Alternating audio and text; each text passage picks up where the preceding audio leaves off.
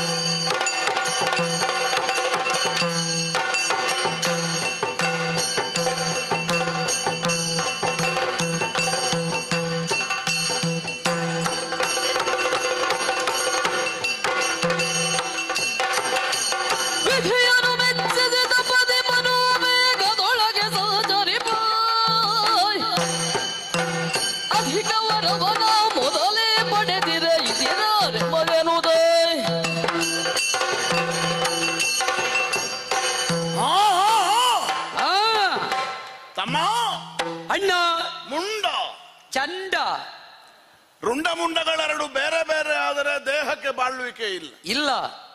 ಈ ಚಂಡಮುಂಡರು ಎರಡು ಕಡೆ ನೋಡಿದರೆ ಮತ್ತೆ ನಮಗೆ ಅಸ್ತಿತ್ವವೇ ಇಲ್ಲ. ಒಂದು ದೇಹದ ಎರಡು ಕೈಗಳಂತೆ ಅಲ್ಲ, ಎರಡು ಕಣ್ಣುಗಳಂತೆ.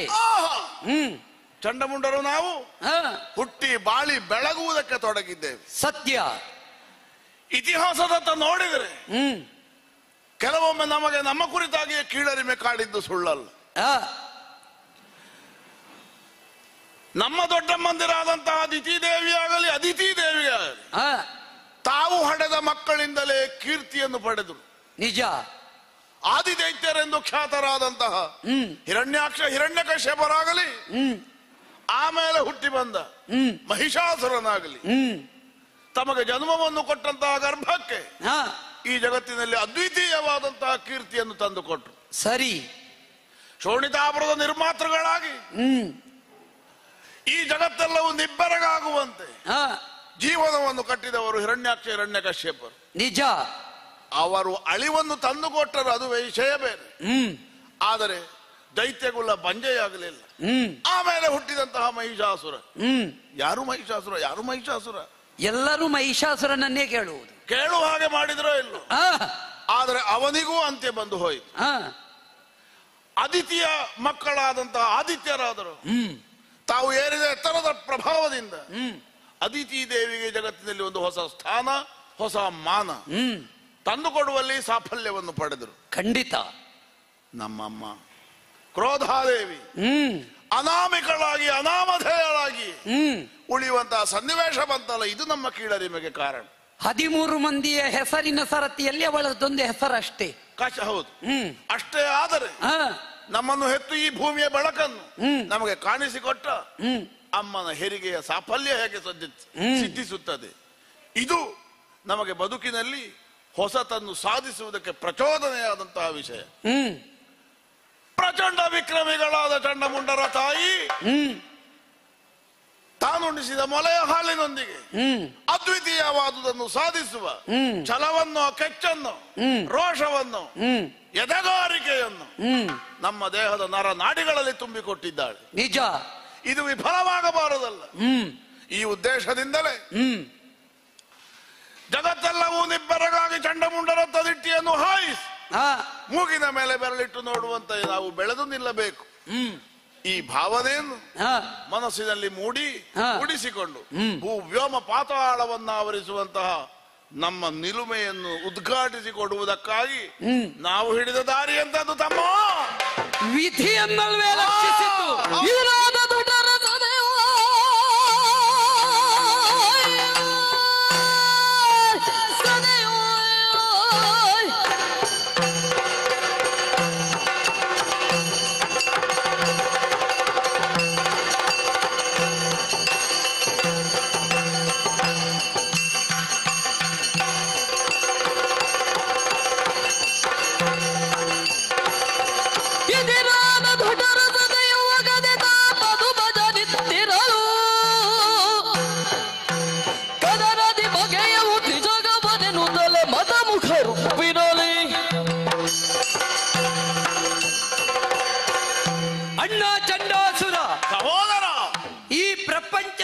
ತಾಯಿಯೊಬ್ಬಳ ತಾಯ್ತನ ಎನ್ನುವುದು ಸಾರ್ಥಕಗೊಳ್ಳುವುದು ಯಾವಾಗ ಅವಳ ಗರ್ಭದಲ್ಲಿ ಉದಿಸಿದ ಕಂದಮ್ಮಗಳ ಸಾರ್ಥಕ ಸಾಧನೆಯಿಂದಾಗಿ ಅದು ಯಾವತ್ತೂ ವ್ಯರ್ಥವಾಗಕೂಡದು ಎನ್ನುವ ಕಲ್ಪನೆಯನ್ನು ಹೊಂದಿದಂತಹ ಮಕ್ಕಳು ಚಂಡಮುಂಡರು.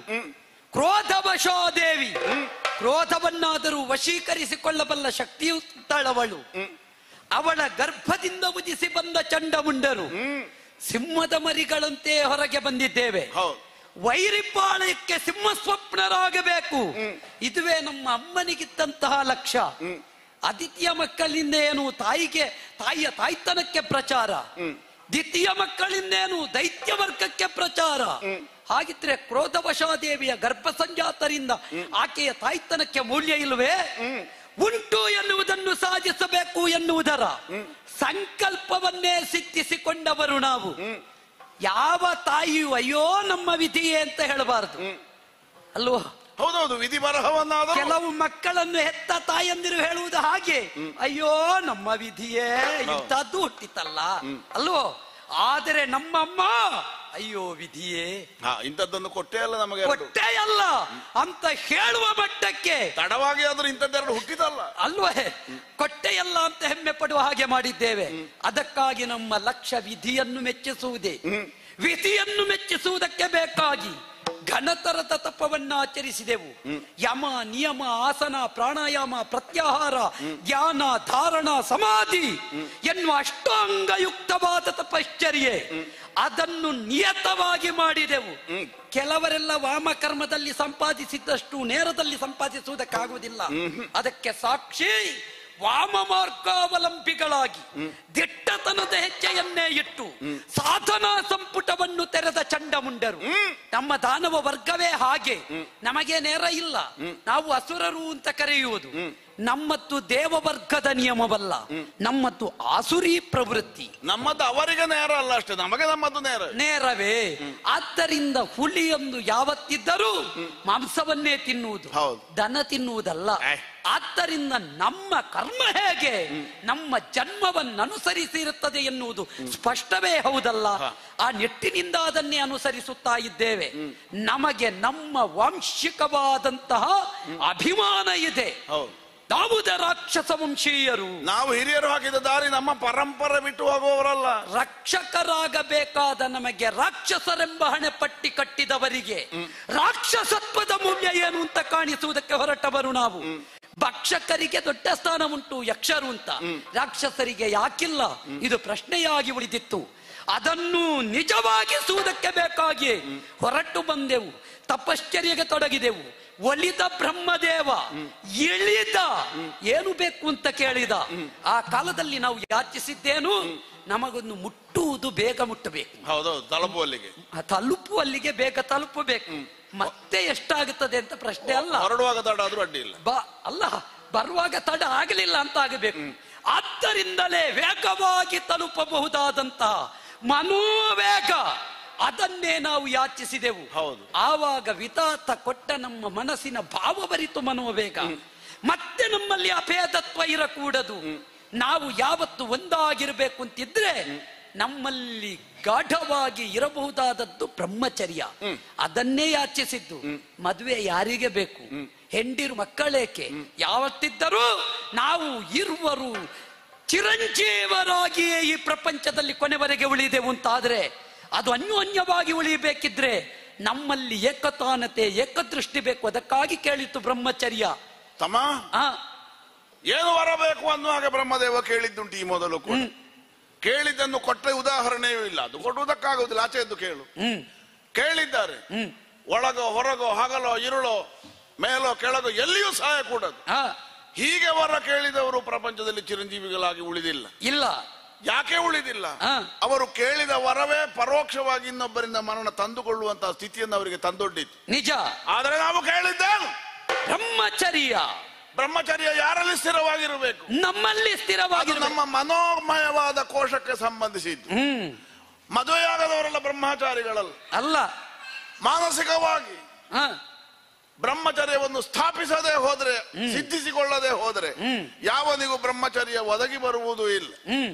ದೈಹಿಕವಾದ ವ್ಯಭಿಚಾರ ಮಾತ್ರ ವ್ಯಭಿಚಾರವೂ ಅಲ್ಲ, ಮಾನಸಿಕವಾದ ವ್ಯಭಿಚಾರವು ದೊಡ್ಡ ವ್ಯಭಿಚಾರವೇ ಹೀಗೆಂದು ಪರಿಗಣಿಸಲ್ಪಡುತ್ತದೆ ಪ್ರಪಂಚದಲ್ಲಿ. ನಾವು ನಮ್ಮ ಮನಸ್ಸನ್ನು ದೃಢತೆಯಲ್ಲಿ ಇರಿಸಿಕೊಂಡಷ್ಟು ಕಾಲ ನಮಗೆ ಸಾವಿಲ್ಲವೆಂದಾದ್ರೆ ಅರ್ಥ ಏನು? ನಮ್ಮನ್ನು ಯಾವನಿಂದಲೂ ವಧಿಸುವುದಕ್ಕೆ ಸಾಧ್ಯ ಇಲ್ಲ. ಬ್ರಹ್ಮಚರ್ಯ ಚ್ಯುತಿಯಾದಲ್ಲಿಗೆ ನಿಮಗೆ ಅವಸಾನ. ಹಾಗಾದ್ರೆ ನಾವು ಸಾಯಬೇಕೆಂದಾದ್ರೆ ನಾವೇ ಭಾವಿಸಿಕೊಳ್ಳಬೇಕು. ನಿಜ. ಇನ್ನೊಬ್ಬರಿಗೆ ನಮ್ಮ ಮರಣವನ್ನು ಕಟ್ಟಿಕೊಡುವುದಕ್ಕೆ ಸಾಧ್ಯ ಇಲ್ಲ. ಇಲ್ಲ. ಈ ಉದ್ದೇಶದಿಂದಲೇ ನಾವು ಬ್ರಹ್ಮಚರ್ಯವೇ ನಮಗೆ ಚಿರಂಜೀವಿತ್ವವನ್ನು ಕೊಡಲಿ ಅನ್ನುವಾಗ ಸರಸಿ ಯೋದ್ಭವನಲ್ಲಿ ಕೇಳಿಕೊಂಡೆವು.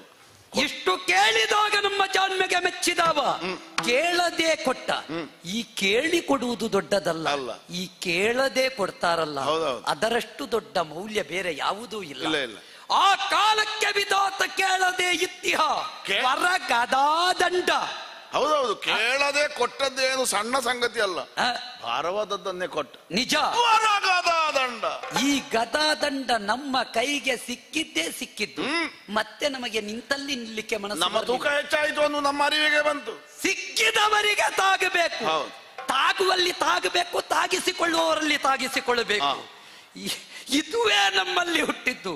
ಕೆಲವರ ಸಾರ್ವಕಾಲಿಕ ಸತ್ರ.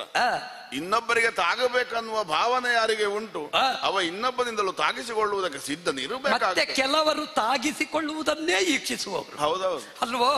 ಆದ್ದರಿಂದ ತಾಗುವುದು ಹೇಗೆ ಅನ್ನುವುದು ಮುಖ್ಯ ಅಲ್ಲ, ತಾಗಿದರೆ ಮೇಲೆ ಬಿದ್ದೇವು ಅನ್ನುವುದು ಮುಖ್ಯ ತಾನೇ. ಎಲ್ಲ ಸಲವೂ ಮೇಲೆ ಬೀಳ್ಬೇಕಂತ ಏನಿಲ್ಲ, ಇಲ್ವಲ್ಲ. ಆದರೆ ಒಂದುಂಟು, ಅಡಿಗೆ ಬಿದ್ದರೂ ಮೀಸೆಗೆ ಮಣ್ಣಾಗಲಿಲ್ಲ ಅನ್ನುವುದನ್ನು ತೋರಿಸಿಕೊಳ್ಳುವುದಕ್ಕಾಗಬೇಕು. ಹೌದಲ್ಲ? ಈ ಕೋಟೆ ಯುದ್ಧದಲ್ಲಿ ಯೋಧ ನ್ಯಾಯವೇ ಹಾಗೆ. ಎಲ್ಲಾ ಯುದ್ಧದಲ್ಲಿ ಎಲ್ಲಾ ಕಾಲಕ್ಕೂ ನಾನು ಸೋಲುವುದಿಲ್ಲ ಅನ್ನುವ ಹಾಗೆ ನಿರ್ಣಯಿಸುವುದಕ್ಕಾಗುವುದಿಲ್ಲ. ಒದಗಿ ಬಂದ ಸೋಲನ್ನಾದರೂ ಗೆಲುವಾಗಿ ಮಾರ್ಪಡಿಸಿಕೊಳ್ಳುವುದು ಮಾತ್ರ ಯಶಸ್ವಿಯಾದ ಯೋಧನಾಗುತ್ತಾನೆ. ನಿಜ. ವರಗದ ದಂಡವನ್ನು ಹಿಡಿದದ್ದು. ಓರಿಗಾಗಲಿ ಕೋಣಕ್ಕಾಗಲಿ ಕೋಡು ಬರುವಾಗ ಅದು ಒರಸುವುದೇ. ಸ್ವಲ್ಪ ಅದು ಚೂಪ ಆಗಬೇಕಿದ್ರೆ ಒರಸಬೇಕು. ಆದ್ದರಿಂದಲೇ ಆ ಒರಸುವಿಕೆ ನಮ್ಮ ಬದುಕಿನ ಹರಸುವಿಕೆ ಅಂತ ಭಾವಿಸಿದೆವು. ಸುತ್ತಿದೆವು ಭೂತಳವನ್ನು, ಲೋಕಲೋಕವನ್ನೇ ತೊಳಲಿ. ನಿಜ. ಇದರಾದ ಸಾಧ್ಯದೆವು ಭೂತಳದ ಸಕಲರನ್ನು ಗೆದ್ದೆವು. ಮೇದಿನೀಪಾಲರ ಎದೆಯಂಚಿನಲ್ಲಿ ನಮ್ಮತ್ತಾದಂತಹ ಶೌರ್ಯದ ಅಚ್ಚೊತ್ತಿ ಮೆರೆದೆವು. ಮತ್ತೆ ಭೂತಳ ವಶವಾಯಿತು. ಅದರ ಪರಿಣಾಮವಾಗಿ ನಾವೆದ್ದು ಬರುವಾಗಲೇ ಎಲ್ಲರೂ ಎದ್ದು ನಿಂತು ನಮಸ್ಕಾರ ಮಾಡುವಲ್ಲಿಗೆ ಮುಟ್ಟಿತ್ತು ಅಲ್ವೇ? ಮೊದಲ ನಮಸ್ಕಾರ ಯಾರಿಗೆ? ಚಂಡಮುಂಡರಿಗೆ. ಹೌದು. ಅಲ್ಲಿಂದ ಇಳಿದೆವು ನಾಗಲೋಕಕ್ಕೆ. ನಾಗಲೋಕದ ನಾಗಾದಿಗಳು ಹೆಡೆ ಎತ್ತಿದರು. ಈ ಸಲ ಏನಾದ್ರೂ ಅವರಿಗೆ ಏನಾದ್ರೂ ವ್ಯವಸ್ಥೆ ಆಗಬೇಕಿದ್ರೆ ನಮ್ಮಿಂದಲೇ ಆಗಬೇಕು ಅಂತ ಭಾವಿಸಿಕೊಂಡು ಎದ್ದು ಬಂದರು. ಹೋರಾಟದ ಕಣದಲ್ಲಿ ಮಲೆತ ಹಾವಿನ ಹೆಡೆಯನ್ನು ಮೆಟ್ಟಿದೆವು. ಅವರ ಹೆಡೆಯಲ್ಲಿ ಶಿವ ತಾಂಡವಾಡಿದ್ದೇವೆ ನಾವು. ಆ ಕಾಲಕ್ಕೆ ಸಿಕ್ಕಿದ್ದು ಮಣಿ, ನಾಗಮಣಿಯ ವಶವಾಯಿತು. ಕೊನೆಗೆ ಅವರೇ ಮಣಿದರು. ನಾಗಲೋಕವನ್ನು ವಶೀಕರಿಸಿಕೊಂಡೆವು. ಮತ್ತೆ ನಮ್ಮ ದೃಷ್ಟಿ ನಾಗಲೋಕದತ್ತ. ದೇವಲೋಕಕ್ಕೆ ವಿಜಯಂಗೈಯುವುದಕ್ಕೆ ಬೇಕಾಗಿ ಹೋದೆವು. ಹೋಗುವ ಕಾಲ ಅಲ್ಲಿ ನಮ್ಮವನೇ ಇದ್ದ. ಶುಂಭಾಸುರ ಆಳ್ವಿಕೆಯನ್ನು ಮಾಡುವುದಕ್ಕೆ ತೊಡಗಿದ. ನಮಗೆ ಗೊತ್ತೇ ಆಗಲಿಲ್ಲ. ಶುಂಭನಾದರೇನು ಶಂಭುವಾದರೇನು ಹೊಡೆದ ಪಳಿಸೋಣ. ಹೋರಾಟಕ್ಕೆ ಎದ್ದು ನಿಂತುಕೊಳ್ಳುವ ಕಾಲದಲ್ಲಿ ಬಂದರು ನಾರದರು. ದೇವಋಷಿಗಳ ಆಗಮನವಾಯ್ತಲ್ಲ. ನೀವು ಹೋರಾಟ ಮಾಡಿದ್ರೆ ಈ ಸಲ ಏನೂ ಪ್ರಯೋಜನ ಆಗ್ಲಿಕ್ಕಿಲ್ಲ. ಈ ಸಲ ನೀವು ಒಂದಾಗಬೇಕು ಅಂತ. ನಾವು ಯಾರ ಮಾತು ಕೇಳದೆ ಇದ್ರು ನಾರದರ ಮಾತು ಕೇಳಬೇಕು ಅಲ್ವೇ? ಎಷ್ಟೋ ಸಲ ಅವರು ನಮ್ಮ ಜಾತಿಯವರಿಗೆ ಉಪಕಾರ ಮಾಡಿದ್ದಾರೆ ಅಲ್ವೇ? ಹಾಗಾದ ಕಾರಣವೇ ಶುಂಭನಿಗೂ ನಮಗೂ ಆಯಿತು ಸಖ್ಯ. ಹೌದೊಂದು ಸಂಧಾನ ಮಾಡಿಬಿಟ್ರು. ಸತ್ಯ. ಆ ಸಖ್ಯದ ಪರಿಣಾಮವಾಗಿ ನಾವು ಅವನಲ್ಲಿ ಅಮಾತ್ಯರಾಗಿ ಉಳಿಯಬೇಕಾದ ಅನಿವಾರ್ಯತೆ ಒದಗಿತು. ನಮ್ಮ ಪರಾಕ್ರಮ, ನಮ್ಮ ಅಂತಸತ್ವ, ನಮ್ಮ ಎದಗಾರಿಕೆ ಶುಂಭನಿಗೆ ಅರ್ಥವಾದದ್ದರಿಂದಲೇ ನೀವಿಬ್ಬರು ನಮ್ಮ ಮಂತ್ರಿಗಳಾಗಿರಿ. ಸತ್ಯ. ದೊಡ್ಡವರು ಯಾವಾಗಲೂ ಹಾಗೆ ಅರ್ಹರ ಶ್ರೇಷ್ಠರ ಯೋಗ್ಯತೆಯನ್ನು ಅರ್ಥ ಮಾಡಿಕೊಳ್ಳುತ್ತಾರೆ, ಮನ್ನಿಸುತ್ತಾರೆ, ಮಾನಿಸುತ್ತಾರೆ. ಸತ್ಯ. ಅಧಿಪತಿಯಾದಂತಹ ಶುಂಭರ ಮಂತ್ರಿಗಳು ಯಾರು? ಚಂಡಮಂಡರು, ಕಂಡುಗಳಿಗಳು ಅಂತ ಗಣ್ಯಗಳ್ತೆಯನ್ನು ಪಡೆದೆವು. ಸ್ವರ್ಗ ಸಿಕ್ಕದಿದ್ರೆ ಸ್ಥಾನ ಸಿಗುವುದು ದೊಡ್ಡದಲ್ಲ, ಸಿಕ್ಕಿದ ಸ್ಥಾನದ ಮೌಲ್ಯವನ್ನು ಕಾಪಿಟ್ಟುಕೊಳ್ಳಬೇಕಾದದ್ದು ಪಡಕೊಂಡವನ ಆದ್ಯ ಕರ್ತವ್ಯ. ಅದು ಶುಂಭಾಸುರನ ಮನಸ್ಸಿನಲ್ಲಿ ಇತ್ತು. ನಮಗೆ ಸಿಕ್ಕಿತಲ್ಲ ನೇಮ. ಹೌದು, ತಿರುಗಾಡಬೇಕು. ದಾನವ ಶುಂಭನ ನೇಮ. ಕಂಡು ಬರಬೇಕು ದೇವತೆಗಳನ್ನು, ಹುಡುಕಬೇಕು. ಯಾವನೇ ಒಬ್ಬ ಅಧಿಕಾರದಲ್ಲಿದ್ದವನಾದರೂ ಕೂಡ ಸದಾ ತಮ್ಮ ವೈರಿಗಳ ಕುರಿತಾಗಿ ಒಂದು ಕಣ್ಣನ್ನು ಇಟ್ಟಿರಬೇಕು ಅಂತ ಹೇಳುವುದು ಶುಂಭನಲ್ಲಿ ಕಲಿಯಬೇಕು. ಅಧಿಕಾರಾರೂಢನಾದವನ ಕಣ್ಣುಗಳೆಂದರೆ ಚಾರಕರೇ. ಹೌದಲ್ಲ? ನಾವು ಲೋಕವನ್ನೇ ತಿರುಗಾಡಿ ಅವನ ವಿರುದ್ಧವಾಗಿ ಹೂಡುತ್ತಿರಬಹುದಾದಂತಹ ಸಂಚನ್ನು, ಆ ಸಂಚುಕೋರರನ್ನು ತಿಳಿದು ಬಂದದನ್ನು ನಿರ್ನಾಮ ಮಾಡುವಲ್ಲಿ ಶುಂಭನ ಎಡಬಲ ಭುಜಗಳಾಗಿ ಒದಗಿ ಬಂದೆವು. ಅವನ ನೇಮದಂತೆ ಸುತ್ತುತ್ತಾ ಬಂದಿದ್ದೇವೆ. ನಾವು ಹುಡುಕಿದ್ದೇವೆ ದಿವೋಕ ಸಂವ್ರಾತವನ್ನು. ಎಲ್ಲಿಯೂ ಅವರ ಅರಿವು ಸಿಗಲಿಲ್ಲ. ಶುಂಭನ ವಿರೋಧಿಗಳಿಲ್ಲ. ನಮಗೀಗ ತಿರುಗಾಟ ಹೆಚ್ಚಾಯಿತು ಅಂತ ಕಾಣುತ್ತದೆ. ತಿರುಗಾಟ ಹೆಚ್ಚಾದದ್ದು ಮಾತ್ರ ಅಲ್ಲ, ನಾವು ತಿರುಗಾಟದ ಹುಚ್ಚಿನಲ್ಲಿ ಒಂದು ಸ್ವಲ್ಪ ವಿಶ್ರಾಂತಿ ತಗೊಳ್ಳಿಲ್ಲ. ಇನ್ನಾದರೂ ಅದನ್ನು ಪಡ್ಕೊಳ್ಬೇಕು ಎನ್ನುವ ಕಾರಣಕ್ಕೆ ಬೇಕಾಗಿ ವಿಶ್ರಾಂತಿ ಪಡ್ಕೊಳ್ಳಬೇಕಾದ್ರೆ ನನಗೊಂದು ದೋಷ ಉಂಟು. ಏನು? ಹೊಟ್ಟೆ ತುಂಬದೇ ಇದ್ರೆ ನಿದ್ದೆಯೂ ಬರುವುದಿಲ್ಲ. ನಾನು ಅದರಿಂದ ಹೊರತಲ್ಲ, ಕಾಣುವುದಕ್ಕೆ ಹೀಗಿದ್ರು ನಿನ್ನಿಂದ ಕಡಿಮೆ ನಾನಲ್ಲ, ತಿನ್ನುವುದರಲ್ಲಿಯೂ ಅಲ್ಲ, ತಿನ್ನುವುದರಲ್ಲೇ. ಆದ್ದರಿಂದ ಮೃಗಮಾಂಸವನ್ನು ಭಕ್ಷಿಸಬೇಕು ಎನ್ನುವ ಕಾರಣಕ್ಕಾಗಿ ಬೇರೆ ಯಾವುದು ನಮಗೆ ಇಷ್ಟವಾಗುವುದಿಲ್ಲ ಅಲ್ವೇ? ಆದ್ದರಿಂದ ಈ ವನವನ್ನು ಸೇರಿದ್ದೇವೆ, ಘನತರದ ಬೇಟೆಯನ್ನಾಡಿದ್ದೇವೆ. ಬೇಟೆಯನ್ನೆಲ್ಲ ಆಡಿ ಮೃಗಮಾಂಸವನ್ನೆಲ್ಲ ಮೆದ್ದು ಶುಂಭಾಖ್ಯನಿಗಾಗಿ ಏನು ಬೇಕು ಅದನ್ನು ಕಟ್ಟಿದ್ದೇವೆ.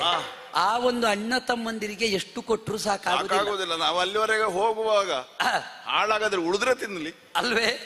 ಬೇರೆ ತಿನ್ನಲಿ. ಆದ್ದರಿಂದಲೇ ಮೃಗಮಾಂಸವನ್ನು ನಾವು ಗಂಟು ಕಟ್ಟಿದ್ದೇವೆ. ಹಾಗೆಂದು ನಮಗೆ ಈಗ ಬೇಕಾದದ್ದು ಸ್ವಲ್ಪ ವಿಶ್ರಾಂತಿ. ಈಗ ನಿಜವಾಗಿ ಆಯಾಸ ಆಗ್ತದೆ, ಹೊಟ್ಟೆ ಭಾರ ಆಗಿದೆ, ಕೈಕಾಲಿನಲ್ಲಿ ಶಕ್ತಿ ಇಲ್ಲ, ಬೆವರಿ ಏನು ಕೊಡುವುದಿಲ್ಲ. ವಿಶ್ರಾಂತಿ ಹೊಂದಬೇಕು ಅಂತಿದ್ರೆ ತಂಗಾಳಿ ಬೀಸುವ ಪ್ರದೇಶವೇ ನಮಗೆ ಲಕ್ಷ್ಯ. ಇಲ್ಲಿ ಗಾಳಿಯೇ ಇಲ್ಲ. ಮುಂದೆ ಕಾಣುತ್ತಾ ಉಂಟಲ್ಲ, ಎಂತದದು? ಗಿರಿ, ತುಹಿನಾದ್ರಿ. ನಿಜ. ಆ ತುಹಿನಾದ್ರಿಯ ತುದಿಯನ್ನೇರಿದೆವು ಅಂತಾದ್ರೆ ಎತ್ತರದ ಪ್ರದೇಶಕ್ಕೆ ಮಾರುತನ ಆಗಮನವಾಗುವುದು ಅತಿ ಶೀಘ್ರ. ಹಾಗಾಗಿ ಆ ಗಿರಿಯನ್ನು ಏರೋಣವೇ? ಏರುವ ಏರುವ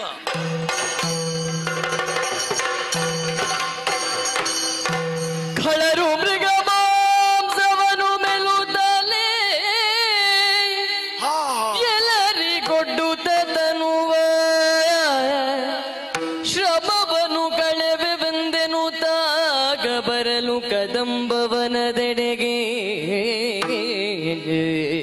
ಎಲ್ಲಿಗೆ ಬಂದೆವು ತಮ್ಮ? ತನುವ ಶ್ರಮವನು ಕಳೆವೆ ಬಂದೆನು ತಾಗ ಬರಲು ಕದಂಬವನದೆಡೆಗೆ.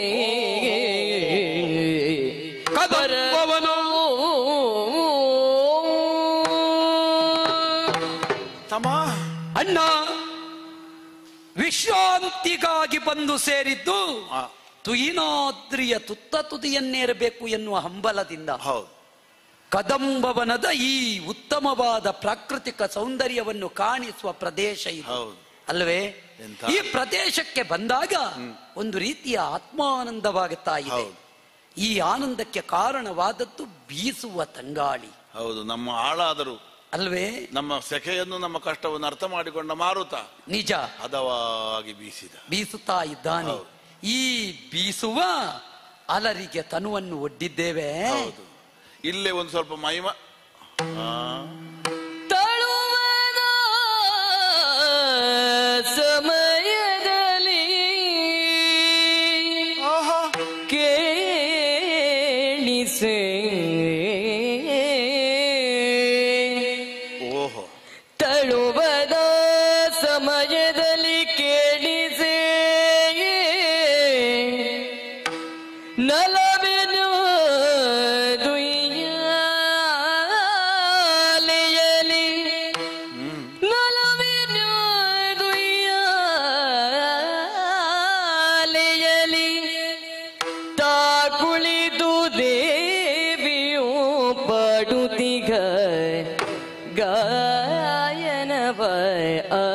ಸುತ್ತ ನಲುವಿನ ದುಯ್ಯಾಲೆಯಲಿ ತಾ ಕುಳಿದು ದೇವಿಯು ಪಾಡುತ್ತಿಗ ಗಾಯನವ ಆಲಿಸುತ್ತ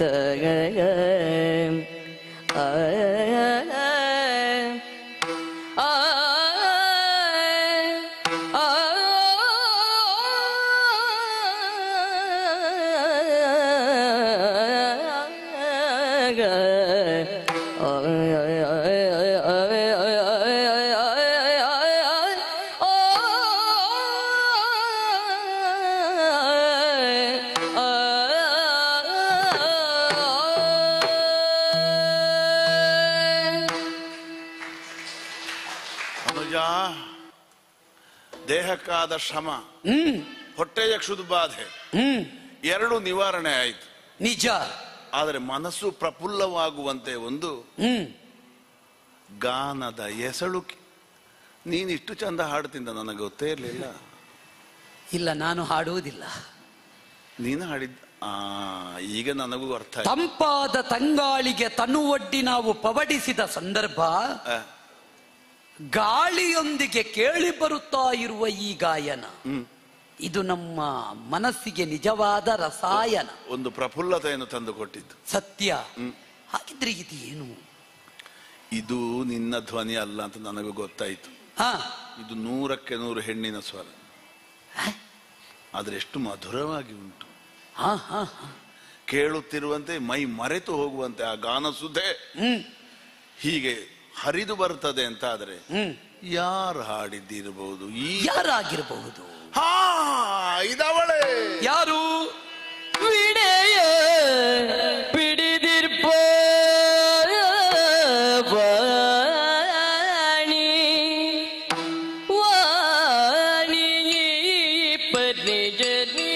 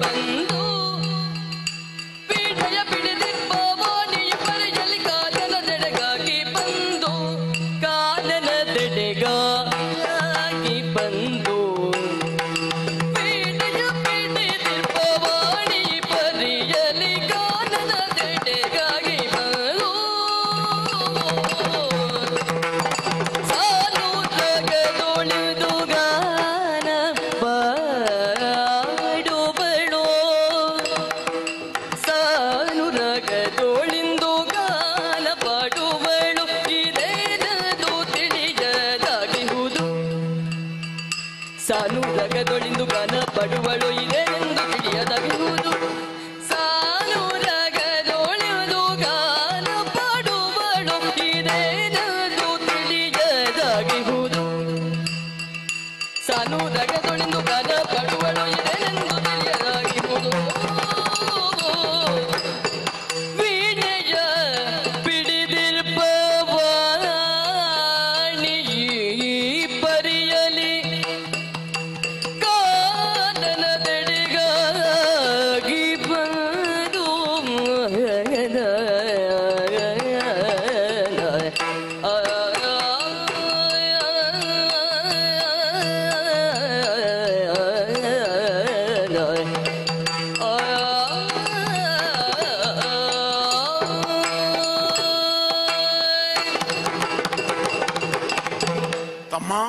ಅಣ್ಣ, ನಾವು ಕಾಣುತ್ತಿರುವಂತಹ ದೃಶ್ಯಕ್ಕೂ ಕೇಳುತ್ತಿರುವಂತಹ ಧ್ವನಿಗೂ ಅರ್ಥಾರ್ಥ ಸಂಬಂಧ ಇಲ್ಲ. ಇಲ್ಲ. ಎಂತ ಗಂಡ ದೇವನಾದರೂ ಹೊಕ್ಕು ಹೊರಡುವುದಕ್ಕೆ ಹೆದರಬೇಕಂತ ಅಭೇದ್ಯವಾದ ಕಾಂತ. ಸೂರ್ಯರಶ್ಮಿ ಪ್ರವೇಶಿಸುವುದ ಕಸದಳವಾಗಿರುವ ಅರಣ್ಯವಿದು. ನಡು ಹಗಲಿನಲ್ಲೂ ದಟ್ಟ ಕತ್ತಲೆ. ನಿಜ. ಇಂತಹ ಹಳುವಿನ ಒಳಗೆ ಒಬ್ಬಳು ಹೆಣ್ಣು ಬಂದು ಹಾಡ್ತಾಳೆ ಅಂತ ಆದ್ರೆ ಅವಳು ಗಂಡೆದೆಯವಳೇ ಇರಬೇಕು. ಖಂಡಿತ. ಯಾರಿರಬಹುದು? ಸಾಮಾನ್ಯ ನಾರಿಯಿಂದ ಇದು ಸಾಧ್ಯವೇ? ಭೂಲೋಕದ ನಾರಿ ಅಲ್ಲ. ಯಾಕೆ? ಗಂಡನನ್ನು ಬಿಟ್ಟು ತಾನೊಬ್ಬಳೆ ಹೊರಡುವ ಕ್ರಮವೇ ಇಲ್ಲ ಹೆಣ್ಣು ಮಕ್ಕಳಿಗೆ. ನಾವು ನೋಡ್ಲಿಲ್ಲ ಮನುಷ್ಯ ಹೆಣ್ಣು ಮಕ್ಕಳನ್ನು ಅಲ್ವಾ? ಯಾವಾಗಲೂ ಗಂಡಸಿನ ಹಿಂದೆ ಮದುವೆ ಆಗಿದ್ದಾರೆ, ಅಲ್ಲದಿದ್ರೆ ಅಪ್ಪನ ಹಿಂದೆ ಅಥವಾ ಅಣ್ಣನ ಹಿಂದೆ. ಅಂತೂ ಸ್ವಾತಂತ್ರ್ಯ ಇಲ್ಲ ಅವಗಳಿಗೆ. ಹಾಗಾಗಿ ಮನುಷ್ಯ ಸ್ತ್ರೀ ಬಂದು ಹಾಡುವುದು ಖಂಡಿತ ಅಲ್ಲ. ಇಲ್ಲ. ನಾಗಾದಿಗಳಿರಬಹುದಾ? ನಾಗಕನ್ಯೆಯರು ಹಾಡುಗಾರರೇ? ಅಲ್ಲಪ್ಪ, ಎರಡು ನಾಲಿಗೆಯಲ್ಲಿ ಹಾಡುವುದು ಹೇಗೆ? ಹೇಗೆ? ತಲೆ ಆಡುವಂತೆ ಅಥವಾ ತಲೆ ಆಡಿಸುವಂತೆ ಹಾಡುವ ಹಾಡಿದು. ನಾಗಾದಿಗಳಿಗೆ ತಲೆ ಆಡಿಸ್ಲಿಕ್ಕೆ ಬರ್ತದೆ ಬಿಟ್ರೆ ಇನ್ನೊಬ್ಬರಿಗೆ ತಲೆ ಓಲಾಡುವಂತೆ ಹಾಡುವುದಕ್ಕೆ ಬರ್ಲಿಕ್ಕಿಲ್ಲ. ಇಲ್ಲ, ಅವುಗಳಲ್ಲ. ಮತ್ಯಾರು? ಇದು ವೀಣಾಪಾಣಿ. ವೀಣಾಪಾಣಿ? ಬ್ರಹ್ಮನ ರಾಣಿ ವಾಣಿ. ಅವಳೇ ಇರಬೇಕು. ಸಕಲ ಶಾಸ್ತ್ರಕ್ಕೂ ಅಧಿದೇವತೆ, ಸಕಲ ಕಲೆಗಳಿಗೂ ಅಧಿಷ್ಠಾತೃ ದೇವತೆ, ಕಲಾ ಕೋವಿದೆಯಾದಂತಹ ವಾಣಿಯೇ ವೀಣೆಯನ್ನು ಹಿಡಿದಿಲ್ಲಿಗೆ ಆಗಮಿಸಿ ಹಾಡುವುದಕ್ಕೆ ತೊಡಗಿರಬಹುದು. ಅವಳಲ್ಲ. ಬ್ರಹ್ಮನ ರಾಣಿಯಾದಂತಹ ವಾಣಿ. ಯಾಕಲ್ಲ? ಪುಸ್ತಕ ಪಾಣಿ ಅವಳು. ಅದೊಂದು ಪುಸ್ತಕ ಪ್ರಾಣಿ. ಅರ್ಥದಲ್ಲಿ ದಿಟ್ಟವೇ. ಹೌದು, ಅದನ್ನು ಬಿಟ್ಟು ಬರುವುದಿಲ್ಲ, ಬರಲಿಕ್ಕೆ ಇಲ್ಲ. ಹೌದು. ಸೃಷ್ಟಿಕರ್ತನಾದ ಬ್ರಹ್ಮದೇವ ದಿನವೊಂದಕ್ಕೆ 84 ಲಕ್ಷ ಜೀವ ವರ್ಗಗಳ ಸೃಷ್ಟಿ ಮಾಡುವವ. ಅವ ಬರೀಬೇಕಿದ್ರೆ ಧೀಕಾರಕಳು ಇವಳು. ಹೌದು ಅಲ್ವೇ? ಆದ್ದರಿಂದ ಪ್ರಕೃತಿ ಸ್ವರೂಪಿಣಿಯಾದ ಆಕೆ ಯಾವ ಕಾಲಕ್ಕೂ ವಿಧಿಯ ಸೃಷ್ಟಿಗೆ ಚ್ಯುತಿ ತಂದು ಇಳಿಯಲು ಸಾಧ್ಯವೇ ಇಲ್ಲ. ಮತ್ತೊಂದು ಆ ಸರಸಿಜಾಸನ ರಾಣಿ ಇದ್ದಾಳಲ್ಲ, ವೀಣೆ ಹಿಡ್ಕೊಂಡಿದ್ದಾಳೆ, ಕಲೆಗಾದಿ ದೇವತೆ ಬಿಟ್ರೆ ಅವಳನ್ನು ನಿಜವಾಗಿ ಒಂದು ಸಂಗೀತ ಹಾಡಿದ ಕತೆ ನಾನು ಕೇಳಿಲ್ಲ. ಯಾವ ಪ್ರಸಂಗದಲ್ಲಿ ಆದ್ರೂ ಉಂಟಾ ಶಾರದೆ ಹಾಡಿದ ಕತೆ ಉಂಟಾ? ಅದು ಗಂಡನಿಗಾಗಿ ಹಾಡುವುದು. ಕೆಲವರಿಗೆ ಉಪಕರಣ ಇಟ್ಟುಕೊಳ್ಳಿಕ್ಕೆ ಬರ್ತದೆ ಬಿಟ್ರೆ ಅದರ ವಾದಂತಿ ಅಲ್ವಾ, ಸುಮ್ಮಗೆ ಇಲ್ಲದೆ ಅದೊಂದು ಚಂದಕ್ಕೆ ಇಟ್ಟುಕೊಳ್ಳೋದು ಬಿಟ್ರೆ ಮತ್ತೊಂದು ಅಪಾಯ ಉಂಟು. ಹೆಂಡತಿ ನಿತ್ಯ ಸಂಗೀತ ಮಾಡುವುದಕ್ಕೆ ತೊಡಗಿದ್ರೆ ಒಮ್ಮೆ ನೀನೆಲ್ಲಿಯಾದ್ರೂ ಹೋಗಿ ಬಾ ಅಂತ ಕಳಿಸುವ ಸಾಧ್ಯತೆ ಉಂಟು. ಇನ್ನು ಹಾಗೆ ಎಲ್ಲಿಯಾದ್ರೂ ಬರ್ಮ ಕಳಿಸಿರ್ಬೋದಾ? ಕಳಿಸಿದ್ರೆ ಅಪಾಯ ಉಂಟು. ನೀನು ಹೇಳಿದ್ದು ಅಲ್ಲಿ ಸೃಷ್ಟಿಕ್ರಿಯೆ ನಡೆಯುವುದಿಲ್ಲ. ಒಂದು ವೇಳೆ ಸೃಷ್ಟಿಕ್ರಿಯೆ ನಡೆಯದೇ ಹೋದ್ರೆ 14 ಲೋಕಗಳು ತಲ್ಲಣಗೊಳ್ಳುತ್ತವೆ. ಹಾಗಾದ್ರೆ ಇದು ಶಾರದೆ ಅಲ್ಲ. ನೀ ಯೋಚನೆ ಮಾಡು. ಘೋರ ಕಾನನ. ಹೌದೌದು. ಯಾವ ಹೆಣ್ಣು ಮಗಳಾದರೂ ಪ್ರವೇಶಿಸಲು ದುಸ್ತರವಾದ ಪ್ರದೇಶ ಇದು. ನಿಜ. ಇಲ್ಲಿಗೆ ಅವಳು ಬಂದು ಹಾಡುವುದಾದರೂ ಏನು? ಒಂದು ವಿಭಾಗದಿಂದ ನಾವು ಯೋಚಿಸಬೇಕು.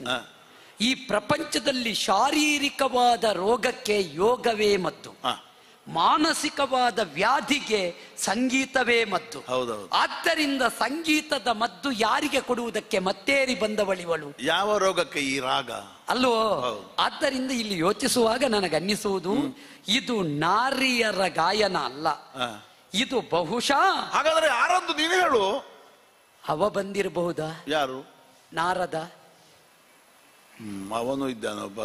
ನಾವು ಹೇಳಲಿಕ್ಕಾಗುದಿಲ್ಲ. ವೀಣೆ ಹಿಡ್ಕೊಂಡು ತಿರುಗಾಡುವ ಅವನಿಗೆ ಮಾತನಾಡುವ. ಅವರು ಒಟ್ಟಿಗೆ ಬಂದಾರ ಈ ಸಲ ಒಂದು ದ್ವಂದ್ವ ಮಾಡುವ ಅಂತ. ಅಮ್ಮನು ಮಗನು. ಹೌದು, ತುಂಬುರ ನಾರದರು. ಅವ ವೀಣೆ ಹಿಡ್ಕೊಂಡು ಮಾತಾಡುವುದೇ ಹೆಚ್ಚು, ಹಾಡುವುದು ಕಡಿಮೆ. ಅವಲ್ಲ, ಆ ನಾರದ ತುಂಬುರ ಅಲ್ಲ, ಅವನೂ ಅಲ್ಲ ಇವನೂ ಅಲ್ಲ. ಹಾಗಿದ್ರೆ ನಾವು ತರ್ಕಿಸುತ್ತಾ ಇಲ್ಲೇ ಇರುವುದಲ್ಲ. ಅಲ್ಲ, ಕೇಳಬೇಕು. ಯಾರ ಹತ್ರ ಕೇಳುವುದು? ಈ ಗಾಯನ ಎಲ್ಲಿಂದ ಬರ್ತದೆ ಎನ್ನುವುದನ್ನು ಕೇಳುವುದರ ಯಾರಿಗೆ ಗೊತ್ತದೆ ಎಲ್ಲಿಂದ ಬರ್ತದೆ ಅಂತ? ಕೇಳ್ತದೆ ಬಿಟ್ರೆ ಮೂಲ ಹುಡುಕಬೇಕು. ಎಲ್ಲಿ ಮೂಲ? ಹೇಗೆ ಹುಡುಕುವುದು? ಹುಡುಕಬೇಕಿದ್ರೆ ಸ್ವರ ಬಿಡಿದು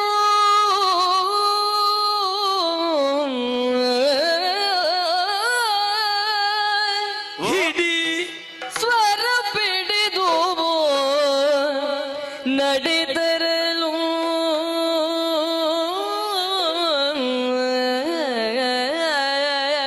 ಮೆಲ್ಲ ಮೆಲ್ಲ ಮೆಲ್ಲ ಮೆಲ್ಲ ನಡೆದರಲು ಹೀಗೆ ಬಾ ತನುವಿನ ಪರಿಮಳ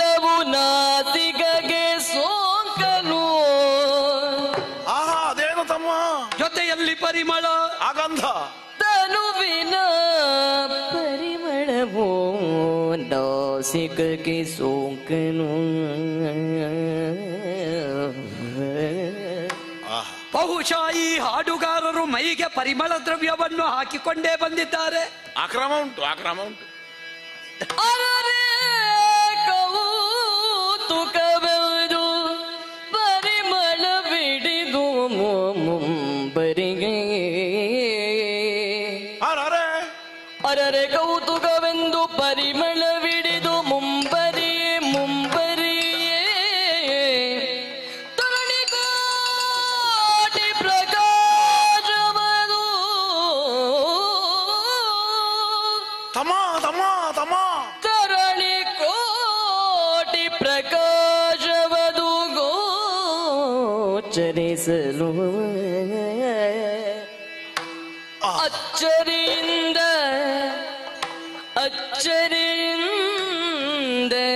ಶೋಧಿಸಿ ಬರುತ್ತ ಕಂಡರು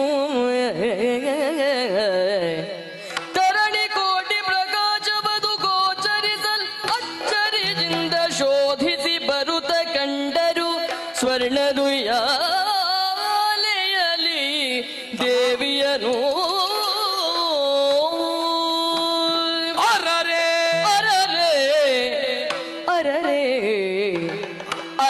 ಎನ್ನಿವಳೆಂತ ಬಿಟಗಾರೆ ಬಿಟಗಾರೆ ಅರರೆ ಅಮಮ ಅರರೆ ಅಮಮ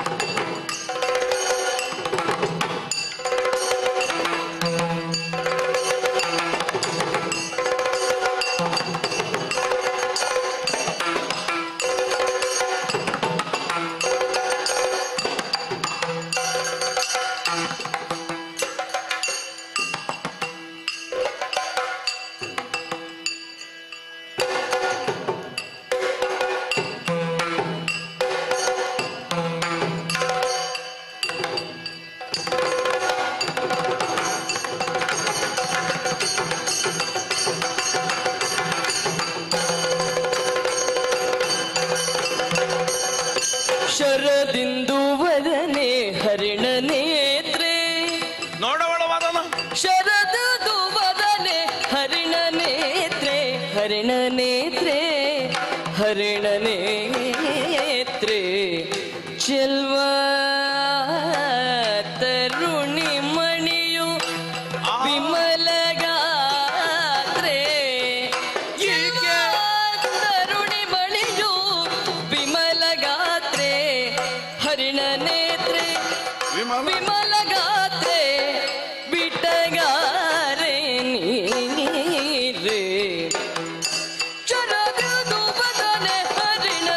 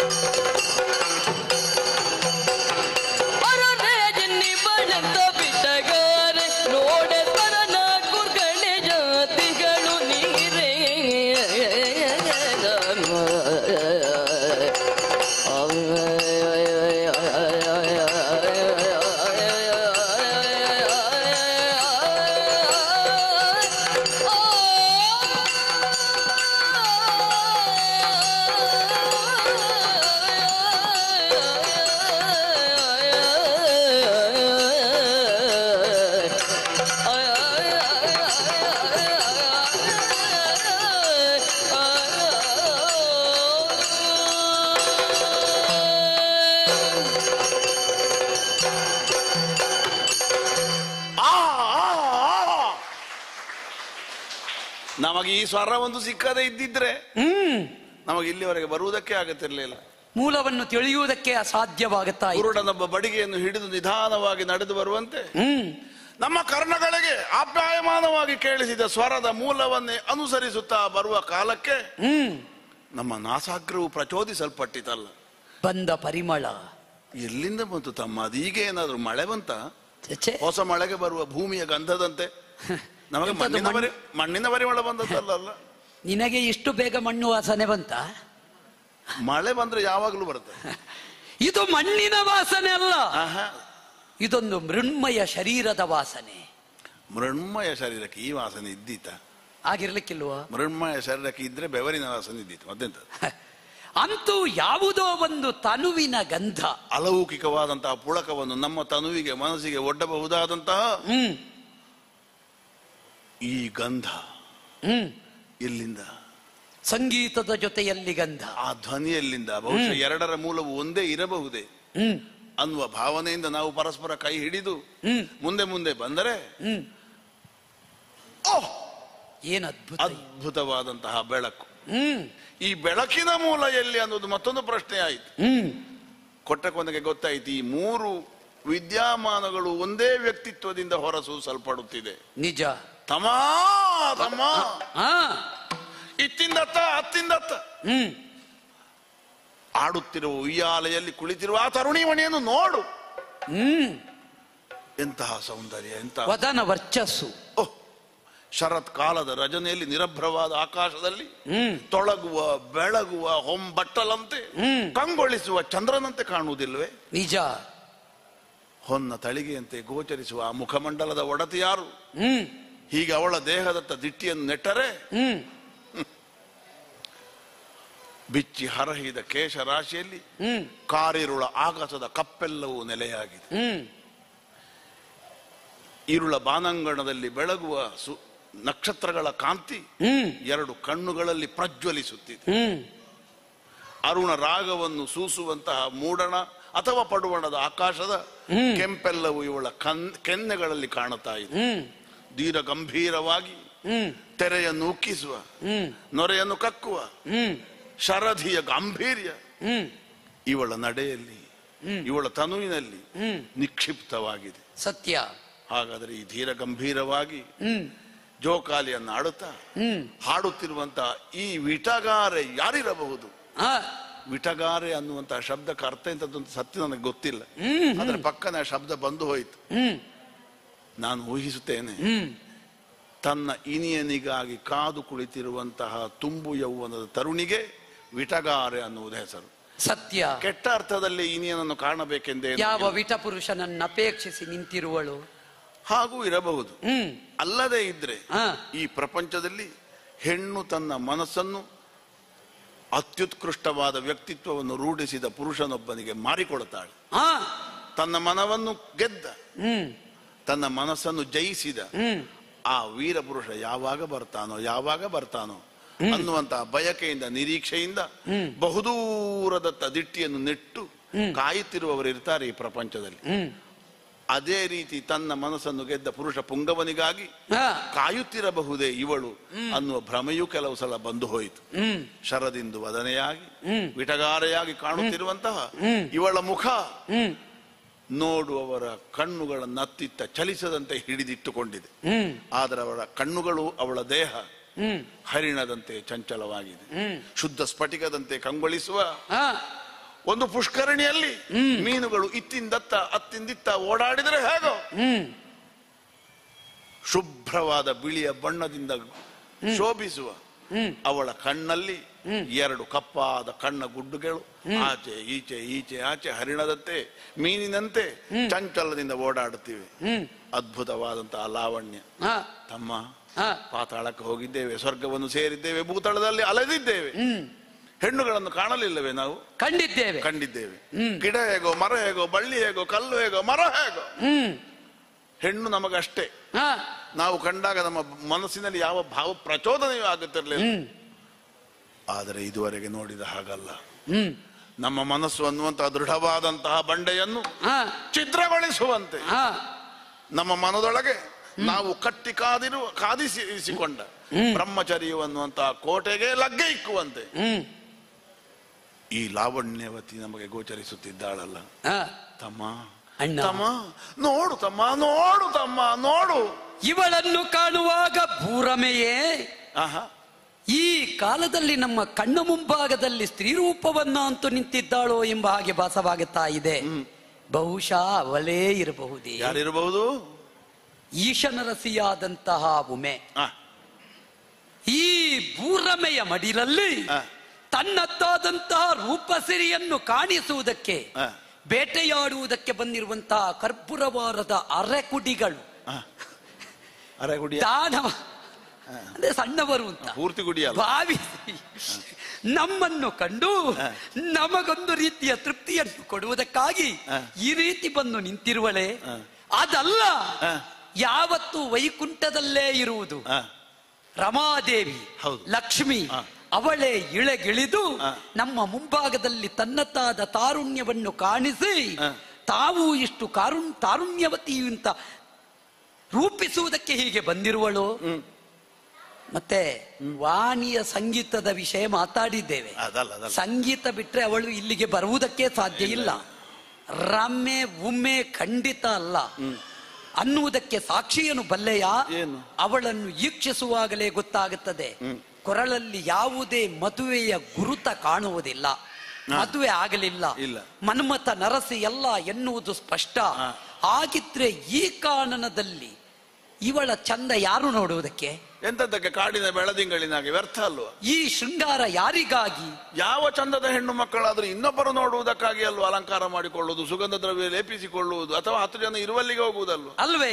ಈ ಕಾಡಿಗೆ ಒಂದು ಘೋರ ಕಾನನದಲ್ಲಿ ಈ ತೆರನಾಗಿ ಇವಳು ಇದ್ದಾಳೆಂತಾದ್ರೆ ಇವಳಿಗೆ ಊರಿಲ್ವೇ, ಮನೆ ಇಲ್ವೇ? ಮನೆ ಮಾರುಗಳ ಬಿಟ್ಟಿಹಳೆ. ಮನೆ ಮಾರುಗಳ ಬಿಟ್ಟಿಹಳೆ. ಅಪ್ಪ ಅಮ್ಮ ಮನೆ ಮಾರಿದ್ರೆ ಬಹುಶಃ ಮಾರಿಯೇ ಇಷ್ಟೆಲ್ಲ ತಕೊಂಡದ್ದ ಏನ ಶೃಂಗಾರಕ್ಕಾಗಿ. ಅಲಂಕಾರದ ಹುಚ್ಚು ಹೆಚ್ಚಾದ್ರೆ ಇದ್ದದ್ದನ್ನು ಮಾರಿ ಆದ್ರೂ ತಕೊಂಡಾರ. ಮನೆ ಮಾರುಗಳ ಮಾರಿಯಾದರೂ ಒಂದು ಶೃಂಗಾರಕ್ಕೆ ಬೇಕು, ವೇಷಭೂಷಣಕ್ಕೆ ಅಲ್ವೇ? ಹಾಗೆ ತಕ್ಕೊಂಡಿರಬಹುದೇ? ಎಲ್ಲ ಊಹಿಸುವುದಕ್ಕೆ ಸಾಧ್ಯ ಇಲ್ಲ. ಇದರ ಒಳಗೊಂದು ಏನೋ ಹೊರಗೊಂದು ಏನೋ ಉಂಟು ಎನ್ನುವುದು ಸ್ಪಷ್ಟ. ಏನೋ ಉಂಟು ಅಂತಾದ್ರೆ ಇವಳ ಹಿನ್ನೆಲೆ ಏನು ನಮಗೆ ಗೊತ್ತಿಲ್ಲ. ಅದರಲ್ಲಿಯೂ ಇಷ್ಟರವರೆಗೆ ಹೆಣ್ಣು ಮಕ್ಕಳ ರೂಪಕ್ಕೆ ಮಾರು ಹೋಗದೆ ಇರುವ ಅಖಂಡ ಬ್ರಹ್ಮಚಾರಿಗಳಾದ ಚಂಡಮುಂಡರ ಚಿತ್ತ ಚಂಚಲವಾಗುವಂತೆ ಮಾಡಿದ ಈಕೆಯನ್ನು ಅಲ್ಲಿಗೆ ನೋಡುವ, ಅವಳನ್ನೇ ಕಾಣುವ, ಅವಳ ಮಾತನ್ನೇ ಆಲಿಸುವ, ಅವಳೊಡನೆ ಮಾತಾಡುವ ಅನ್ನುವ ಭಾವ ಉಂಟಾಗುತ್ತೆ ನಮ್ಮಲ್ಲಿ. ಪ್ರಚೋದಿಸಲ್ಪ ಆಡುವುದು ತಪ್ಪಲ್ಲ, ಯಾರು ಅಂತ ತಿಳಿದು ನೋಡುವುದೇ ನಮ್ಮ ಲಕ್ಷ್ಯ. ಹೌದಲ್ಲ? ಹೇಗಿದ್ರು ದಾನವ ಶುಂಭನ ನೇತೃತ್ವದ ಒಳಗೆ ಈ ಭೂಮಿ ಉಂಟು ಅಲ್ವೋ? ಹಾಗಾದ ಕಾರಣ ನಮಗೊಂದು ಅಧಿಕಾರವೂ ಉಂಟು, ಕೇಳುವ ಅಧಿಕಾರ ಉಂಟು. ಶುಂಭನ ಆಳ್ವಿಕೆಯಲ್ಲಿ ಯಾವಳೋ ಒಬ್ಬಳು ಚಂದದ ಹೆಣ್ಣು ಮಗಳು ಒಳ್ಳೆ ಕಲಾವಿದೆ ಅನಾಥಳಾಗಿ ತಿರುಗಾಡ್ತಾಳೆ ಅಂತಾದರೆ ಅವಳಿಗೊಂದು ನಾ ತತ್ವ ಕಲ್ಪಿಸುವ. ಶುಂಭನಿಗೆ ಅವಮರ್ಯಾದೆ ಅಲ್ವೇ? ಹಾಗಾದ ಕಾರಣ ಹೇಗೆ ನಾನೇ ಮಾತಾಡಿಸಲು ಯಾರು ಆದಿತ್ತು ಹೇಗೆ ಮಾತಾಡಿಸುದು ಅಂತ ಇರುವುದು. ಹೇಗಂದ್ರೆ ಎಲ್ಲಿಂದ ತೊಡಗುದು ನನಗೆ ಗೊತ್ತಿಲ್ಲ. ಎಷ್ಟವರೆಗೆ ಹೆಣ್ಣು ಮಕ್ಕಳನ್ನು ಮಾತಾಡಿ ವಿಷಯ ಸತ್ಯವೇ. ಮತ್ತೆ ನಾವು ಶುಂಭನೊಟ್ಟಿಗೆ ಹೋಗುವಾಗ ದೇವೇಂದ್ರನ ಹತ್ರ ದೇವತೆಗಳ ಹತ್ರ ಮಾತಾಡಿದ ಆ ಶೈಲಿ ಆಗುವುದಿಲ್ಲಲ್ಲ. ಹೆಣ್ಣು ಮಕ್ಕಳಲ್ಲಿ ಮಾತಾಡುವಾಗ ನಮ್ಮ ಸ್ವರ ಸ್ವಲ್ಪ ಇಳಿಮುಖ ಆಗಬೇಕು. ಹೌದು, ನಮಗೆ ಅಟ್ಟಹಾಸ ಕೊಡದೆ ಹೊರಡ್ಲಿಕ್ಕೆ ಆಗುವುದಿಲ್ಲ. ಇಲ್ಲಿ ನಿಂತು ಗರ್ಜಿಸಿದರೆ ಅವಳು ಇಲ್ಲ ಅಂತಾದರೆ ಇವತ್ತಿನ ಮಟ್ಟಿಗೆ ನಮ್ಮ ಅಟ್ಟಹಾಸವನ್ನು ಬದಿಗಿಡುವ. ಸೌಮ್ಯ ಸ್ವರವ, ಒಂದು ಸೌಮ್ಯ ಸ್ವರದಲ್ಲಿ ಮಾತಾಡಿಸಿ. ಹೇಗೆ? ಈಗ ಅವಳ ತನುವಿನಿಂದ ಬರುತ್ತಾ ಇರುವುದು ಗಂಧ. ಹೌದೌದು. ಯಾವುದರ ಗಂಧ ಅದು? ಅದು ಪುಷ್ಪದ ಗಂಧವೇ. ಯಾವ ಪುಷ್ಪ? ವಾರಿಜಗಂಧಿ. ಹಾಗೆ ಕರೆಯೋಣವೇ? ನೋಡೋಣ. ಓ ವಾರಿಜಗಂಧಿ, ವಾರಿಜಗಂಧಿ ದೇವಯ್ಯ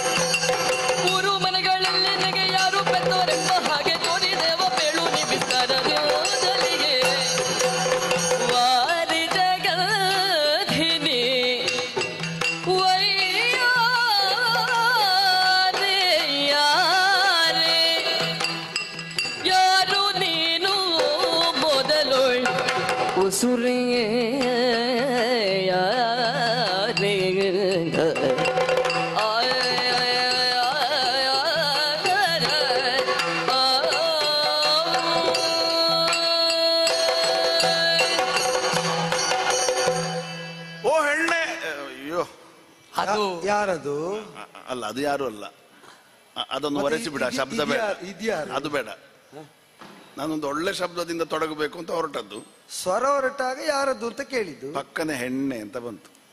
ನೀನು ಹೆಣ್ಣಲ್ಲ. ಪ್ರಶ್ನೆ ಕೇಳಿದ್ದು, ಉತ್ತರ ಹೇಳಿದ್ದ. ಅಲ್ಲ, ಅದು ತೊಡಗಿದ್ದು. ತೊಡಗುವಿಕೆ ಸರಿಯಾಗಲಿಲ್ಲ. ಸರಿ ಮಾಡಿ ತೊಡಗಿದ್ರೆ ಓ ತರುಣಿ ಮಣಿ, ಅದರದಿತ್ತು. ಆಗ್ಲಿ, ಹೇಳಿದ್ದನ್ನು ಯಾರು ಆಸ್ವಾದಿಸುವುದಿಲ್ಲ ಅಂತ ಸಂಕಟ ಇಲ್ಲ ನಿನಗೆ. ನೀನು ಹೇಳಿದಾಗ ನಿನಗೆ ಒಂದು ತೃಪ್ತಿ ಬರ್ತದೆ ಅಂತ. ಮಾತಾಡುವವರಿಗೆ ಮೊದಲಿರಬೇಕಾದದ್ದು ಅದೇ ಸ್ವಯಂ ತೃಪ್ತಿ. ಹೌದು. ಇನ್ನೊಬ್ಬರು ಎಂತದ್ದೇ ಹೇಳಿ, ನಾವು ಮಾತಾಡಿದ್ದರಿಂದ ಇನ್ನೊಬ್ಬರಿಗೆ ಜೀವಾವಧಿ ಶಿಕ್ಷೆಯೇ ಆಗಿರ್ಲಿ, ನಮಗೊಂದು ತೃಪ್ತಿ, ನಮಗೆ ತೃಪ್ತಿ ಆಗಿರಬೇಕು. ಆಗ ನನಗೆ ಸಂತೋಷ ಆಯ್ತು ಆ ಶಬ್ದ ಬಂದುದರಿಂದ. ತರುಣಿ ಮಣಿ, ತಪ್ಪು ತಿಳ್ಕೊಳ್ಬೇಡ. ಅದರಲ್ಲಿ ತಪ್ಪು ತಿಳಿಲಿಕ್ಕೆ ಏನಾದ್ರೂ ಉಂಟಾ? ಅಲ್ಲ, ಇನ್ನು ಹೇಳುವುದರ ವಿಷಯ. ಹಾಗಾದ್ರೆ ನಿನಗೆ ಸಂದೇಹ ಇದ್ದದ್ದನ್ನೇನೋ ಹೇಳ್ತಿ. ಹೌದು, ಕೇಳುವ. ನಮ್ಮ ಮೂಗಿನ ಸೆಲೆ ಒಡೆಯುವಂತೆ ಪರಿಮಳ ಬರ್ತದೆ.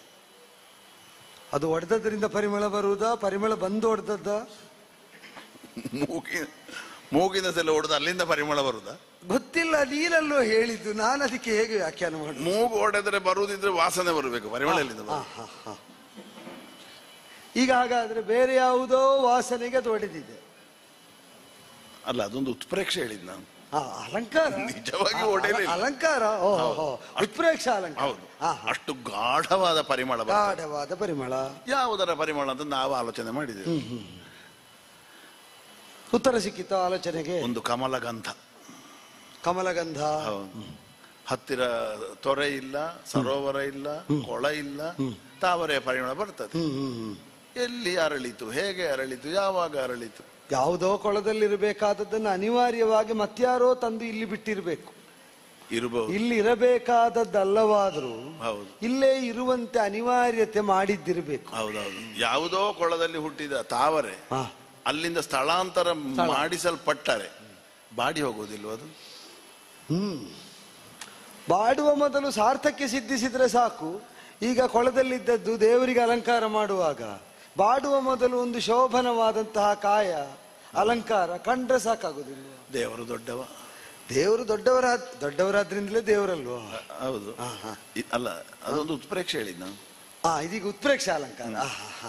ದೇವರು ದೊಡ್ಡವಂತ ನಿಜವಾಗಿಯೂ ನಾನು ಒಪ್ಪಿಕೊಂಡವಲ್ಲ. ಆದ್ರೆ ಈ ಹೂವು ಬಾಡುವುದಕ್ಕಿಂತ ಮೊದಲೇ ನಮ್ಮ ಕಣ್ಣಿಗೆ ಬಿತ್ತಲ್ಲ. ಕಣ್ಣಿಗೆ ಬಿತ್ತು ಅಂದ್ರೆ ನಿನಗೆ ಯಾವುದನ್ನು ಹೇಳುವುದು? ನಿನ್ನೇ. ಅಲಂಕಾರ ಈಗ ನಮ್ಮದೇ. ಅದ್ವಿತೀಯವಾದಂತಹ ಸುಗಂಧದ ಆವಾಸ ಸ್ಥಾನ, ಅಮೋಘವಾದಂತಹ ಬೆಳಕಿನ ನೆಲೆವೀಡು, ಕಮನೀಯವಾದಂತಹ ಕಾಣಿಕೆ, ಕರ್ಣಾನಂದಕರವಾದಂತಹ ಸಂಗೀತ. ಯಾವತ್ತು ಹೀಗೆ ಮಾತಾಡಿ ಅಭ್ಯಾಸ ಇಲ್ವಾ ಅಂತ. ಯಾಕೆಂದ್ರೆ ಅಲ್ಲ, ಚೆನ್ನಾಗಿಯೇ ಫೋಣಿಸ್ತಾ ಇದ್ದಿ ಶಬ್ದ, ಆದ್ರೆ ಅಪೂರ್ವವಾಗಿ ಫೋಣಿಸ್ತಾ ಇದ್ದಿ ಅಂತ ಮಾತಾಡುವಾಗ ಅದು ಪ್ರಪ್ರಥಮವಾಗಿ ಹೆಣ್ಣೆ ಅಂತ ಕರೆಯುವಾಗಲೇ ನಿನಗೆ ಗೊತ್ತಾಗಲಿಲ್ಲ. ಅದನ್ನು ಕರೆದೇ ಅಭ್ಯಾಸ ಇಲ್ಲ ಅಂತ ಅಲ್ಲ, ಆ ಶಬ್ದ ಬರಕೂಡದು, ಒಳ್ಳೆ ತೂಕದ ಶಬ್ದ ಬರಬೇಕು ಅಂತ ನಾನು ಆಲೋಚನೆ ಮಾಡಿದ್ದು. ಬಂದದ್ದು ಮಾತ್ರ ಅದೇ. ಅದ್ಯಾಕೆ ಹೆಣ್ಣೆಂಬ ಶಬ್ದಕ್ಕೆ ತೂಕ ಇಲ್ಲ ಅಂತ ನಿರ್ಣಯ? ಅಲ್ಲ, ಹೆಣ್ಣಿಗೆ ತೂಕ ಇಲ್ಲ ಅಂತಲ್ಲ, ಒಳ್ಳೊಳ್ಳೆ ತೂಕದ ಹೆಣ್ಣು ಮಕ್ಕಳನ್ನು ನಾವು ನೋಡಿದ್ದೇವೆ. ನೀವು ಹೆಣ್ಣು ಮಕ್ಕಳನ್ನು ನೋಡಿಯೂ ತೂಗಿ ನೋಡುವುದಿದ್ರು. ತೂಗಿ ನೋಡದೆ ನಾವು ಈ 3 ಲೋಕವನ್ನೇ ತೂಗಿದವರು ನಾವು. ಸಿಕ್ಕಿದ್ದೆಲ್ಲ ತೂಗುದು ಅಂತ ನಿರ್ಣಯ. ನಾವು ಈವರೆಗೆ ಕಾಣದೇ ಇದ್ದದ್ದ ಒಂದು ಆಕರ್ಷಣೆ ನಿನ್ನಲ್ಲಿ ಹುಟ್ಟಿತು. ಆದ್ದರಿಂದ ಓ ವಾರಿಜಗಂಧಿ, ಈಗ ನೀನು ಆಕರ್ಷಣೆ ಹುಟ್ಟಿತು ಅಂತ ಹೇಳ್ತಾ ಬಂದು ಮಾತನ್ನಾದ್ರೂ ಆಡಿದಿ. ಅವೊಬ್ಬನನ್ನು ನೋಡು, ಬಿಟ್ಟ ಗಂಗಳನ್ನು ಬಿಟ್ಟಂತೆ ಹಾಗೆ ಅಂತಿದ್ದಾನೆ. ಯಾರು? ಅಲ್ಲ, ಅವನಿಗೂ ಪ್ರಶ್ನೆ ಅದ್ವೇ. ಅವನಲ್ಲೂ ಪ್ರಶ್ನೆ ಉಂಟಾ? ಈಗ ಅವೀಗ ಪ್ರಶ್ನೆ, ನೀನು ಯಾರು? ನೀನೇನು ಕಾಮನ ಕಠಾರಿಯೇ? ಕಾಮನ ಕಠಾರಿ ಒಂದು ಉತ್ಪ್ರೇಕ್ಷೆ ಹೇಳಿದ್ ನಾನು. ಅದು ಉತ್ಪ್ರೇಕ್ಷೆ ಸ್ವಲ್ಪ ಹೆಚ್ಚೆ ಆಯ್ತು ಅಂತ. ಕಾಮನನ್ನಲ್ಲ, ಕಾಮನದ್ದನ್ನು ಒಂದು ಕಠಾರಿ ಮಾಡಿದ್ರಲ್ಲ. ಅಲ್ಲ, ಹಾಗೆ ಹೇಳುದು ಕೇಳಿದ್ದ ಅಲ್ವಾ? ಕಾಮನ ಕಬ್ಬಿಲ್ಲು ಅಂತ ಹೇಳುವುದನ್ನು ಕೇಳಿದ್ದೇನೆ. ಕಾಮನ ಕಠಾರಿ ಆಗುಂಟು. ನಿನಗೆ ಕಠಾರಿ ಬಹುಶಃ ಇಷ್ಟ, ಅದಿಷ್ಟ. ಈಗ ಕಾಮ ಬೇಕಾಗಿದ್ದ, ಅದನ್ನು ಒಟ್ಟಿಗೆ ಮಾಡಿದೆ. ಮತ್ತೊಂದು, ನಿನ್ನ ಸೌಂದರ್ಯ ಇನ್ನೊಬ್ಬರನ್ನು ಇರಿಯುತ್ತಿದೆ. ಇರಿಯುವುದಕ್ಕೆ ಕಬ್ಬಿಲ್ಲಿಗೆ ಸಾಧ್ಯ ಇಲ್ಲ, ಕಠಾರಿಗೆ ಮಾತ್ರ ಸಾಧ್ಯ. ಅದು ಇರಿದದ್ರಿಂದ ಬಂದ ರಸ ಇರಬೇಕು, ಜೊಲ್ಲು. ಹೌದು, ಇರಿದಾಗ ಒಸರುತ್ತದೆ ನೋಡಿ. ಇರಿದಾಗ ಒಸರಿದ್ದು ಕಟವಾಯದಲ್ಲಿ ಒಸರಿದ ಜೊಲ್ಲು ಕಬ್ಬಿಲ್ಲಿನ ರಸ, ಇಕ್ಷು ರಸ. ಅಂತೂ ಈ ರಸಾವಿಷ್ಕಾರಕ್ಕೆ ಕಾರಣವಾದಂತಹ ನಿನ್ನ ಸೌಂದರ್ಯ ನಮ್ಮ ಕುತೂಹಲಕ್ಕೆ. ಶಬ್ದ ಸರಿ ಅಲ್ವ? ಅದು ಭಯಂಕರ ಪ್ರಯೋಗ. ಅದು ಕೆಲವು ಪ್ರಯೋಗ ಹಾಗೆ ಅಲ್ವ, ಭಯಂಕರ ಪ್ರಯೋಗ. ಅದಕ್ಕೆ ಕಾರಣ ಏನು ಗೊತ್ತುಂಟ? ಏನು? ನಿನ್ನ ಭಯಂಕರ ಚಂದ. ಇದು ಭಯಂಕರವಲ್ವ? ಆಗ್ಲಿ, ಭಯಂಕರ ಚಂದ ಇದ್ರೆ ಹತ್ತಿರ ಬಂದು ಮಾತಾಡಿಸಿದೆ. ಹೌದು, ನಾವು ಯಾಕೆ ಹತ್ತಿರ ಬರುವುದಕ್ಕೆ ಧೈರ್ಯ ಮಾಡಿದೆವು? ನಾವು ಇನ್ನೊಬ್ಬರಿಗೆ ಭಯಂಕರರು.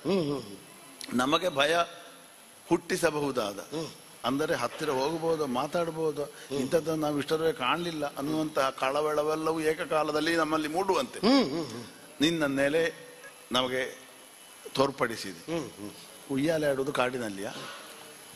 ಕಾಡಿನಲ್ಲಿ ಆದ್ರೂ ಉಯ್ಯಾಲೆ ಆಡುದಲ್ವಾ? ಆಡುವುದು ಉಯ್ಯಾಲೆ. ಮತ್ತೆ ಉಯ್ಯಾಲೆ ಸಿಗ್ತದೆ ಕಾಡುಂಟು ಅಂತ ಆದ್ರೆ ಕಾಡಿನಲ್ಲಿ ಉಯ್ಯಾಲೆ ಏನೀಗ ಆಗದೆ? ಅಲ್ಲ, ಒಬ್ಬಳೇ ಇರುವುದಲ್ವಾ?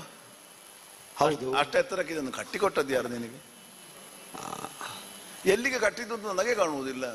ಈಗ ಬೀಳ್ತದೆ ಅಂತ ಬೆದರಿಕೆ ಉಂಟದೆ? ಇಲ್ಲ. ಮತ್ತೆ ಕಟ್ಟಿದ್ದು ಯಾರಾಗ್ಲಿ ಎಲ್ಲಿ ಆಗ್ಲಿ ಬೀಳದಂತೆ ಇದ್ರೆ ಆಯ್ತು. ಆಡುವುದಕ್ಕೆ ಅಷ್ಟು ಸಾಲದ? ಅದು ಸಾಕು. ಮತ್ತೆ ಸುಮ್ಮನೆ ಒಂದೇ ಹೇಳ, ಆಡ್ತಾ ಇರುವಾಗ ಆಟದ ಹಿನ್ನೆಲೆಯನ್ನು ಹುಡುಕುವುದಕ್ಕೆ ಹೊರಡಬಾರದು. ಆಟ ಆಸ್ವಾದಿಸಬೇಕು. ಇದು ಉಯ್ಯಾಲೆ ಜೀಕುತ್ತಾ ಉಂಟು, ಆಟ ಸಾಗುತ್ತಾ ಉಂಟು, ಮತ್ತೆ ಹಿನ್ನೆಲೆ ಮುನ್ನೆಲೆ ಮೇಲಿನ ನೆಲೆ ಯಾಕೆ? ಉಯ್ಯಾಲೆ ಹಿಂದೆ ಬರುವುದಕ್ಕೆ ಹಿಂದೋಳ ಅಂತ ಹೇಳ್ಬಹುದು, ಮುಂದೆ ಹೋಗುವುದಕ್ಕೆ ಎಂತದ್ದು ಹೇಳುದು? ಆಂದೋಳಿಕ ಅಂತ. ಮುಂದೋಳಲ್ಲ, ಅದು ಆಂದೋಳ. ಆಂದೋಳ. ಕಟ್ಟಿದ್ಯಾರು ಅಂತ ಗೊತ್ತಿಲ್ಲ, ಕುಳಿತದ್ಯಾರು ಅಂತ ಕಂಡಿಲ್ಲ. ಅವ ಕೇಳುದು ಮನೆ ಮಾರಿ ಬಂದದ್ದಂತ. ಮನೆ ಕೇಳುವವರಿಗೆ ಹೇಗೆ ಬಂದದ್ದು? ಅಲ್ಲ, ಇಲ್ಲಿ ಬರಬೇಕು ಅಂತಾದ್ರೆ, ಹಾಗೆ ಆಗಬೇಕು ಅಂತಾದ್ರೆ ನೀವು ಇಲ್ಲಿಗೆ ಬಂದದ್ದಲ್ವಾ? ನಾವು ಬಂದದ್ದಕ್ಕೆ ಬೇರೆ ಉದ್ದೇಶ ಉಂಟು. ನಾವು ಹೀಗೆ ಬಂದೊಂದು ಮನೆ ಮಾಡಿಕೊಳ್ತೇವೆ. ಮನೆ ಮಾರಿ ಹೊರಡುವ ವ್ಯವಹಾರ ಅಲ್ಲ ನಾವು.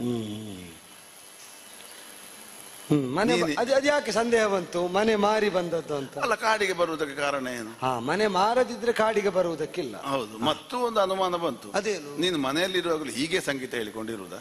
ಮನೆಯಲ್ಲಿರುವಾಗ? ಹೌದು. ನಿನಗೆ ಕೇಳುವಾಗ ಹಾಗೆ ಖಂಡಿತ ಇದು ಮನೆಯಲ್ಲಿ ಅಭ್ಯಾಸ ಮಾಡಿದ ಸಂಗೀತ ಅಂತ ಕೇಳಿತ? ಹಾಗಲ್ಲ. ಅಲ್ಲ, ಕೆಲವೊಮ್ಮೆ ಸಹಜ ಗಾನ ಅಂತ ಉಂಟು, ಸಂಸ್ಕಾರಗೊಂಡ ಗಾಯನ ಅಂತ ಉಂಟು. ಸಹಜ ಗಾನ ಅಂತ ಆದ್ರೆ ಇದ್ದಲ್ಲೆಲ್ಲ ಹಾಡ್ತಾ ಇದ್ದದ್ರಿಂದ ಅಭ್ಯಾಸ ಬಲದಿಂದ ರೂಢ ಆಗುವುದು. ಸಂಸ್ಕಾರ ಅಂದ್ರೆ ವಿದ್ಯಾಭ್ಯಾಸದಿಂದ ಸಿದ್ಧ ಆಗುವುದು. ಇದೀಗ ಗಾಯನ ಹೇಗೆ ಕೇಳಿದ್ದು? ಯಥಾರ್ಥಕ್ಕಾದ್ರೆ ಸಂಗೀತದ ಬಗ್ಗೆ ನಮಗೆ ಏನು ಗೊತ್ತಿಲ್ಲ, ಆದ್ರಿಂದ ಏನು ಬೇಕಾದ್ರೆ ಹೇಳ್ಬೋದು. ಹಾಗಾಗಿ ನಾವು ಏನು ಗೊತ್ತಿಲ್ಲ ಅಲ್ಲ, ಆದ ಕಾರಣ ಪ್ರಶ್ನೆ ಹುಟ್ಟುತ್ತದೆ. ಏನು ನಿಜವಾಗಿ ಹೇಳಿಯೋ, ಕಲೆ ಅಂತಲ್ಲ, ಎಲ್ಲದರ ಬಗ್ಗೆ ಕಂಡದ್ದನ್ನ ಅಭಿಪ್ರಾಯ ಅಂತ ಹೇಳುವವರಿದ್ದಾರೆ. ಅವರಿಗೆ ನಿಜವಾಗಿ ಎಷ್ಟು ಗೊತ್ತುಂಟು ಅಂತ ಕೇಳುವವರು ಯೋಚನೆ ಮಾಡಬೇಕು. ಸಿಕ್ಕಿದ್ದಕ್ಕೆಲ್ಲ ಅಭಿಪ್ರಾಯ ಹೇಳುದು ಅದು ಹಾಗೆ ಇದೀಗ. ನಾನು ಈಗ ಒಂದು ಅಭಿಪ್ರಾಯ ಹೇಳಿಕೊಳ್ಳ. ಹೇಳಿ. ಇದ್ದದಲ್ಲಿ ಸುಲಭದ ವಿಷಯ ಯಾವುದು ಗೊತ್ತು? ಯಾವುದು? ವಿಮರ್ಶೆ. ಈಗ ನಿನ್ನ ಹಾಡಿನ ಬಗ್ಗೆ ನಾನು ವಿಮರ್ಶೆ ಮಾಡುವ. ನೀನಿಷ್ಟು ಹೇಳಿದ ಮೇಲೆ ನಿನ್ನ ವಿಮರ್ಶೆ ನಾನು ಗಂಭೀರವಾಗಿ ಸ್ವೀಕರಿಸಬೇಕಾಗಿಲ್ಲ. ಅಲ್ಲ, ಸುಲಭದ್ದು. ವಿಮರ್ಶೆಯನ್ನು ಗಂಭೀರವಾಗಿ ತಕೊಳ್ಳದಿದ್ರು ವಿಮರ್ಶಕನನ್ನು ಗಂಭೀರವಾಗಿ ತಗೊಳ್ಬೇಕು. ಹೌದಪ್ಪ, ಅವ ಏನು ಹೇಳ್ತಾನೆ ಎಂಬುದರಿಂದ ಎಲ್ಲಿ ಹೇಳ್ತಾನೆ ಎಂಬುದು ಕೆಲವೊಮ್ಮೆ ವಿಷಯ ಆಗುತ್ತದೆ.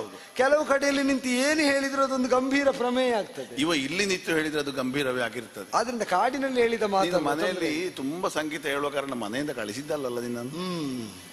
ಅದು ಕೆಲವೊಮ್ಮೆ ಮನೆಯಲ್ಲಿ ಒಳ್ಳೆ ಸಂಗೀತ ಹೇಳುವಾಗ ಊರಿಡೀ ಹೇಳು ಎಲ್ಲರೂ ಕೇಳಿ ಅಂತ ಕಳಿಸ್ತಾರೆ. ನೀನು ಹೇಳಿದಾಗೂ ಕಳಿಸ್ತಾರೆ. ಮನೆಯವರಿಗೆ ಸಹಿಸುವುದಕ್ಕಾಗುದಿಲ್ಲ. ಒಮ್ಮೆ ಕಾಡಿಗೆ ಹೋಗಿ ಆದ್ರೂ ಹಾಡಿ ಬಾ ಅಂತ. ಇದು ಹಾಗೆ ಸಹಿಸುವುದಕ್ಕಾಗದ ಗಾನ ಅಂತ ಖಂಡಿತ ನಿನಗೆ ಇಲ್ಲ. ನಮಗೆ ಕೇಳುವಂತ ಖಂಡಿತ. ಅಂದ್ರೆ ಇದು ತನಕ ನಿನ್ನ ಆಕೃತಿ ನೋಡುವಾಗ ನಿನ್ನ ಎದುರಿನಲ್ಲಿ ಯಾರು ಹಾಡುವ ಧೈರ್ಯ ತೋರಿಸುವಾಗ ನನಗೆ ಕಾಣುವುದಿಲ್ಲ. ನಿನ್ನನ್ನು ನೋಡಿ ಒಬ್ಬರಿಗೆ ಹಾಡು ಹುಟ್ಟಿತ್ತು. ನನ್ನನ್ನು ನೋಡಿ ಹಾಡುವುದು ಬಿಡು, ಆಡುವುದಿಲ್ಲ ಯಾರು. ಆಡುವುದಿಲ್ಲ.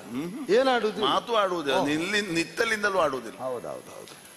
ನಾನು ಯಾರನ್ನು ಆಡುವುದಕ್ಕೆ ಯಾರು ಇಲ್ಲ, ಹಾಗೆ ಹಾಡುತ್ತಾ ಉಳಿದೆ. ಏನೀಗ ಯಾರು ನೀನು? ಇಷ್ಟು ಕೇಳಿದ್ರೆ ಸಾಕದಮ್ಮ. ಅಲ್ಲ, ಇಷ್ಟು ಹೊತ್ತು ನಿನ್ನ ಕುರಿತಾಗಿ ಬಹಳಷ್ಟು ತರ್ಕಿಸಿದವ. ನಾನು ಅವನ ತಮ್ಮ. ನೀನು ಅಣ್ಣ ಅಲ್ಲ? ಅಣ್ಣ. ಆದ್ದರಿಂದ ಅಣ್ಣ ನಿನ್ನ ಬಣ್ಣ ಬಯಲು ಮಾಡ್ತಾನೆ ಅಂತ ನಾ ಯೋಚನೆ ಮಾಡಿದ್ದು. ಬಯಲಲ್ಲಿದ್ದ ಬಣ್ಣವು ನೀನು ಬಯಲು ಮಾಡುವುದು ಹೇಗೆ? ಇದು ಕಾಡಿನಲ್ಲಿರುವುದು ಅಂದ್ರೆ ಬಯಲ ಬಣ್ಣ ಅಂತಲ್ವ? ಅಲ್ವೋ? ಹೌದೌದು. ಆದರೂ ನಿನ್ನ ಒಳಗಿರಬಹುದಾದಂತಹ ಆ ಸಂಗೀತವೆಂಬ ಚಿನ್ನ ಉಂಟಲ್ಲ, ಚಿನ್ನ ಅದು ನಮ್ಮನ್ನು ಆಕರ್ಷಿಸ್ತಾ. ನನ್ನ ತಮ್ಮ ನನಗಿಂತ ಚಂದ ಮಾತಾಡ್ತಾನೆ. ಹೌದೌದೌದು. ಹಾಗಾಗಿ ಹರಿಯುವುದನ್ನೆಲ್ಲ ಈಗ ಹರಿಯುವುದನ್ನು ಬಿಡಿ ಬಿಡಿಯಾದದನ್ನೆಲ್ಲ ಇಡಿ ಮಾಡ್ತಾ ಇದ್ದಾನೆ. ಗಾಯನ ಹರಿಯುತ್ತಾ ಉಂಟು, ಇವದನ್ನು ಗಟ್ಟಿ ಮಾಡಿ ಚಿನ್ನ ಮಾಡಿ ಅದಕ್ಕೊಂದು ರೂಪ ಕೊಡ್ತಾ. ಹೌದೌದೌದೌದು. ಹಾಗಾಗಿ ಅಂತಹ ಗಾಯನವನ್ನು ನಾ ಕೇಳ್ತಾ ಇದ್ದ ಹಾಗೆ ನಮ್ಮನ್ನೇ ಆಕರ್ಷಿಸಬಹುದಾದಂತಹ ಈ ಕರ್ಷಕ ವಸ್ತು ಎಲ್ಲಿ ಉಂಟು ಅಂತ ಹುಡುಕುತ್ತಾ ಬಂದೆವು. ನಿನ್ನನ್ನು ಕಂಡೆವು. ನಿನಗೊಂದು ಇಲ್ಲಿ ಎಂತ ವ್ಯವಸ್ಥೆ ಆಗಿದೆ. ಈ ಕತ್ತಲಿನೊಂದು ಬೆಳಕಿನ ಮೂಲ ಖಂಡಿತ. ಇಲ್ಲಿ ನೀನು ಗಟ್ಟಿ ಅಂತ ನಮಗೆ ಗೊತ್ತಾಗಿದೆ. ನಿಜವಾಗಿ ಹೇಳಿ, ಇಲ್ಲಿ ಬಂದ ಮೇಲೆ ಇದೆಲ್ಲ ವ್ಯವಸ್ಥೆ ನಿಮ್ಮದೇ ಅಂತ ನಿಮಗೂ ಕಾಣುವುದಿಲ್ವೋ? ಇಲ್ಲಿ ಬಂದವರಿಗೆ ಇಲ್ಲ ಅಂತ ಆಗೋದಿಲ್ಲ. ನೀ ಚಿಂತೆ ಮಾಡಬೇಡ, ಬರ್ಬೇಕಷ್ಟೇ. ಅದೇ ನಮ್ಮದೇ ಎನ್ನುವ ಭಾವದಿಂದಲೇ ಈ ಕ್ಷೇತ್ರಕ್ಕೆ ನಾವು ಬಂದವರು. ಬಂದ ಮೇಲೆ ಈ ಅರಣ್ಯಕ್ಕೆ ಬಂದವರು. ಈ ಕ್ಷೇತ್ರದ ಮಹಾತ್ಮ್ಯವೇ ಆಗುಂಟು. ಬಂದವರಿಗೆಲ್ಲ ನಮ್ಮದು ಅಂತ ಕಾಣುವ ಕ್ಷೇತ್ರ ಇದು. ನಮ್ಮದು ಅಂತ ಕಾಣಬೇಕು ಅಂತಿದ್ರೆ ಇದು ಮೊದಲೇ ಅಲ್ಲ ನಮ್ಮದಾದ ಪ್ರವೇಶ. ನಮ್ಮ ಅಧಿಕಾರ ವ್ಯಾಪ್ತಿಯ ಒಳಗೆ ಇರಬಹುದಾದ ಈ ಕ್ಷೇತ್ರದಲ್ಲಿ ಅಪರಿಚಿತರಾಗಿ ಆಗಮಿಸಿದವಳು ನೀನು. ಅದು ವಿಷಯ. ನಿನ್ನದ್ದಾದಂತಹ ರೂಪಸಿರಿ ಇರಬಹುದು, ನೀ ಕುಳಿತಿರುವಂತಹ ರೀತಿ ಇರಬಹುದು, ಮಾತ್ರವಲ್ಲ ನಿನಗೆ ಇಲ್ಲಿ ಆದ ವ್ಯವಸ್ಥೆ ಇರಬಹುದು. ಸ್ವರ್ಣದುಯಾಲೆಯಲ್ಲಿ ನೀ ಕುಳಿತು ತೂಗುತ್ತಾ ಪಾಡುತ್ತಾ ಇದ್ದಿ. ಚಿನ್ನದ ಮೇಲೆ ಚಿನ್ನ. ನಮ್ಮ ಅವಗಾಹನೆಗೆ ಬಾರದೆ ನಮ್ಮ ಅಧಿಕಾರ ವ್ಯಾಪ್ತಿಯ ಒಳಗೆ ನಿನ್ನಂತಹ ತರುಣಿಮಣಿಯೊಬ್ಬಳು ಇದ್ದಿ ಅಂತಾದ್ರೆ ನೀನು ಯಾರು? ನಿನ್ನ ಊರು ಯಾವುದು? ಇದ್ದರೆ ಅಪ್ಪಮ್ಮ ಯಾರು? ಬರುವಲ್ಲಿ ಉದ್ದೇಶ ಏನು? ಇಷ್ಟೆಲ್ಲ ವ್ಯವಸ್ಥೆ ಹೇಗಾಯಿತು ಎನ್ನುವುದನ್ನು ತಿಳಿಯುವ ವಂಚೆ. ಅದು ಮಾತಿನ ಓಟದಲ್ಲಿ ಹೇಳಿದ್ದು, ಬೇಸರ ಮಾಡಬೇಡ. ಇದ್ದರೆ ಅಪ್ಪ ಅಮ್ಮ ಯಾರು ಅಂತ ಅರ್ಥ ಆಯ್ತು ಅಲ್ಲೋದಮ್ಮ. ಅವ ಹೋಗದಲ್ಲೇ ಹೇಳಿದ್ರು. ನನಗೆ ಅದು ವಿಶೇಷ ಘಾತ ಕೊಡದಿರುವುದಕ್ಕೆ ಅಪ್ಪ ಅಮ್ಮ ಇಲ್ಲದೆ ಇರುವುದೇ ಕಾರಣ. ಅಬ್ಬಾ, ಒಂದು ಊಹೆ ಸರಿ ಮಾಡಿದೆ. ಇದರಲ್ಲಿ ಉತ್ಪ್ರೇಕ್ಷೆ ಇಲ್ಲ. ಇದರಲ್ಲಿ ಉತ್ಪ್ರೇಕ್ಷೆ ಇಲ್ಲ, ವಾಸ್ತವವನ್ನೇ ಹೇಳಿದ್ದು. ಅಪ್ಪ ಅಮ್ಮ ಇಲ್ಲ. ಅಪ್ಪ ಅಮ್ಮ ಮಾತ್ರ ಅಲ್ಲ, ಇಲ್ಲದಿರುವುದರ ಸರದಿಯೇ ದೊಡ್ಡದುಂಟು. ಏನದು? ಊರು ಮನೆಗಳಿಲ್ಲ,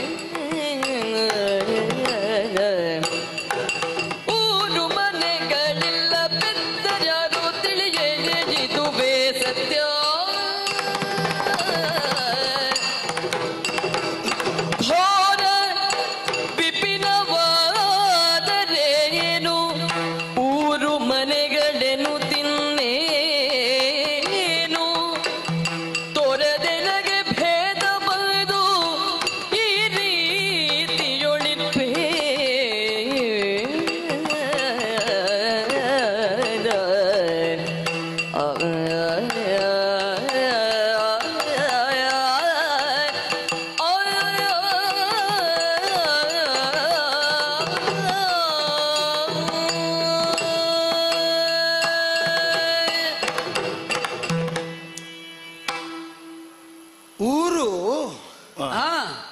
ಇಲ್ಲ, ಊರಿಲ್ಲ, ಇಂಥದ್ದೇ ಊರು ಅಂತಿಲ್ಲ. ಪಾಪ. ಮನೆ ಇಲ್ಲ. ಇಲ್ವಾ? ನಿನಗೆ ಯಾಕೆ ಘಾತ ಆಗುದು? ನಿನಗಿಲ್ಲ ಅಂದದ್ದಲ್ಲ, ನನಗಿಲ್ಲ ಅಂದದ್ದು ನಾನು. ಊರು ಇಲ್ಲ, ಹೇಗೂ ಇಲ್ಲ. ಅಲ್ಲ, ಅವನಿಗೆ ಗಾಬರಿ ಆಯ್ತು, ಎಲ್ಲಿಯಾದ್ರೂ ನೆರೆ ಬಂದು ಕೊಚ್ಚಿ ಹೋಯ್ತಾ ಊರು ಮನೆ. ನೆರೆ ಬಂದಾದರೂ ಕೊಚ್ಚಿಕೊಂಡು ಹೋಗುವುದಕ್ಕೆ ಬೇಕಲ್ಲ. ಊರಿಲ್ಲ, ಮನೆ ಇಲ್ಲ. ಊರು ಮನೆಗಳಿಲ್ಲ ಅಂದ್ರೆ ನಾವು ಊರು. ಈಗ ನಿನ್ನ ಊರು ಯಾವುದು? ನನಗೊಂದು ಊರುಂಟು. ಅದು ನಿನ್ನ ಊರು ಆದದ್ದು ಹೇಗೆ? ನಾವು ಇರುವುದರಿಂದ. ನೀನು ಅಲ್ಲಿ ಇರುವಂತಹದ್ದು ಯಾಕೆ? ಬದುಕುವುದಕ್ಕೆ. ಬದುಕುವಾಗ ನೀನು ಅಲ್ಲೇ ಇರಬೇಕು ಅಂತ ನಿರ್ಣಯಿಸಿದ್ಯಾರು? ವಿಧಿ. ಆ ವಿಧಿಯ ನಿರ್ಣಯ ನಿನಗೆ ಗೊತ್ತಾದದ್ದು ಹೇಗೆ? ಹುಟ್ಟಿದಾರಭ್ಯ. ಊರಾಗಬೇಕಾದ್ರೆ ಹುಟ್ಟು ಬೇಕು. ನಾ ಹುಟ್ಟಿದ್ದೇನೆ ಅಂತೇಳಿ ನನ್ಗೆ ಗೊತ್ತಿಲ್ಲ. ನಾ ಹುಟ್ಟಿದ್ದೆ ನನಗೆ ಗೊತ್ತಿಲ್ಲ. ಇಷ್ಟು ಪ್ರಾಯ ಆಗಿಯೂ ಅದು ಪ್ರಾಯಕ್ಕೆ ಹುಟ್ಟಿಗೂ ಸಂಬಂಧ ಎಂತದ್ದು? ಬೆಳವಣಿಗೆ. ಈಗ ನಿನಗೆ ನೀನು ಹುಟ್ಟಿ ಬೆಳೆದದ್ದು ಅಂತ ಹೇಳಿದ್ಯಾರು? ಅಪ್ಪ ಅಮ್ಮ. ನನಗೆ ಅವ್ರು ಇದ್ರಲ್ಲೂ ಹೇಳುದು. ಈಗ ನನಗೆ ನನ್ನ ಅಪ್ಪ ಅಮ್ಮ ಇದ್ರಲ್ಲೋ ನೀನು ಹುಟ್ಟಿದ್ಯಾ ಅವಾಗ, ನೀ ಬೆಳೆದದ್ದು ಹೇಗೆ ಅಂತ ಹೇಳುವುದು. ಹಾಗಿದ್ರೆ ನೀನು ಅನಾಥ ಶಿಶುವೇ. ಅನಾಥ ಅಂದ್ರೆ ಎಂತದ್ದು? ಗತಿ ಇಲ್ಲದ್ದು. ಅನಾಥ ಅಂದ್ರೆ ಆಗ ನನಗೆ ಪಾಲಿಸುವವರಿಲ್ಲದ, ಅನ್ಯರಿಂದ ಪಾಲಿತಳಾಗದ ಶಿಶು. ಅದನ್ನು ನಿನ್ನ ಭಾಷೆಯಲ್ಲಿ ನೀ ಹೇಗೆ ಬೇಕಾದ್ರೂ ಕರಿ, ನನಗೆ ಚಿಂತಿಲ್ಲ. ನಾಥರಿಲ್ಲ. ನನ್ನನ್ನು ಪಾಲಿಸ್ತೇವೆ ಅಂತ ಹೇಳುವ ನನಗಿಂತ ದೊಡ್ಡವರನ್ನು ಕಂಡು ಗೊತ್ತಿಲ್ಲ ನನಗೆ. ಊರು ಮನೆಗಳಿಲ್ಲ, ತಂದೆ ತಾಯಂದಿರಿಲ್ಲ. ಹಾಗೆ ಇಲ್ಲದೆ ಇರುವುದರಿಂದ ನಾನು ನಿರ್ದಿಷ್ಟವಾಗಿ ಇಂಥ ಎಡೆಯಲ್ಲೇ ಇರಬೇಕು ಅಂತಲೂ ನನಗಿಲ್ಲ. ಇದು ವ್ಯವಸ್ಥೆ. ಬಹುಶಃ ಎಂತದ್ದು ಭವಿಷ್ಯ? ನಿನ್ನ ಗಂಡ ನಮ್ಮ ಭಾಷೆಯಲ್ಲಿ ಹೇಳುದು ಬರೇ ಪಾಪವ ಅಂತ. ಗೊತ್ತಿಲ್ಲ ನನಗೆ. ಅಲ್ಲ, ಅಲ್ಲದಿದ್ರೆ ಹೀಗೆ ತಿರುಗಾಡ್ಲಿಕ್ಕೆ ಬಿಡ್ತಾರ? ಅದೇ ನನಗೆ ಗೊತ್ತಿಲ್ಲ ಅಂತ. ಊರಿಲ್ಲ, ಮನೆ ಇಲ್ಲ, ಅಪ್ಪ ಇಲ್ಲ, ಅಮ್ಮ ಇಲ್ಲ. ಹೌದು, ಒಪ್ಪುವ? ಹೌದು ಹೌದು. ಮನೆ, ಗಂಡನ ಮನೆ ಬೇಡುವ? ಹೌದು, ಗಂಡ ಆದ ಮೇಲೆ ಅವನಿಗೆ ಮನೆಯಲ್ಲಿ ಅಂತ ನೋಡುವ. ಗಂಡ ಇದ್ರೆ ಗಂಡ ಆದ ಮೇಲೆ ಅವ ಪಾಪದವನೋ ಅಥವಾ ಸ್ವಲ್ಪ ಬಿರುಸಾದವನೋ ಇದನ್ನೆಲ್ಲ ನಿರ್ಣಯ ಮಾಡುವ. ಈಗ ಆಗದಿದ್ರೆ ನಾ ಹೇಳುದು ಹೇಗೆ? ಗಂಡ ಇಲ್ವಾ? ಅದ್ಯಾಕೆ ನಿನಗೆ? ನನಗೆ ಅದೊಂದು ಕೊರತೆ ಅಂತ ಕಾಣಲಿಲ್ಲ. ನಿನಗೆ ಯಾಕೆ ಅಷ್ಟು ದಯನೀಯವಾದ ಭಾವ? ನಿನಗೆ ಗಂಡ ಇಲ್ವಾ? ಅವನೊಂದು ನಗು ಆಗ ಜೊಲ್ಲು ಜೊಲ್ಲು ಹೆಚ್ಚು ಬರ್ತಾ ಉಂಟು, ಜೊಲ್ಲು ಹೆಚ್ಚಿಳಿತಾ ಉಂಟು ಈಗ.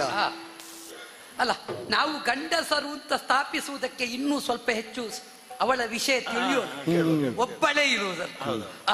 ಆದ್ದರಿಂದ ಊರು ಮನೆಗಳಿಲ್ಲದ, ತಂದೆ ತಾಯಂದಿರನ್ನು ಹೊಂದಿಲ್ಲದ, ಹುಟ್ಟು ಬೆಳವಣಿಗೆಗಳ ಬಗ್ಗೆ ಅರಿವಿಲ್ಲದಂತಹ ನಾನು ಎತ್ತಿದವರ ಕೈಗೂಸು. ಕೂಸು ಅಂದ್ರೆ ಎಂತ ಕೂಸು? ಕೈ ಕೂಸು. ಕೈಗೂಸು. ಹೌದೌದು, ಕೈಗೂಸು. ಹೌದೌದು. ಕೈಗೆ ಒದಗುವಂತಹ. ಮತ್ತೊಂದು ಭಾಷೆಯಲ್ಲಿ ಹೇಳುದಿದ್ರೆ ಪರಪುಟ್ಟ. ಅಲ್ಲ, ಅದು ಎಲ್ಲ ಕಡೆಯಲ್ಲಿ ಆ ಪ್ರಯೋಗ ಇಲ್ಲ. ಪ್ರಾದೇಶಿಕವಾಗಿ ಕೆಲವು ಕಡೆಯಲ್ಲಿ ಈ ಹೆಣ್ಣಿನ ಆಕೃತಿಯನ್ನು ಕಂಡಾಗ ಹಾಗೆ ಕರೆಯುವುದಿಲ್ಲ. ಉಂಟುಂಟು ಅಲ್ವೋ? ಕೂಸೆ ಅಂತ ಉಂಟಲ್ಲ. ಆ ಊರಿಗೆ ನೀನು ನಾವು ಹೋಗದ ಊರು. ಅದನ್ನ ಹೇಳಿದ. ಆ ಊರು ನಿನಗೂ ಪರಿಚಯ ಇದ್ರೆ. ನೀ ಹಲವರ ಕೂಸಿ ಅಂದ್ರೆ ಹಲ್ಲ ಸಿಕ್ಕಿದವರ ಕೈಗೆ ಎಲ್ಲರನ್ನು ನನ್ನವರೇ ಅಂತ ತಿಳಿಯುವ ಕೂಸು. ಸುಮ್ಮಗೆಲ್ಲ ಎಲ್ಲರನ್ನು ನನ್ನವರು ಅಂತಲೇ ತಿಳಿಯುವ ಕೂಸು. ಯಾಕೆ ಅಂದ್ರೆ ನನ್ನನ್ನು ಬರಮಾಡಿಕೊಂಡವರನ್ನು ನಾನು ಬೇರೆ ನೋಡುವುದಿಲ್ಲ, ನನ್ನವರನ್ನು ದೂರೀಕರಿಸಿದವರನ್ನು ನನ್ನವರು ಅಂತ ನಾನು ಕಾಣುವುದಿಲ್ಲ. ಓ ಅಲ್ಲ, ನಿನ್ನ ಧ್ವನಿ ಕೇಳುವಾಗ ನಮಗೆ ಆಗಲೇ ಒಂದು ಅನುಮಾನ ಬಂತು, ಕೋಗಿಲೆಯ ಕಡೆಗೆ ಅಂತ. ಈಗ ನೋಡುವಾಗ ನೀನು ಕೋಗಿಲೆ. ಅದೇಗೆ ಕೋಗಿಲೆ ಚಿಪ್ಪಿನಿಂದ ಹೊರಗೆ ಬರುವುದು ಕಾಗೆಯ ಗೂಡಿನಲ್ಲಿ. ಯಾರದೋ ಗೂಡಿನಲ್ಲಿ ಎಲ್ಲೋ ಬೆಳೆಯುವುದು. ಆದ್ರೆ ಎಲ್ಲಿ ಬೆಳೆದರೂ ಕೂಡ ಧ್ವನಿಯ ಮಾಧುರ್ಯಕ್ಕೆ ಕಡಿತ ಬಾರದಂತೆ ತನ್ನನ್ನು ತಾನು ಉಳಿಸಿ ಬೆಳೆಸಿಕೊಳ್ತದೆ. ಹೌದೌದು. ವಸಂತ ಕಾಲ ಬರುವಾಗ ಗೊತ್ತಾಗುದು ಯಾರು ಕಾಗೆ ಯಾವುದು ಕೋಗಿಲೆ ಅಂತ, ಅಲ್ವೋ? ಈಗ ಬಹುಶಃ ನಿಮಗೂ ಕೋಗಿಲೆ ಅಂತ ಕಂಡದ್ದು ನಾನು ಇಲ್ಲಿ ಬಂದಾಗ ಈ ಕಾಲದಲ್ಲಿ ಹೀಗೆ ಹಾಡ್ತಾ ಇದ್ದದ್ರಿಂದ ಸತ್ಯ. ಮತ್ತೆ ನೀನು ಹೇಳುವಾಗ ಅದು ದೃಢ ಆಯ್ತು. ಏನು ಅಂತ? ಅಪ್ಪ ಇಲ್ಲ, ಅಮ್ಮ ಇಲ್ಲ, ಆದ್ರೂ ಸೊಂಪಾಗಿ ಬೆಳೆದಿದ್ದಿ. ಅದಕ್ಕೇನಾಗಬೇಕು? ಕಾಯ ಅಂತಾದ ಮೇಲೆ ಅದು ಕಾಣುವಾಗ ಅದಕ್ಕಿರುವ ಅವಸ್ಥೆ ದುರವಸ್ಥೆ ವಿಶೇಷಾವಸ್ಥೆ ಇದೆಲ್ಲ ಗಮನಕ್ಕೆ ಬಂದೇ ಬರ್ತದೆ. ನಾನು ಹಾಗೆ ತಿರುಗುತ್ತಾ ಬರುವಾಗ ನನಗೆ ಊರಿಲ್ಲದಿದ್ದರಿಂದ ಇಂಥ ಊರೇ ಆಗಬೇಕು ಅಂತಿಲ್ಲ. ಹೇಗೂ ಇದ್ದದ್ರಿಂದ ಕಾಡು ಆಗಬಾರದು ಅಂತಲೂ ಇಲ್ಲ. ಊರಾದರೇನು ಕಾಡಾದರೇನು. ಈಗ ಕಾಡು ನಿಮಗೆಲ್ಲ ಬೇಡ ಅಂತ ಆಗುದಿಲ್ಲ. ಯಾಕೆ? ನಾವು ಕಾಡಿನಲ್ಲೇ ನಮಗೆ ಬೇಕಾದ ಸಂಪಾದನೆ ಮಾಡುವವರು. ಊರಿನಲ್ಲಿದ್ದ ಕೆಲವರಿಗೆ ಕಾಡೆಂದ್ರೆ ಭೀತಿ. ಯಾಕೆ? ಅದು ಘೋರವಾದದ್ದು, ಘೋರ ಕಾಂತಾರ. ಇಲ್ಲಿ ನನಗೆ ಘೋರವಾದದ್ದೇನು ಕಾಣುವುದೇ ಇಲ್ಲ. ನನಗೆ ಯಾವುದನ್ನು ನೋಡಿದ್ರೆ ಹೆದರಿಕೆ ಹುಟ್ಟುವುದಿಲ್ಲ, ಭಯ ಇಲ್ಲ. ನಾನು ಹಾಗೆ ಹೇಳುವಾಗ ನೀ ಹೆದರುದು ಯಾಕೆ? ನಿನಗೆ ಹೆದರಿಕೆ ಇಲ್ಲ, ಭಯ ಇಲ್ಲ ಅಂತ ಹೇಳಿದಾಗ ಇವ ಹೆದರ್ತಾನೆ. ನಿನಗೆ ಮಾನಸಿಕ ಸಮಸ್ಯೆ ಏನಿಲ್ಲ. ಯಾವುದು ಅಲ್ಲ, ಅದನ್ನು ಸಮಸ್ಯೆ ಅಂತ ಹೇಳ್ತಾರೆ. ಯಾರಿಗೂ ಹೆದರದಿರುವುದು ಸಮಸ್ಯೆ. ಹೌದು, ಮತ್ತೆಂತದ್ದು? ಈಗ ನೀನು ಯಾರಿಗೆ ಸಮಸ್ಯೆ ಇಲ್ಲದ ನೀನು ಯಾರಿಗೆ? ಅಲ್ಲ, ನಾನು ಯಾರಿಗೂ ಹೆದರುವುದಿಲ್ಲ. ಅದು ನಿನಗೆ ಸಮಸ್ಯೆ ಉಂಟಾ? ಇಲ್ಲ ಇಲ್ಲ, ನಾನು ಹೆದರದೆ ಇರುವುದಕ್ಕೆ ನನಗೆ ಅಪಾಯ ಬರಬಹುದಾದದ್ದನ್ನು ಎದುರಿಸಿ ನಿಲ್ಲಬಲ್ಲೆ ಅನ್ನುವಂತ ನನ್ನ ಗಂಡಸ್ತನ ಕಾರಣ ಅಲ್ವಾ? ಹೇಳಿ ಕೇಳಿ ನೀನು ಹೆಣ್ಣು. ಹಾಗಾದ್ರೆ ಅದು ಹೇಳುವ, ಯಾವ ಅಪಾಯಕ್ಕೂ ಒಳಗಾಗದ ನನ್ನ ಹೆಣ್ತನವೇ ನನ್ನ ಈ ಭರವಸೆಗೆ ಕಾರಣ. ಅಲ್ಲ, ಅದು ಹೌದು ಅಲ್ಲ ಆಗಿರ್ಲಿಕ್ಕೂ ಸಾಕು. ನಮಗ ಅದು ಒಂದಕ್ಕೊಂದು ಹೊಂದಿಕೆ ಬರುವುದಿಲ್ಲ. ಹೊಂದಿಸಲಿಕ್ಕೆ ಏನು ಮಾಡಿ? ನಮ್ಮ ತಿಳುವಳಿಕೆ ಹೇಗೆ ಅಂತ, ಹೆಣ್ಣೆಂದರೆ ಅಬಲೆ. ಅಬಲೆ ಯಾವ ಅಪಾಯಕ್ಕೂ ಗುರಿಯಾಗಲಾರದಂತ ನನ್ನ ಹೆಣ್ತನ ಅಂತ ಹೇಳುವಾಗಲೇ ಒಂದಕ್ಕೊಂದು ಸಂಬಂಧ ಹುಟ್ಟುವುದಿಲ್ಲ. ಈಗ ಒಂದು ಮಗು ದೀಪವನ್ನು ಮುಟ್ಲಿಕ್ಕೆ ಹೋಗ್ತದೆ. ಯಾಕೆ ಹೋಗ್ತದೆ? ದೀಪವನ್ನು ಮುಟ್ಟಿದ್ರೆ ಸುಡುತ್ತದೆ ಅನ್ನುವ ಭೀತಿ ಅದಕ್ಕಿಲ್ಲ. ಈಗ ಹೆಣ್ಣೆಂಬುದು ಅಬಲೆಯ ಹೌದಾದ್ರೆ ಶಿವನಿಗೆ ಶಿವನ ಶಕ್ತಿ ಬರುವುದು ಯಾವುದರಿಂದ? ಶಿವೆಯಿಂದ. ಅವಳನ್ನೇನು ಅಂತ ಗುರುತಿಸುವುದು? ಶಕ್ತಿ. ಶಕ್ತಿಯುಕ್ತನಲ್ಲದ ಶಿವನನ್ನೇನು ಅಂತ ಕರೀತಾರೆ? ಬರೇ ಶಿವ ಅಂತ ಕರೆಯುವುದು. ಶವ ಅಂತ ಹಾಗೆ ಕರೀತಾರ? ಕೇಳು ಗೊತ್ತಿದ್ದವರಲ್ಲಿ ಕೇಳು. ಶಕ್ತಿಯುಕ್ತನಲ್ಲದ ಶಿವ ಶವ, ಯಾರಲ್ಲಿ ಬೇಕು ಶಕ್ತಿ ಸಂಯುಕ್ತನಾದ ಶಿವ ಶಿವ. ಯಾರಲ್ಲಿ ಬೇಕು? ನಿನ್ನ ಮಾತು ಕೇಳುವಾಗ ಆಶ್ಚರ್ಯ ಆಗುತ್ತೆ. ಅದ್ಯಾಕೆ ಆಶ್ಚರ್ಯ? ಇದ್ದದ್ದು ಹೇಳಿ. ಹೆತ್ತವರಾರು ತಿಳಿಯೇ ಅಂತ ಹೇಳ್ತಾ ನನಗೆ ಗೊತ್ತಿಲ್ಲ. ಊರು ಕೇರಿಗಳ ಅರಿಯೇ ಅಂತ ಹೇಳ್ತಾ ಇದ್ದಿ. ಆದ್ರಿಂದ ನಾಡಾದರೇನು ಕಾಡಾದರೇನು ಎಲ್ಲಿ ಬೇಕಾದ್ರೂ ನನಗೆ ಬೇಕಾದಂತ ಅಂಡಲಿಯುವಲ್ಲಿ ಆಕ್ಷೇಪ ಇಲ್ಲ. ಎಲ್ಲವನ್ನು ಮರ ಅಂತ ಯೋಚಿಸ್ತೀನಿ ನೀನು. ಆದ್ದರಿಂದಲೇ ಶಿವನೊಳಗೆ ಶಿವನನ್ನು ಶಿವನಾಗಿಸಿದ್ದು ಶಕ್ತಿ ಅಂತಾದಾಗ ಹೆಣ್ಣಿನೊಳಗಿರುವುದು ಆ ಶಕ್ತಿ ಅಂತ ತಿಳಿದಂತಹ ಶಕ್ತಿ ರೂಪಿಣಿಯಾದ ನಾನು ನೀನು ಎಲ್ಲಿದ್ರು ಚಿಂತಿಲ್ಲ ಅಂತ ಇಲ್ಲಿ ಬರುವಾಗ ನಿನ್ನ ಅಪ್ಪ ನಿನ್ನ ಅಮ್ಮ ನಿನ್ನ ಗಂಡ ಯಾರಿಲ್ಲದಿದ್ರು ಅದಿತ್ತು. ನಿನ್ನ ಗುರು ಯಾರು? ನನಗೆ ಹೌದು, ಇಷ್ಟೆಲ್ಲ ಹೇಳಿಕೊಟ್ಟವ. ನನ್ನಲ್ಲಿರುವ ಅಷ್ಟು ವಿದ್ಯೆ ಗುರು ಇಲ್ಲದ ವಿದ್ಯೆ ಮಾತ್ರ. ಗುರುವಿಲ್ಲದೆ ಕಲಿಯಬಹುದಾದ ಸರ್ವ ವಿದ್ಯೆಗಳು ನನ್ನ ವಶಗತ. ಗುರುವಿನಿಂದ ಕಲಿತೇ ಬರಬಹುದಾದ ಯಾವ ವಿದ್ಯೆಯೂ ನನಗೆ ಗೊತ್ತಿಲ್ಲ. ಈಗ ನನಗೆ ಅರ್ಥ ಆಯಿತು. ಅವ ಕರೆದ ರೀತಿಯಲ್ಲಿ ನಾ ಕರೆಯುವುದಿಲ್ಲ. ಆದ್ರೆ ಒಂದುಂಟು, ಇಲ್ಲಿ ಬಂದಿರುವಾಗ ಈ ಉಯ್ಯಾಲೆ ಯಾಕೆ, ಈ ಗಾಯನ ಯಾಕೆ ಅಂತ ಮನಸ್ಸಿಗೆ ಆನಂದ ಆದಾಗ ಆ ಆನಂದದ ವೃದ್ಧಿಗೆ ಗಾಯನ ಹಾಡಬೇಕು ಅಂತ ಕಂಡ್ರೆ ಮತ್ತೆ ನಾನು ಯಾರ ಅನುಮತಿಗೆ ಕಾಯಲಿಕ್ಕಿಲ್ಲ. ಯಾರ ಅಂಕೆಯಲ್ಲಿ ಇಲ್ವಲ್ಲ, ಸ್ವೇಚ್ಛೆಯಿಂದ ಹಾಡುವುದು. ನಾನಿಲ್ಲಿ ಬರುವಾಗ ಅಲ್ಲ, ನಾನಿಲ್ಲಿ ಇರುವಾಗ ಈ ಉಯ್ಯಾಲೆಯು ಬಂತು ಅಲ್ಲ, ಇದು ಇಲ್ಲಿ ಇತ್ತು. ನಿನಗೂ ಗೊತ್ತಿಲ್ಲ? ಅಲ್ಲ, ಗೊತ್ತಿಲ್ಲ ಅಂದ್ರೆ ಮತ್ತೆ ಅದು ಒಟ್ಟೊಟ್ಟಿಗೆ ಬಂದ ಹಾಗೆ ಇಲ್ಲಿ ತಪ್ಪದು. ವಿಸ್ಮಯ.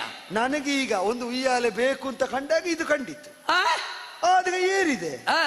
ಯಾಕೆಂದ್ರೆ ಇದು ನನ್ನದು ಅಂತ ಹೇಳುವುದಕ್ಕೆ ಬೇರೆ ಯಾರು ಇಲ್ಲದ್ರಿಂದ ಬೇಕೆನಿಸಿದಾಗ ಸಿಕ್ಕಿದ್ದನ್ನು ನಿನಗೆ ಬೇಕು ಅಂತ ಖಂಡಿತ ಅಂತ ಅವ ಅನ್ನುವಾಗ ಅವನಿಗೂ ಅಂತದ್ದೊಂದು ಇದ್ರೆ ಒಳ್ಳೇದು ಅಂತ ಖಂಡಿತ ಅಂತ. ಹೇಗೆ ಈ ಸಲ ನಮ್ಮತ್ತನ್ನೆಲ್ಲ ನಿನ್ನದು ಅಂತ ಮಾಡುವ ಯೋಚನೆಯ? ಈಗ ನೀನು ಕಟ್ಟಿದ್ದ ಇದು? ಈಗ ನೀನೇ, ನಾನು ಹೇಳ್ತೇನೆ, ಈ ಉಯ್ಯಾಲೆಯ ಮೂಲ ಎಲ್ಲಿ ಅಂತ ಯಾರಾದ್ರೂ ಹೇಳಿದ್ರೆ ಅವರನ್ನು ಒಡೆಯ ಅಂತ ಒಪ್ಪಲಿಕ್ಕೆ ನನಗೆ ಆಕ್ಷೇಪ ಇಲ್ಲ, ಬಿಟ್ಟು ಕೊಡ್ತೇನೆ. ಇದು ಎಲ್ಲಿಂದ ಹೊರಟದ್ದು ಅಂತ ಖಚಿತವಾಗಿ ಸರಿ ಹೇಳಬೇಕು ನೀನು. ಈ ಉಯ್ಯಾಲೆ ಹೊರಟದ್ದೆಲ್ಲಿಂದ ಅಂತ ಖಚಿತವಾಗಿ ಹೇಳಿದ್ರೆ ಮೂಲ ನಿನ್ನದು ಅಂತ ನಾನು ಬಿಟ್ಟೆ. ನಿನ್ನನ್ನು ನಾನು ಕರೆಯುವುದೇ ಪುಂಡರೀಕಾಂಬಕಿ ಅಂತ. ಪುಂಡರೀಕಾಂಬಕಿ ನಿನ್ನ ಗಂಡನಾರು ಬೇಡ್ಬುನ್ನ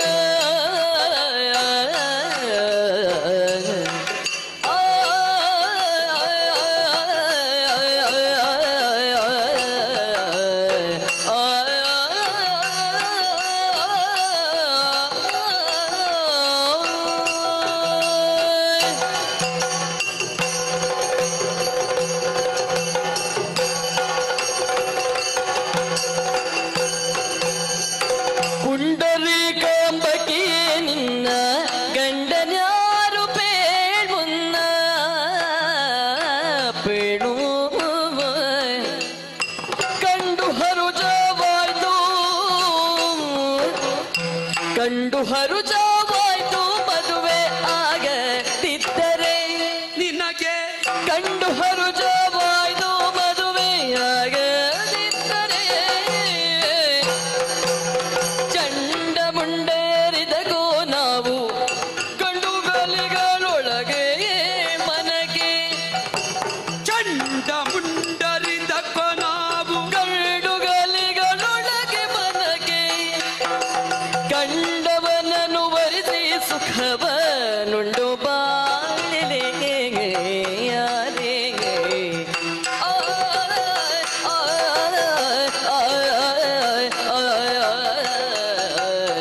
ಪುಂಡರಿಕಾಂಬಗೆ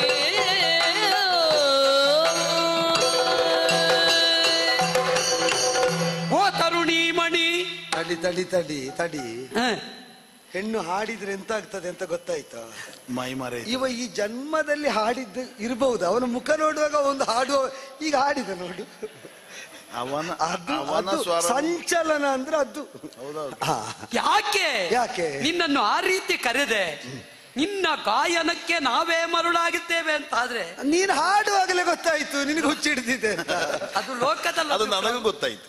ಅಲ್ವಾ ಅಲ್ವಾ ಅದು ಅದು ಲೋಕದಲ್ಲೊಂದು ಕ್ರಮ ಉಂಟು. ಈ ಬಾರಿಸುವವರು ಬಾರಿಸುವಾಗ ಇವನು ಹೀಗೆ ಮಾಡ್ತಾ ಇರೋದು. ಹೌದು ಹೌದು ಹೌದು ಹೌದು. ನಾವು ಅಂದ್ರೆ ಆ ಉತ್ಸಾಹ ಅಭ್ಯಾಸ ಅಭ್ಯಾಸ ವಿದ್ಯೆಗೆಲ್ಲ ಸಿದ್ಧಿಗೆ ಹೇತುವಾಗಬಹುದಾದದ್ದು ಅಭ್ಯಾಸ. ಅಭ್ಯಾಸ. ಹೌದೌದು. ಆದ್ದರಿಂದಲೇ ಅಲ್ವಾ ರಾಗ ಬರುವುದು ಹೇಗೆ ಅಂತ ಒಂದು ರೂಢಿಯ ಮಾತಿರುವುದು ಅಲ್ಲ ಹೇಳಿದ್ದು. ಹಾಡಿ ಹಾಡಿ ರಾಗ ಹಾಡಿ ಹಾಡಿ ಅಂತಲೇ ಇರುವುದು. ಸರಿ ಸರಿ ಆದಿತ್ತು ಹೇಗಿದ್ರು ಆದಿತ್ತು ಅಭ್ಯಾಸದಿಂದ ಅಂತ ಉಂಟಲ್ಲ ಅದರಲ್ಲಿ. ಕೇಳಿ ಕೇಳಿಯೂ ಬರ್ತದೆ ಅಲ್ವೋ. ಆದ್ದರಿಂದ ನಿನ್ನ ಈ ಗಾಯನವನ್ನು ಕೇಳಿ ಕೇಳಿ ಬಂದವರು ನಾವು. ಮಾತ್ರವಲ್ಲ ನಿನ್ನ ಗಾಯನಕ್ಕೆ ನಾವು ಸ್ವರಗೂಡಿಸಬೇಕು ಅಂತ ಇಚ್ಛಿಸಿದೆವು. ಕಾರಣವಾದದ್ದು ನಿನ್ನ ಮಾತುಗಳು. ಅವ ನಿನ್ನನ್ನು ವಾರಿಜ ಗಂಧಿನಿ ಅಂತ ಕರೆದ. ಹೌದಪ್ಪ, ಅವನ ಮೂಗಿನಲ್ಲಿ ಹೇಳಿದ್ರಲ್ಲ, ಮೂಗಿ ಒಡೆದು ಹೋಗಿ ವಾಸನೆ ಬಂದು ಮೂಗಿ ಒಡೆದಿದೆ ಅಂದವ. ಪರಿಮಳ. ನಾ ಕರೆಯುವುದು ಪುಂಡರೀಕಾಂಬಕಿ. ಅದ್ಯಾಕೆ? ತಾವರೆಯ ಎಸಳಿನಂತಹ ಕಣ್ಣುಗಳನ್ನು ಹೊಂದಿದವಳು ನೀನು. ತಾವರೆಯ ಎಸಳೊಂದು ಎಲ್ಲಾ ದಿಕ್ಕಿನಿಂದಲೂ ತನಗೆ ಬೇಕಾದಂತಹ ಬೆಳಕಿನ ಮೌಲ್ಯವನ್ನು ಪರಿಕ್ರಯಿಸುತ್ತದೆ. ಒಂದು ನೆನಪಿಟ್ಟುಕೋ, ತಾವರೆ ಎಸಳಿನಲ್ಲಿ ಎಲೆಯಲ್ಲಿ ಅಂಟದಿದ್ರು ನೀರು ನಿಂತೀತು. ಇಲ್ಲಿ ನೀರು ಬರ್ಲಿಕ್ಕಿಲ್ಲ, ನೆನಪಿಟ್ಟುಕೋ. ಅಲ್ಲ, ನೀರು ಈ ಕಣ್ಣಲ್ಲಿ ನೀರು ಬರ್ಲಿಕ್ಕಿಲ್ಲ. ನೀರು ಬಾರದ ಕಣ್ಣಾದ ಕಾರಣವೇ ನೀ ಇಲ್ಲಿ ಬಂದು ಕೂತಿದ್ದಿ. ಹೌದೌದು, ನೀನೊಂದು ಹೇಳಿದ ಗೋಲ ಅಂತ ಇಲ್ಲ ನಮಗೆ. ನನಗೆ ಗೊತ್ತಾಗಿದೆ ನಿನ್ನ ಕಣ್ಣಲ್ಲಿ ನೀರು ಬರ್ಲಿಕ್ಕಿಲ್ಲ, ಆದ್ರೆ ನೀನು ಯಾವುದೋ ಒಂದು ಎಡೆ ನೀರು ಅಂತ ಗೊತ್ತಾಗಿದೆ ನನಗೆ. ಒಂದು ಎಡೆ ನೀರು, ಎಡೆಯಲ್ಲಿರುವ ನೀ ಎಡ ನೀರಾಗಿ ನಿಂತ್ರೆ ನಾವೊಂದು ಬಲ ನೀರಾಗಿ ನಿಲ್ಲಬೇಕು ಅಂತಿದ್ದೇವೆ. ನಿನ್ನದೆಂತದ ಬಲ ಎಡ? ಅದು ಎಡ ಬಲ ಇಲ್ಲದೆ ನಿನ್ನದಿಲ್ಲ ಅಲ್ಲೋ. ಕಾರಣ ಬಿಟ್ಟು ಯಾಕೆ ನಿನಗೆ ಬಲವಾಗಿ ನಿಲ್ಲಬೇಕು. ನೀರೆಯಾಗಿರುವಂತಹ ನೀನು ನೀರು ಬಾರದ ಸ್ಥಿತಿಯಲ್ಲಿ ಇವನಿಗೆ ಖಚಿತ ಇಲ್ಲ. ಇವ ಒಮ್ಮೆ ನೀರು ಹೇಳ್ತಾನೆ, ಒಮ್ಮೆ ನೀರೇ ಅನ್ನತಾನೆ. ನೀರೋ ನೀರೇ ಒಂದು ನಿರ್ಣಯ ಮಾಡಿ. ನಮಗೆ ಬೇಕಿದ್ರೆ ಎರಡೂ ಆಗುತ್ತೇವೆ. ನಿನ್ನೆಯವರೆಗೆ ಸರಿ ಇದ್ದವ, ನಾಳೆ ಇರ್ತಾನೆ ಅಂತ ನಾನು ಭರವಸೆ ಕೊಡುವುದಿಲ್ಲ. ಇಲ್ಲಿಂದ ಹೋದ ಮೇಲೆ ಸರಿಯಾದ ನಾವು. ನನಗೆ ವಿಶ್ವಾಸ ಉಂಟು. ಏನು ಅಂತ ಹೋದ್ರೆ ನಾವು ಈ ಸಲ ಒಟ್ಟಿಗೆ ಹೋಗುತ್ತೇವೆ ಅಂತ. ಅಂದ್ರೆ ಹೋಗಬೇಕಾದಲ್ಲಿಗೆ, ಮುಟ್ಟಬೇಕಾದಲ್ಲಿಗೆ, ಪಡೆದರೂ ಒಟ್ಟಿಗೆ ಪಡೆಯುತ್ತೇವೆ. ಈ ಭಾವದಿಂದಲೇ ಒಟ್ಟಿಗೆ ಬಂದವರು ನಾವು. ಆದೀತು. ನಾವು ಬರುವಾಗ ನಿನ್ನನ್ನು ಕಂಡಿದ್ದೇವೆ. ಹೌದು. ನೀ ಮಾತಾಡುವ ವಿಷಯದಲ್ಲೇ ಪ್ರಕೃತಿ ಪುರುಷ ಎನ್ನುವ ಸಮಾಗಮ ಕಾಣುತ್ತದೆ. ಈಶ್ವರನ ವಿಷಯ ಹೇಳ್ತಿ. ಶಿವ ಇಲ್ಲದಿದ್ರೆ ಶಿವ ಶವ ಅಂತ ಆಡಿದ್ದೀನಿ. ಅದೀಗ ನನ್ನದು ಸ್ವಂತ ಅಲ್ಲ, ಎಲ್ಲರೂ ಹೇಳುವುದನ್ನೇ ನಾನು ಹೇಳಿದ್ದು. ಅದೇ ಲೋಕದಲ್ಲಿ ಸತ್ಯವನ್ನು ಯಾರು ಹೇಳಲಿಕ್ಕೇನು? ಈಗ ಶಿವ ಏಕಾಂಗಿಣಿ ಆಗತ್ತಲ್ಲ, ಶಿವ ಇಲ್ಲದಿದ್ರೆ ಶಿವ ಏನು ಹೇಳು? ಯೋಚನೆ ಮಾಡಬೇಕು. ಈಗ ಶಿವ ಏಕಾಂಗಿನಿ ಆಗುತ್ತಾಳು ಅಂತ ಕೇಳಿದ್ರೆ, ಶಿವನಿಲ್ಲದ ಕಾಲದಲ್ಲಿ ಶಿವ ಇದ್ಲೋ? ಇದ್ದಳು ಅಂತಾದ್ರೆ ಏಕಾಂಗಿನಿ ಆಗಬಲ್ಲಳು. ಶಿವನ್ ಬಂದ ಮೇಲೆ ಶಿವೆ ಕಾಣಿಸಿಕೊಳ್ಳುವುದು ಅಂತಾದ್ರೆ ಏಕಾಂಗಿನಿ ಆಗಲಾರಳು. ಆದ್ದರಿಂದ ಶಿವನಾಗಿ ಕಾಣಿಸಿಕೊಳ್ಳುವ ಮೊದಲು ಶಿವನಿಗೆ ಶಕ್ತಿ ತುಂಬಿದ ಶಕ್ತಿ ಇತ್ತು ಅಂತ ಒಪ್ಪಿದರೆ ಶಿವನಿಗಿಂತ ಮೊದಲು ಶಕ್ತಿಯನ್ನು ಒಪ್ಪಬೇಕಾಗ. ನೀನು ದೊಡ್ಡ ಆದಿಶಕ್ತಿ, ಅಲ್ಲಂತೆ ನಾನು ಅಂತ ಹೇಳಿದ್ದೇನೆ ಈಗ. ನೀನು ಕೇಳಿದ್ದು ಶಿವ ಮತ್ತು ಶಿವ ಶಿವ ಇದ್ದದಲ್ಲಿ ಮೈ ಮೇಲೆ ಹೇಳ್ಕೊಳ್ಳುದೆಂತ ನೀನು ಎಂತದ್ದು ನೀನು ಕೇಳಲಿಕ್ಕೆ ಕಾರಣ ಉಂಟು. ಶಿವ ಶಿವೆಯರ ಸಂಬಂಧ ಹೇಳ್ತೀಯಲ್ಲ, ನಿನಗೆ ಒಮ್ಮೆಗೆ ಏರುದು ಯಾಕೆ? ಅದು ನಮ್ಮ ಕ್ರಮವೇ ಹಾಗೆ. ನಾವು ರಾಕ್ಷಸ, ನಮ್ಮ ಸ್ವಭಾವ. ಆದ್ದರಿಂದ ಅದು ಸ್ವಭಾವ ಪ್ರಾಣಿ ಪಕ್ಷಿಗಳಿಗೂ ಇರ್ತದೆ. ಈಗ ಪ್ರಾಣಿ ಪಕ್ಷಿಗಳಿಗಿಂತ ನೀನು ಬೇರೆ ಆಗುದು ಹೇಗೆ ಗೊತ್ತೋ? ಸ್ವಭಾವ ಸಮ್ಮತವಾಗಿ ಅವು ಬದುಕಿದ್ರೆ, ಸಂಸ್ಕಾರಕ್ಕನುಗುಣವಾಗಿ ನೀನು ಬದುಕಿದ್ರೆ ನೀನು ಅದಕ್ಕಿಂತ ಮೇಲೆ ಆಗ್ತಿ. ಅದರಂತೆಯೇ ಸ್ವಭಾವ ಸಮ್ಮತವಾಗಿಯೇ ಆಜೀವ ಪರ್ಯಂತ ಇದ್ರೆ ನಿನಗೂ ಪ್ರಾಣಿಗೂ ದೊಡ್ಡ ವಿಶೇಷ ಇಲ್ಲ ಅಂತ ಆಗ್ತದೆ. ನಾವು ಪ್ರಾಣಿ ಎಲ್ಲ ಲೆಕ್ಕಕ್ಕೆ ಇಲ್ಲೋ ಅಲ್ಲ, ನೀನು ಲೆಕ್ಕಕ್ಕೆ ಹಿಡಿಯದಿದ್ರು ನಿನ್ನ ಈಗ ವರ್ಗ ಹೇಗೆ? ಈಗ ದೇವ ವರ್ಗ ಬೇರೆ, ರಾಕ್ಷಸ ವರ್ಗ ಬೇರೆ, ನಾಗಗಳ ವರ್ಗ ಬೇರೆ. ಆ ವರ್ಗಕ್ಕೊಂದು ಸ್ವಭಾವ ಅಂತ ಉಂಟು. ನಮ್ಮದು ರಾಕ್ಷಸ ವರ್ಗದ ಸ್ವಭಾವ. ಅದು ನೀನು ಒಪ್ಪಿದ ಭಾವ, ನೀನು ಸ್ವಭಾವ ಅಂತ ಹೇಳುವುದು. ನನ್ನದು ಅಂತ ನಾನು ಒಪ್ಪಿದ ಭಾವ. ನೀನು ಅವನನ್ನು ಬೇಕಿದ್ರೆ ಭಾವ ಅಂತ ಕರೆ, ನಮ್ಮದು ಆಕ್ಷೇಪ ಇಲ್ಲ. ಕರೆಯುವುದಿದ್ರು ಆಕ್ಷೇಪ ಇಲ್ಲ. ಯಾಕಂದ್ರೆ ನಮ್ಮ ಭಾವ ಹಾಗಾಗತ್ತಾ ಉಂಟು. ಈಗ ಭಾವ ಬರುವುದಕ್ಕೆ ಕಾರಣ ನನ್ನನ್ನು ಭಾವ ಅಂತ ಕರಿ ಅಂತ ಅವನೇ ಹೇಳಿಲ್ಲ, ನೀನೆಂತದಕ್ಕೆ ನೋಡ. ಈಗ ಅದು ಕೇಳುವ, ನಿನಗೇನು ನಾನು ಅವನನ್ನು ಭಾವ ಅಂತ ಕರೀಬೇಕು ಅಂತ? ಅಲ್ಲ, ನಮ್ಮ ಒಂದು ಭಾವ. ಯಾಕೆ ಗಂಡನಾರು ಪ್ರಶ್ನೆ ನಮ್ಮಲ್ಲಿ ಈಗ ಮೂಡಿತು. ಅವನು ಮೊದಲೇ ಕೇಳಿದ್ದಾನೆ, ಈ ಗಂಡನಾರು ಅಂದ್ರೆ ನಿನ್ನ ಗಂಡ ಯಾರು ಎನ್ನುವುದು ನೇರ ಪ್ರಶ್ನೆ ಅಲ್ಲ. ನೀನು ಮತ್ತೆ ಕೇಳುವಾಗ ನನಗೆ ಅರ್ಥ ಆಯ್ತು. ಇಲ್ಲ ಯಾರು ಅಂತ ಹೇಳಿದ್ದು ನಿನ್ನ ಮನಸ್ಸಿಗೆ ಅಷ್ಟು ಸಮ್ಮತ ಆಗಲಿಲ್ಲ. ಯಾರೋ ಇರಬೇಕು ಅಂತ ಒಳಮನದಿಂದ ಮತ್ತೆ ಮತ್ತೆ ನೀ ತರ್ಕಿಸಿ. ಗಂಡ ಅದ್ಯಾಕೆ ನನಗೆ ಗಂಡ ಬೇಕು ಅಂತ ನಿನಗೆ ಗಂಡದ್ ಯಾಕೆ? ಗಂಡನಾಗಬಲ್ಲವನ್ ಯಾರು? ಇದು ಪ್ರಶ್ನೆಯೇ ನನ್ನಲ್ಲಿ ಮೂಡುವುದು. ಗಂಡನಾರು ಆಗದಿದ್ರೆ ಬಿಡು. ಅಲ್ಲ, ಮತ್ತೊಂದು ಭಾವ ಉಂಟು. ಇಂಥದ್ರ ಗಂಡ ಯಾವುದಪ್ಪ? ಅದೇ ಗಂಡ ಆಗಬಲ್ಲವ ಯಾರು? ಗಂಡ ಆದವ ಯಾರು ಅಲ್ವೋ? ಈ ದೃಷ್ಟಿಕೋನದಿಂದ ಮಾತಾಡುವುದರ ಜೊತೆಯಲ್ಲಿ ನಮ್ಮಲ್ಲಿ ನಿನ್ನನ್ನು ಮಾತಾಡಿಸುವವರು ಯಾರೋ ಒಂದು ಸಾಮಾನ್ಯರು ಅಂತ ಭಾವಿಸಬೇಡ. ಮೊದಲೇ ಹೇಳಿದ್ದೇನೆ, ನಮ್ಮ ಅಧಿಕಾರ, ನಮ್ಮ ವ್ಯಾಪ್ತಿ ನಮ್ಮದು ಅಂತ. ನಮ್ಮದು ಅಂತ ಇಬ್ಬರದ್ದು ಸೇರಿ ಹೇಳಿ. ಇಬ್ಬರದ್ದು ಸೇರಿದ್ದೇವೆ. ಮಾತ್ರವಲ್ಲ, ನಮ್ಮ ಪರಿವಾರದ್ದೇ ಸೇರಿದೆ. ನಮ್ಮದು ಅಂದ್ರೆ ಸಮಷ್ಟಿ. ನಮಗೆ ಸಮಸ್ಯೆ ಆಗುವುದು ಅದೇ. ಈ ನಮ್ಮದ್ದಕ್ಕೆ ಬರ್ತದ ಅಂತ, ನಮ್ಮ ಪರಿವಾರದ್ದಕ್ಕೆ. ಅದೀಗ ವಿಷಯ ಸಮಸ್ಯೆ ಗೊತ್ತುಂಟ. ಪರಿವಾರ ಅಂತ ಹೇಳಿದ ಮೇಲೆ ಅಲ್ಲಿ ಇದ್ದದ್ದೆಲ್ಲ ಒಳ್ಳೇದು ಅಂತ ಹೇಳಲಿಕ್ಕೆ ಆಗುದಿಲ್ಲ. ಅಲ್ಲಿ ಕೆಲವು ಇರ್ತದೆ ಆ ಪರಿವಾರಕ್ಕೆ ಸಮ್ಮತವಾಗದು. ಪರಿವಾರ ಅಲ್ವಾ? ಪರಿವಾರ. ಹೌದೌದು. ಆ ಪರಿವಾರದಲ್ಲಿ ಇದ್ದದ್ದೆಲ್ಲ ಒಳ್ಳೇದಲ್ಲ ಅಂತ ಕಾಣ್ತದೆ. ಪರಿವಾರವನ್ನು ಕಾಣ್ಲಿಕ್ಕೆ ಬಂದದ್ದು ಅಪಾಯ ಅಂತಲೂ ಕಾಣ್ತದೆ. ಈಗ ಪರಿವಾರದಿಂದ ಹೊರಗಾಕಿ ನೀನು ಇಲ್ಲಿ ಬಂದದ್ದ? ನಾವು ಪರಿವಾರದ ಒಳಗಿದ್ದು ಬಂದಿದ್ದೇವೆ. ಪರಿವಾರದ ಒಳಗೆ ಬಂದದ್ದು ಯಾವುದು ಅಂತ ನೋಡುವುದಕ್ಕೆ ಬಂದಿದ್ದೇವೆ. ಆದ್ದರಿಂದ ನಿನ್ನಲ್ಲಿ ಕೇಳ್ತಾ ಇರುವವರು ಸಾಮಾನ್ಯರಲ್ಲ. ವರ್ತಮಾನ ಕಾಲದಲ್ಲಿ ಭೂತಳ 3ರಲ್ಲಿ ಖ್ಯಾತಿವೆತ್ತ ಕಲಿ ಚಂಡ ಮುಂಡರು. ನಿನ್ನ ಹೆಸರೆಂತಂದೆ? ಮುಂಡಾಸುರ. ನನಗೆ ಗಂಡ ಇಲ್ಲ ಯಾಕೆ ಗೊತ್ತುಂಟ ಮುಂಡ? ಅಲ್ಲ, ನನಗೆ ಗಂಡ ಇಲ್ಲ ಯಾಕೆ ಗೊತ್ತುಂಟ ಮುಂಡ? ಅದ ಅಕ್ಷರ ವ್ಯತ್ಯಾಸ ಮಾಡ. ಅಕ್ಷರ ಹಾಗೆ ಇರ್ಲಿ, ನಿನ್ನ ಹೆಸರು ನಾನು ಯಾಕೆ ಬದಲಿಸುವುದು? ತಾನು ಗಂಡು ಅಂತ ಮಂಡೆ ಎತ್ತಬಲ್ಲವನು ನನಗೆ ಇದು ತನಕ ಸಿಕ್ಕದೇ ಇದ್ದದ್ದರಿಂದ ಮುಂಡ ನನಗೆ ಗಂಡ ಇಲ್ಲ. ನಿನಗೆ ತಾನು ಗಂಡೆಂದು ತಲೆ ಎತ್ತಿ ನಿಲ್ಲಬಲ್ಲವನು ಇದು ತನಕ ಒಬ್ಬನೂ ನನಗೆ ಸಿಕ್ಕದೇ ಇದ್ದದ್ರಿಂದ ನನಗೆ ಗಂಡ ಇಲ್ಲ. ಓ ಹೆಣ್ಣೆ ಮುಂಡ, ಆಡುವವ ಮುಂಡ, ಗಂಡು ಇಲ್ಲ ಅಂತ ಹೇಳುವ ನಿನ್ನ ಮುಂದೆ ನಿಂತ ಗಂಡುಗಲಿಗಳು. ಈಗ ನಾನು ಕೇಳುದು, ನೀನು ಆಗುದು ಬೇಡ. ಒಮ್ಮೆಯಾದ್ರು ನಾನು ಗಂಡು ಅಂತ ನನ್ನೆದುರಿನಲ್ಲಿ, ಹೆಣ್ಣಾದ ನನ್ನೆದುರಿನಲ್ಲಿ ನಿಮ್ಮಿಬ್ಬರಲ್ಲಿ ಇದ್ದಾನೆ ಎಂತದ್ದು ತಲೆ ಎತ್ತುತ್ತೀರ? ನೀವು ತಲೆ ಎತ್ತುತ್ತೀರೋ ಅಂತ ಕೇಳಿ ಅವ ಇದ್ದಾನೆ ಅಂತ. ನೀವು ತಲೆ ಎತ್ತುತ್ತೀರೋ ಅಂತ ನನಗೆ ಪ್ರಶ್ನೆ. ತಲೆ ಎತ್ತುವುದಕ್ಕೆ ನಾವು ತಲೆ ತಗ್ಗಿಸಿದ್ಯಾ? ಅವಾಗ ನಾವು ತಲೆ ಎತ್ತಿಯಿಂದ ಈಗ ಅರಿಯದವರಲ್ಲಿ ಹೇಗೂ ಇರಬಹುದು. ಅರಿತ ಮೇಲೆ ಆ ಸ್ಥಾನಕ್ಕೆ ನಾನು ಅನರ್ಹ ಅಂತ ಆದ್ರೆ ತಲೆ ತಾನಾಗಿ ತಗ್ಗುತ್ತದೆ. ಅದಕ್ಕೆ ತಾನೇ ಅರ್ಹ ಅಂತ ಆದ್ರೆ ಎದೆಯುಬ್ಬುತ್ತದೆ, ತಲೆ ಏರ್ತದೆ. ಗಂಡನಾಗುವ ಅರ್ಹತೆ ಇರುವ ಗಂಡಸರು ತಾವೆಂದು ಹೆಣ್ಣಾದ ನನ್ನ ಮುಂದೆ ಎದೆಯುಬ್ಬಿಸಿ ತಲೆ ಎತ್ತರಿಸಿ ಹೇಳುವ ಛಾತಿ ಉಂಟೋ ಚಂಡಮುಂಡರಿಗೆ? ಚಂಡಮುಂಡರುಗಳಾದ ನಾವು ಆಡುವಲ್ಲಿ ಈಗ ಆಯ್ಕೆಯಾಯ ಪರಮಾಧಿಕಾರ ಇರುವುದು ಯಾರಿಗೆ? ಅಂಗೀಕರಿಸುವವಳಿಗೆ. ಈಗ ನಿನಗೆ ಹಿಂದೆ ಮುಂದೆ ಯಾರು ಇಲ್ಲ, ಇರುವವಳು ನೀನೊಬ್ಬಳೆ. ನೀ ಒಪ್ಪಿದೆ ಅಂತ ಆದರೆ ನಾ ಇದ್ದೇನೆ. ಆದಿತಲ್ಲ ಅಣ್ಣ? ಅಲ್ಲ ಈಗ ಅಂಗೀಕರಿಸುವವರು ಯಾರು? ನೀನು. ಆಯ್ಕೆ ಇರುವುದು ಯಾರಿಗೆ? ನಿನಗೆ. ಅಲ್ಲ, ನಮಗೆ ಅವನ ವಾಕ್ಯ ಸರಣಿಯೇ ನನಗೆ ಸ್ವಲ್ಪ ಒಪ್ಪುವುದಕ್ಕೆ ಹೆದರಿಕೆ ಕೊಟ್ಟದ್ದು. ನಿನಗೆ ಹಿಂದೆ ಮುಂದೆ ಇಲ್ಲ, ನಾವಾದ್ರೆ ಇದ್ದ ಈ ಹಿಂದೆ ಮುಂದೆ ಎಲ್ಲದವರಿಗೆ ನಾವು. ಅದೇ ಅದೇ ಅಲ್ಲ, ಅದೀಗ ನನ್ನ ಆದ್ರೆ ಅವ ಹೇಳಿದಲ್ಲಿ ಅರ್ಥ ಉಂಟು. ನನ್ನ ಹಿಂದೆ ಮುಂದೆ ನೀವು ನಿಂತರೆ ನಿಮಗೆ ಅದಿಲ್ಲ ಅಂತ ಆಗ್ತದೆ. ಅಲ್ಲ, ನನ್ನ ಹಿಂದೆ ಮುಂದೆ ನೀವು ಹಾಗಾಗುದಿಲ್ಲ. ಮತ್ತೆ ಹೇಗೆ? ನಿನಗೆ ಇಷ್ಟರವರೆಗೆ ಹಿಂದೆ ಮುಂದೆ ಇಲ್ಲ ಅನ್ನೋದರಿಂದ ನಮ್ಮನ್ನು ನೀನು ಆಯ್ದುಕೊಂಡ್ರೆ ನೀನು ಸರ್ವ ಸಂಪನ್ನಳಾಗುತ್ತಿ ಅಂತ ನೀನು ನಾವಿದ್ದೇವಲ್ಲ. ಈಗ ಈ ರಗಳೆ ಬೇಡ ಅಂತ ಕಾಡಿಗೆ ಬಂದದ್ದು, ಇಲ್ಲಿ ಬಂದು ಬಾಧೆ ಕೊಡ್ತೀರಲ್ಲ ನೀವು. ಅಲ್ಲ, ನೀನು ನಮ್ಮೀರ್ವರಲ್ಲಿ ಒಬ್ಬರನ್ನು ವರಿಸಬೇಕು. ವರಿಸುವವನು ನನಗಿಂತ ಹೆಚ್ಚಿನವನಾಗಿರಬೇಕು. ನಮ್ಮಲ್ಲಿ ಏನು ಕಡಿಮೆ ಉಂಟು ಅದು ಹೇಳು. ನಿನ್ನಲ್ಲಿ ಒಂದು ಕಾಣುವುದಿಲ್ಲ ನನಗೆ. ಯಾವುದು? ನಿನಗೆ ಒಂದು ಸರಿ ಇದ್ದದ್ದು ಕಾಣುವುದಿಲ್ಲ. ನನಗಿಂತ ಸಣ್ಣವರಾಗಿ ನೀನು ಯಾವುದು ಅಂತ ಕೇಳಿ ಸಿಕ್ಕಿ ಬೀಳಬೇಡ.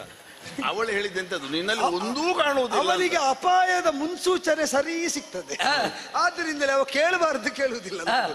ಆದ್ದರಿಂದ ನಿಮ್ಮಲ್ಲಿ ಸರಿಯಾದದ್ದು, ಸೂಕ್ತವಾದದ್ದು, ಸಮರ್ಪಕವಾದದ್ದು ಒಂದೂ ಕಾಣದೇ ಇದ್ದದ್ರಿಂದ ಸುಮ್ಮನೆ ಹೋಗಿ ಹೋಗಿ ಹೋಗಿ ಹೋಗಿ. ಓ ಕಂಬು ಕಂಟಿನಿ, ಓ ಏನು ನಿನ್ನ ಕೊರಳೆ ಅಲ್ಲ, ಅದು ಇರ್ಲಿ. ಇಷ್ಟು ಚಂದಕ್ಕೆ ಮಾತಾಡ್ತೀಯಲ್ಲ, ನಾವು ಬೇಡದಿದ್ರೆ ಬೇಡ. ಅವಳು ಅಷ್ಟು ಅಲ್ಲ, ನಮ್ಮನ್ನು ಆಯ್ಕೆ ಮಾಡುವಲ್ಲಿ ಹೆಣ್ಣಾದವಳಿಗೆ ಪರಮಾಧಿಕಾರ ಕೊಟ್ಟಿದ್ದೇವೆ. ಅವಳು ನಮ್ಮದ್ದು ಆಗುವುದಿಲ್ಲ ಅಂದ್ರೆ ನಮ್ಮಲ್ಲಿ ಆಯ್ಕೆ ಆಗುವುದಿಲ್ಲ ಅಂತ ಹೇಳಿದ್ದಾಳೆ. ಬಲ ಇಲ್ಲ ಅಂತ ನಮ್ಮ ಮಾತಿನ ಅರ್ಥ ಅಲ್ಲ, ನಮ್ಮಲ್ಲಿ ಬಲ ಉಂಟು.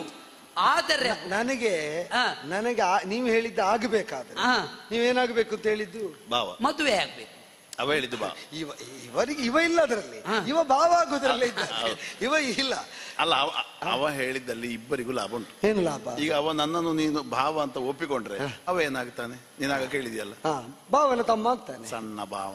ಹಾಗೆ ಸಣ್ಣ ಭಾವ ಆಗ್ತಾನೆ, ನಾನು ದೊಡ್ಡ ಭಾವ. ದೊಡ್ಡ ಭಾವ. ಅದಕ್ಕೆ ನೀನು ಒಪ್ಪಿದ್ರೆ ನಾನು ಒಪ್ಪಬೇಕು ಅಂತ ಆದ್ರೆ ಈಗ ನಿಮ್ಮ ಅಪೇಕ್ಷೆ ಇರುವುದು ನಾನೊಂದು ಮದುವೆಯ ಬಂಧನಕ್ಕೊಳಗಾಗಬೇಕು. ಮದುವೆ ಎಂಬ ಬಂಧನಕ್ಕೊಳಗಾಗಬೇಕು. ಯಾಕೆ ಒಳಗಾಗಬೇಕು? ನಮಗೊಂದು ಹೊಣೆಗಾರಿಕೆ ಉಂಟು. ಎಂತದ್ದು ಹೊಣೆಗಾರಿಕೆ? ನಿನ್ನನ್ನು ಹೀಗೆ ತಿರುಗಾಡ್ಲಿಕ್ಕೆ ನಾವು ಬಿಡ್ಲಿಕ್ಕಿಲ್ಲ. ಅದು ನಮಗೆ ಭೂಷಣ ಅಲ್ಲ. ಯಾರು ಕೊಡದಿದ್ರೆ ಎಲ್ಲ ಹೊತ್ತುಕೊಳ್ತೀಯಲ್ವ? ಅಲ್ಲ, ಯಾರು ಕೊಡ್ಲಿಲ್ಲ ಇದ್ದದನ್ನ ಹಾಗೆ ತಲೆಯಲ್ಲಿ ಇತ್ತುಕೊಳ್ಳುವುದು. ನಿನಗೆ ಯಾರು ಹೊಣೆ ಕೊಟ್ಟದ್ದು? ಯಾರು? ನಾವೇ ಅಂಗೀಕರಿಸಿಕೊಂಡದ್ದು. ಅದೇ ಇದೆಲ್ಲ ನಮ್ಮದ್ದು. ಹಾಗಾಗಿ ಅವ ಹೇಳಿದ್ದಲ್ಲ ಆಗಲೇ, ಅದನ್ನೀಗ ನಾನು ಹೇಳ್ಬೋದಲ್ಲ, ಇದೆಲ್ಲ ನನ್ನದ್ದು ಅಲ್ಲ. ಹೇಳ್ಬೋದು, ಸಿಂಧು ಆಗಬೇಕಲ್ಲ. ಮೊನ್ನೆ ಅಲ್ಲ, ಈಗ ಅದನ್ನು ಇನ್ನೆಲ್ಲ ಹೇಳ್ತೇನೆ. ನೀನು ಹೇಳಿದ್ದು ಸಿಂಧು ಆಗುದು ಹೇಗೆ? ಅಲ್ಲ, ಇದೆಲ್ಲ ನಮ್ಮ ಅಧಿಕಾರಕ್ಕೆ ಒಳಪಟ್ಟದ್ದು. ಇದೆಲ್ಲ ನನ್ನ ಅಧಿಕಾರದಲ್ಲೇ ಉಂಟು. ಈಗ ನಾನಿರುವುದು ನನ್ನದು ಅಂತ ಹೇಳ್ತೇನೆ, ಅಲ್ಲ ಅಂತ ಆಗುದು ಹೇಗೆ? ನಿನ್ನ ಅಧಿಕಾರದಲ್ಲ ಅಂತ ಸ್ಥಾಪಿಸುವ ಮಟ್ಟಕ್ಕೆ ಏರ್ಬೇಕಾಗುತ್ತದೆ ಅಂತ. ನಾನು ಅದರಲ್ಲಿ ಏರಿ ಕುಳಿತಿದ್ದೇನೆ ಅಂತ. ಏರಿ ಕುಳಿತವರನ್ನು ಇಳಿಸಲಿಕ್ಕೆ ಗೊತ್ತುಂಟು ಅಂತ.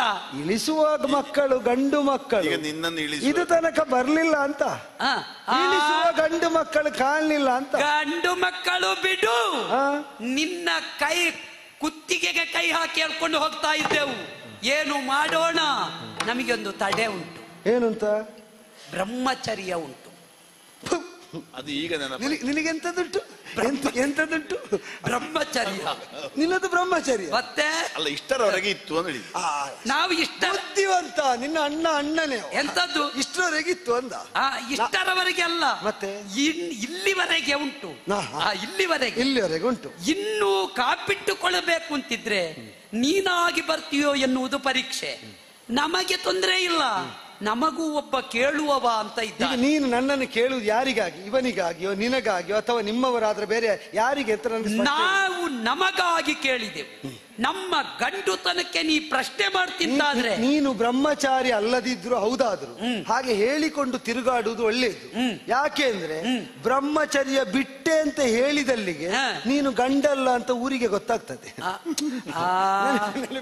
ನೀ ಬ್ರಹ್ಮಚರ್ಯ ಬಿಟ್ಟೆ ಅಂತ ಹೇಳಿದಲ್ಲಿ ನೀ ಗಂಡಲ್ಲ ಅಂತ ಊರಿಗೆ ಗೊತ್ತಾಗ್ತದೆ. ಆದ್ರಿಂದ ನೀನು ಹಾಗೆ ಹೇಳ್ತಾ ಇರೋದು. ಊರೇ ಇಲ್ಲಲ್ಲ ಈಗ ಕಾಡಲ್ಲ. ನಿನಗೆ ನೀನು ಊರಲ್ಲಿ ಹಾಗೆ ಹೇಳುದು. ನಮ್ಮ ಬ್ರಹ್ಮಚರ್ಯವನ್ನು ಉಳಿಸುವುದಕ್ಕಾಗಿ ನೀ ಆಡಿದ ಶಕ್ತಿ ರೂಪಿಣಿಯ ವಚನಕ್ಕನುಸಾರವಾಗಿ ನಿನ್ನನ್ನು ಪ್ರಶ್ನಿಸಿದ್ದೇವೆ. ಇನ್ನೂ ನಮ್ಮಲ್ಲಿ ಬ್ರಹ್ಮಚಾರಿಗಳೇ ಆಗಿ ಉಳಿದವರಿದ್ದಾರೆ. ಅವರಿಗೆ ಈ ಸಲ ಒಂದು ವ್ಯವಸ್ಥೆ ಆಗಬೇಕು ಅಂತಲೇ ನಾವು ಈಗ ಕೇಳ್ತಾ ಇರುವುದು. ನಮ್ಮನ್ನು ಕೇಳುವವ ಒಬ್ಬ ಇದ್ದಾನೆ. ವರ್ತಮಾನ ಕಾಲದಲ್ಲಿ ಪೃಥ್ವಿ ಮೂರರ ಒಡೆತನವನ್ನು ಹೊಂದಿದ ನಮಗೂ ಪ್ರಭುವಾಗಿರತಕ್ಕಂತ ಶುಂಭಾಕ್ಯ. ಈಗ ನಿನಗೂ ಪ್ರಭು ಅಂದ್ರೆ ಅವನ ಆಸ್ಥಾನ ಎಲ್ಲಿರುವುದು? ಶೋಣಿತಾಪುರದಲ್ಲಿ. ಸರಿ, ಅವನಿಗೆ ಈಗ ಏನಾಗಬೇಕಾದ್ದು? ಮದುವೆ. ತಮ್ಮ ನೀವೊಂದು ಸೌಮ್ಯದಲ್ಲಿ ಹೇಳು ಪುಣ್ಯಾತ್ಮ, ಒಂದು ಮದುವೆಯ ವಿಷಯ. ಅವ ಈ ಸಲ ಮಾಡಿಸುವುದಕ್ಕೆ ಹೊರಟಿದ್ದಾರೆ. ಅವ ಹೇಳಿ ನಿನ್ನನ್ನು ಕೊಂಡೋಗಿ ಶುಂಭಾಸುರನಿಗೆ ಬಲಿ ಕೊಡ್ತೇನೆ. ಎತ್ತದ್ದು ನೀನು ತೇಪೆ ಹಾಕು, ಇದರಲ್ಲೇ ಆಯ್ತು. ತಡಿಯೋ ತಡಿ. ನಮ್ಮ ಅವ ಮಾತಾಡುವ ಶೈಲಿ ಕೇಳಿ ನಾನು ಹೇಳು. ಅವ ಜಾತ ಕರ್ಮದಿಂದ ತೊಡಗಿ, ನಾಮಕರಣದಿಂದ ತೊಡಗಿ, ಔರ್ಧ್ವ ದೈಹಿಕ ಕ್ರಿಯೆಯ ತನಕ ಯಾವ ಸಂಸ್ಕಾರದ ಬಗ್ಗೆ ಮಾತಾಡುದಿದ್ರೆ ಹೀಗೇ ಮಾತಾಡಿ. ಅವ ಸತ್ತ ಸುದ್ದಿ ಹೇಳುದು. ಅದು ಶೈಲಿ ಬದಲಿಸುವುದೇ. ಅಲ್ಲ ಅಲ್ಲ, ಅವ ಮತ್ತೊಂದು ಉಂಟು. ಅವ ಇಷ್ಟು ಚಂದದ ಹೆಣ್ಣು ಮಕ್ಕಳ ಹತ್ರ ಇಷ್ಟು ಮನಸ್ವಿಯಾಗಿ ಇಷ್ಟವರೆಗೆ ಮಾತಾಡ ಇನ್ನೂ ರೌದ್ರ ಮಾತಾಡಿ ಗೊತ್ತಿಲ್ಲ, ಮಾತಾಡಿ ಅಭ್ಯಾಸ ಅನುಭವಿಸುವ ಸಂಕಟ. ಸರಿಯೇ. ಈಗ ಅವ ಹೇಳುವುದಕ್ಕೆ ಹೊರಟದ್ದು ಏನು ಗೊತ್ತುಂಟ? ಒಡೆಯನಾದ ಶುಂಭನಿಗೆ ಮದುವೆ ಅಂದ. ನಮ್ಮ ಅಷ್ಟೇ ಹೇಳಿದ್ರೆ ಏನು ಹೇಳಿದಾಗಲಿ ನೀನೀಗ ಎಲ್ಲ ಆಗುವಾಗ ಹೇಳು. ತ್ರಿಭುವನ ದಲ್ಲಣ ಅದು ಬೇಡ. ನೀನೀಗ ಸೌಮ್ಯವಾಗಿ ಹೇಳುವುದು ಇಂಥದ್ದೇ ಅಲ್ಲ. ಅದು ಬಿಟ್ಟು ನಿಮ್ಮ ಹತ್ರ ಹೇಳಲಿಕ್ಕೆ ಈ ಸ್ವಭಾವ ಭಾವ ಇಲ್ಲದ ವಿಷಯವೇ ಇಲ್ವ. ಶುಂಭಾಸುರನ ರೂಪ ಚಿತ್ರಣ ಮಾಡುವುದಕ್ಕೆ ಅದೇ ಶಬ್ದ ಹೆಚ್ಚು ಉಪಯುಕ್ತ, ದಲ್ಲಣ. ಹೌದೌದು. ಆದರೆ ನಿನ್ನಲ್ಲಿ ಹೇಳುವಾಗ ಅಕುಂಠಿತವಾದ ತಪಸ್ಸಿನಿಂದ ಬ್ರಹ್ಮದೇವನನ್ನು ಒಲಿಸಿಕೊಂಡು ಸ್ವರ್ಗದ ಸುರನಾರಿಯರಿಂದ ಸೇವ್ಯನಾದ, ಪಾತಾಳ ವಾಸಿಗಳಿಂದ ಯಾವಾಗಲೂ ಕಪ್ಪ ಕಾಣಿಕೆಗಳನ್ನು ಒಪ್ಪಿಸಿಕೊಳ್ಳುವ, ಭೂಲೋಕ, ಪಾತಾಳ, ಸ್ವರ್ಗವೇ ಮೊದಲಾದಂತಹ 14 ಲೋಕದ ಅಧಿಪತಿ, ಅಸ್ಖಲಿತವಾದಂತಹ ಬ್ರಹ್ಮಚರ್ಯದಿಂದ ಸಾವಿರಾರು ವರ್ಷಗಳಿಂದ ಬದುಕಿರುವವ ಆ ಶುಂಭಾಸುರ ನಮ್ಮ ಅಧಿಕಾರಿ, ಪ್ರಭು ವಿಭು. ಅವನನ್ನು ಮದುವೆಯಾದರೆ ನಿನಗೆ ಯಾವ ಸಂಕಟವೂ ಇಲ್ಲ. ಈಗ ಆಗದೆ ನಾನು ಸಂಕಟದಲ್ಲಿದ್ದೇನೆ ಅಂತ ನಿನಗೆ ಯಾರು ಹೇಳಿದ್ರು? ಅದು ಊಹಿಸಬಹುದು. ನೀನು ಊಹಿಸುವುದು, ಅದು ಆಗದಿರುವುದೇ ಸಂಕಟ. ಈಗ ಒಂದು ನಾಗರಿಕ ತರದೆ ನಿನಗೆ ಸಮಾಧಾನ ಇಲ್ಲ. ನಾಗರಿಕ ಪ್ರಪಂಚದಲ್ಲಿ ಇರಬೇಕಾದಂತಹ ನವಯೌವನವತಿಯಾದ ಹೆಣ್ಣೊಬ್ಬಳು ಕಾಡಿನಲ್ಲಿ ಇರ್ತಾಳೆ ಅಂತ ಆದ್ರೆ ಊಹಿಸುವುದಕ್ಕಾಗುವುದಿಲ್ಲ ನಿನ್ನ ಸಂಕಟ ಎಂತದಂತ. ಇದಕ್ಕೆ ಪರಿಹಾರ ಒಂದೇ, ನಮ್ಮ ಕಡೆ ಹೇಳುವುದುಂಟು. ನನಗೂ ಇಲ್ಲಿಂದಲೇ ನಿನ್ನ ಶುಂಭನ ಸಂಕಟ ಊಹಿಸ್ಲಿಕ್ಕೆ ಆಗ್ತದೆ. ಏನಂತ ಅಲ್ಲ, ಇಷ್ಟೆಲ್ಲ ಉಂಟು ಅಂತ ಹೇಳುವವನು ಎಷ್ಟು ದಟ್ಟದರಿದ್ರ ಅಂತ ನನಗೆ ಊಹಿಸ್ಲಿಕ್ಕೆ ಆಗ್ತದೆ. ನೀನೊಂದು ಹಾಗೆ ಹೇಳುದ, ಇವಳಿಗೆ ಸಂಕಟದ ನರವೇ ಇಲ್ಲ. ಅವ ದಟ್ಟದರಿದ್ರನ ನಮ್ಮ ಶುಂಭಾಸುರ. ಅವ ಸರ್ವ ಸಮೃದ್ಧವಾದ ಶ್ರೀಮಂತ ವ್ಯಕ್ತಿತ್ವವನ್ನು ಹೊಂದಿದವ. ನನ್ನಷ್ಟು ಸೌಂದರ್ಯ ಉಂಟು ನಿನ್ನ ಶುಂಭನಿಗೆ? ಇಲ್ಲ. ಇಲ್ಲದ್ದು ಲೆಕ್ಕ ಮಾಡು. ಆದ್ರೆ ನಮ್ಮ ಶುಂಭ ಚಂದ. ಅದು ಬಿಡು, ನನ್ನಷ್ಟು ಉಂಟು ಅಂತ ಕೇಳಿದ್ದು. ಇಲ್ಲ, ನನ್ನಷ್ಟು ಸೌಂದರ್ಯ ಇಲ್ಲ. ನನ್ನಂತೆ ಸ್ವೇಚ್ಛೆ ಉಂಟು. ಯಾರಿಗೂ ನಾ ಉತ್ತರ ಕೊಡಬೇಕಾಗಿಲ್ಲ, ಯಾರಿಗೂ ನಾ ಪ್ರಶ್ನೆ ಮಾಡಬೇಕಾಗಿಲ್ಲ. ಈ ಸ್ವಾತಂತ್ರ್ಯ ನಿನ್ನ ಶುಂಭನಿಗುಂಟು? ಇಲ್ಲ, ಅವನಿಗೆ ಹೊಣೆಗಾರಿಕೆ ಉಂಟು. ಅಲ್ಲಿದ್ದು ಬಂದಿದೆ, ಇಲ್ಲಿದ್ದು ಬಂದಿದೆ ಅಂತ ಹೇಳಿದೆ. ಮೂಲ ಗೊತ್ತಿಲ್ಲದೆ ನೇತಾಡುವ ಉಯ್ಯಾಲೆಯಲ್ಲಿ ತೂಗುವ ಯೋಗ ನಿನ್ನ ಶುಂಭನಿಗುಂಟ? ಅಲ್ಲ, ಅವನು ತೂಗಾಡ್ತಾನೆ, ಇನ್ನೊಬ್ಬರನ್ನು ತೂಗಾಡಿಸ್ತಾನೆ. ನಾನು ಹೇಳಿದ್ ನೀನು ಅರ್ಧ ತಕೊಂಡು ಮಾತಾಡಬೇಡ. ಪೂರ್ತಿ ಮೂಲ ಗೊತ್ತಿಲ್ಲದೆ ತೂಗಾಡುವ ಸ್ವರ್ಣ ಶೃಂಖಲೆಗೆ ನಿಬದ್ಧವಾದ ಉಯ್ಯಾಲೆಯಲ್ಲಿ ತೂಗುವ ಯೋಗ ಇಲ್ಲ ನಿನ್ನ ಶುಂಭನಿಗುಂಟ? ಇಲ್ಲ ಇಲ್ಲ, ಅವನಿಗೆ ಹೊಣೆಗಾರಿಕೆ ಉಂಟು. ಅವ ಮೂಲ ಗೊತ್ತಿಲ್ಲದಕ್ಕೆ ಕೈ ಹಾಕುದಿಲ್ಲ. ಮೂಲ ಗೊತ್ತಿಲ್ಲದಕ್ಕೆ ಕೈ ಹಾಕುದಿಲ್ಲ. ನನಗೆ ಮೂಲ ಗೊತ್ತಿಲ್ಲದಕ್ಕೆ ಕೈ ಹಾಕದವರನ್ನು ಒಡನಾಡಿಯುವ ಅಭ್ಯಾಸ ಇಲ್ಲ, ಒಂದು ವಿಷಯ. ಇನ್ನೊಂದು, ಅವನಲ್ಲಿ ಎಲ್ಲ ಉಂಟು ಅಂತ ಹೇಳುವಾಗಲೇ ನಾನೀಗ ನೀವು ಹೇಳಿ ಆದ ಅಲ್ಪ ಪರಿಚಯ, ನೀವು ಹೇಳಿದ್ದು ಸ್ವಲ್ಪ ಮಾತ್ರ, ಅದರಿಂದ ಆದ ಪರಿಚಯದಿಂದ ಅವನಲ್ಲಿ ಇರಬಹುದಾದ ಕೊರತೆಗಳನ್ನು ನಾನಿಷ್ಟು ಹೇಳಿದೆ. ಇನ್ನೀಗ ಹತ್ತಿರ ಹೋಗಿ ಹೆಚ್ಚು ಪರಿಚಯ ಆದಾಗೆ ಎಷ್ಟು ಕೊರತೆ ಕಾಣ್ತದೆ ಗೊತ್ತಿಲ್ಲ. ಕೊರತೆ ಅಲ್ಲ, ಈಗ ಹೇಳಿ ಮುಗಿಲಿಲ್ಲ ನಮಗೆ ಅವನ ಅರ್ಹತೆ. ಬೇರೆ ಎಂತದುಂಟು? ಅಲ್ಲ, ಅವನದ್ದು ತುಂಬಾ ಉಂಟು, ಇವತ್ತಿಗೆ ಸಾಕು. ಬೇಡ, ನಾನು ಇದ್ದದ್ದೆಲ್ಲ ನಿನಗೆ ಗೊತ್ತುಂಟಲ್ಲ, ಇದ್ದದ್ದೆಲ್ಲ ನಿನಗೆ ಗೊತ್ತುಂಟಲ್ಲ. ಈಗ ನಿನ್ನಲ್ಲೇ ಒಂದು ತಕ್ಕಡಿ ಕೊಟ್ಟು ತೂಗ್ಲಿಕ್ಕೆ ನಾನು ಹೇಳ್ತೇನೆ. ಶುಂಭ ಇರುವ ಊರು ಯಾವುದೊಂದೇ? ಶೋಣಿತಾಪುರ. ಶಂಭು ಇರುವುದು ಕೈಲಾಸ. ಎತ್ತರ ಯಾವುದು? ಕೈಲಾಸವೇ. ಅಲ್ಲಿ ಕುಳಿತವ ಕೇಳಿದ್ರು, ನನ್ನ ಉತ್ತರ ಎಂತದ್ದು ಗೊತ್ತುಂಟು? ಏನು? ಶುಂಭನಾದರೇನು ಎನಗೆ ಶಂಭುವೆ ತಾನಾಗಲಿ ಮಿಗೈ ಅಂಬನಿಸಿದು ಗೆಲದ ಮನ ತೋಡಂಬಡದಯ್ಯ ಚಂಭವೈರಿ ಮುಖ್ಯ ಸುರಗದಂಬವನ್ನು ಗೆಲ್ದ ಶೌರ್ಯ ಅಂಬುಜಾಕ್ಷಿಯಲ್ಲಿ ಮೆರೆಸಿ ವರಿಸಿಕೊಳ್ಳಲಿ.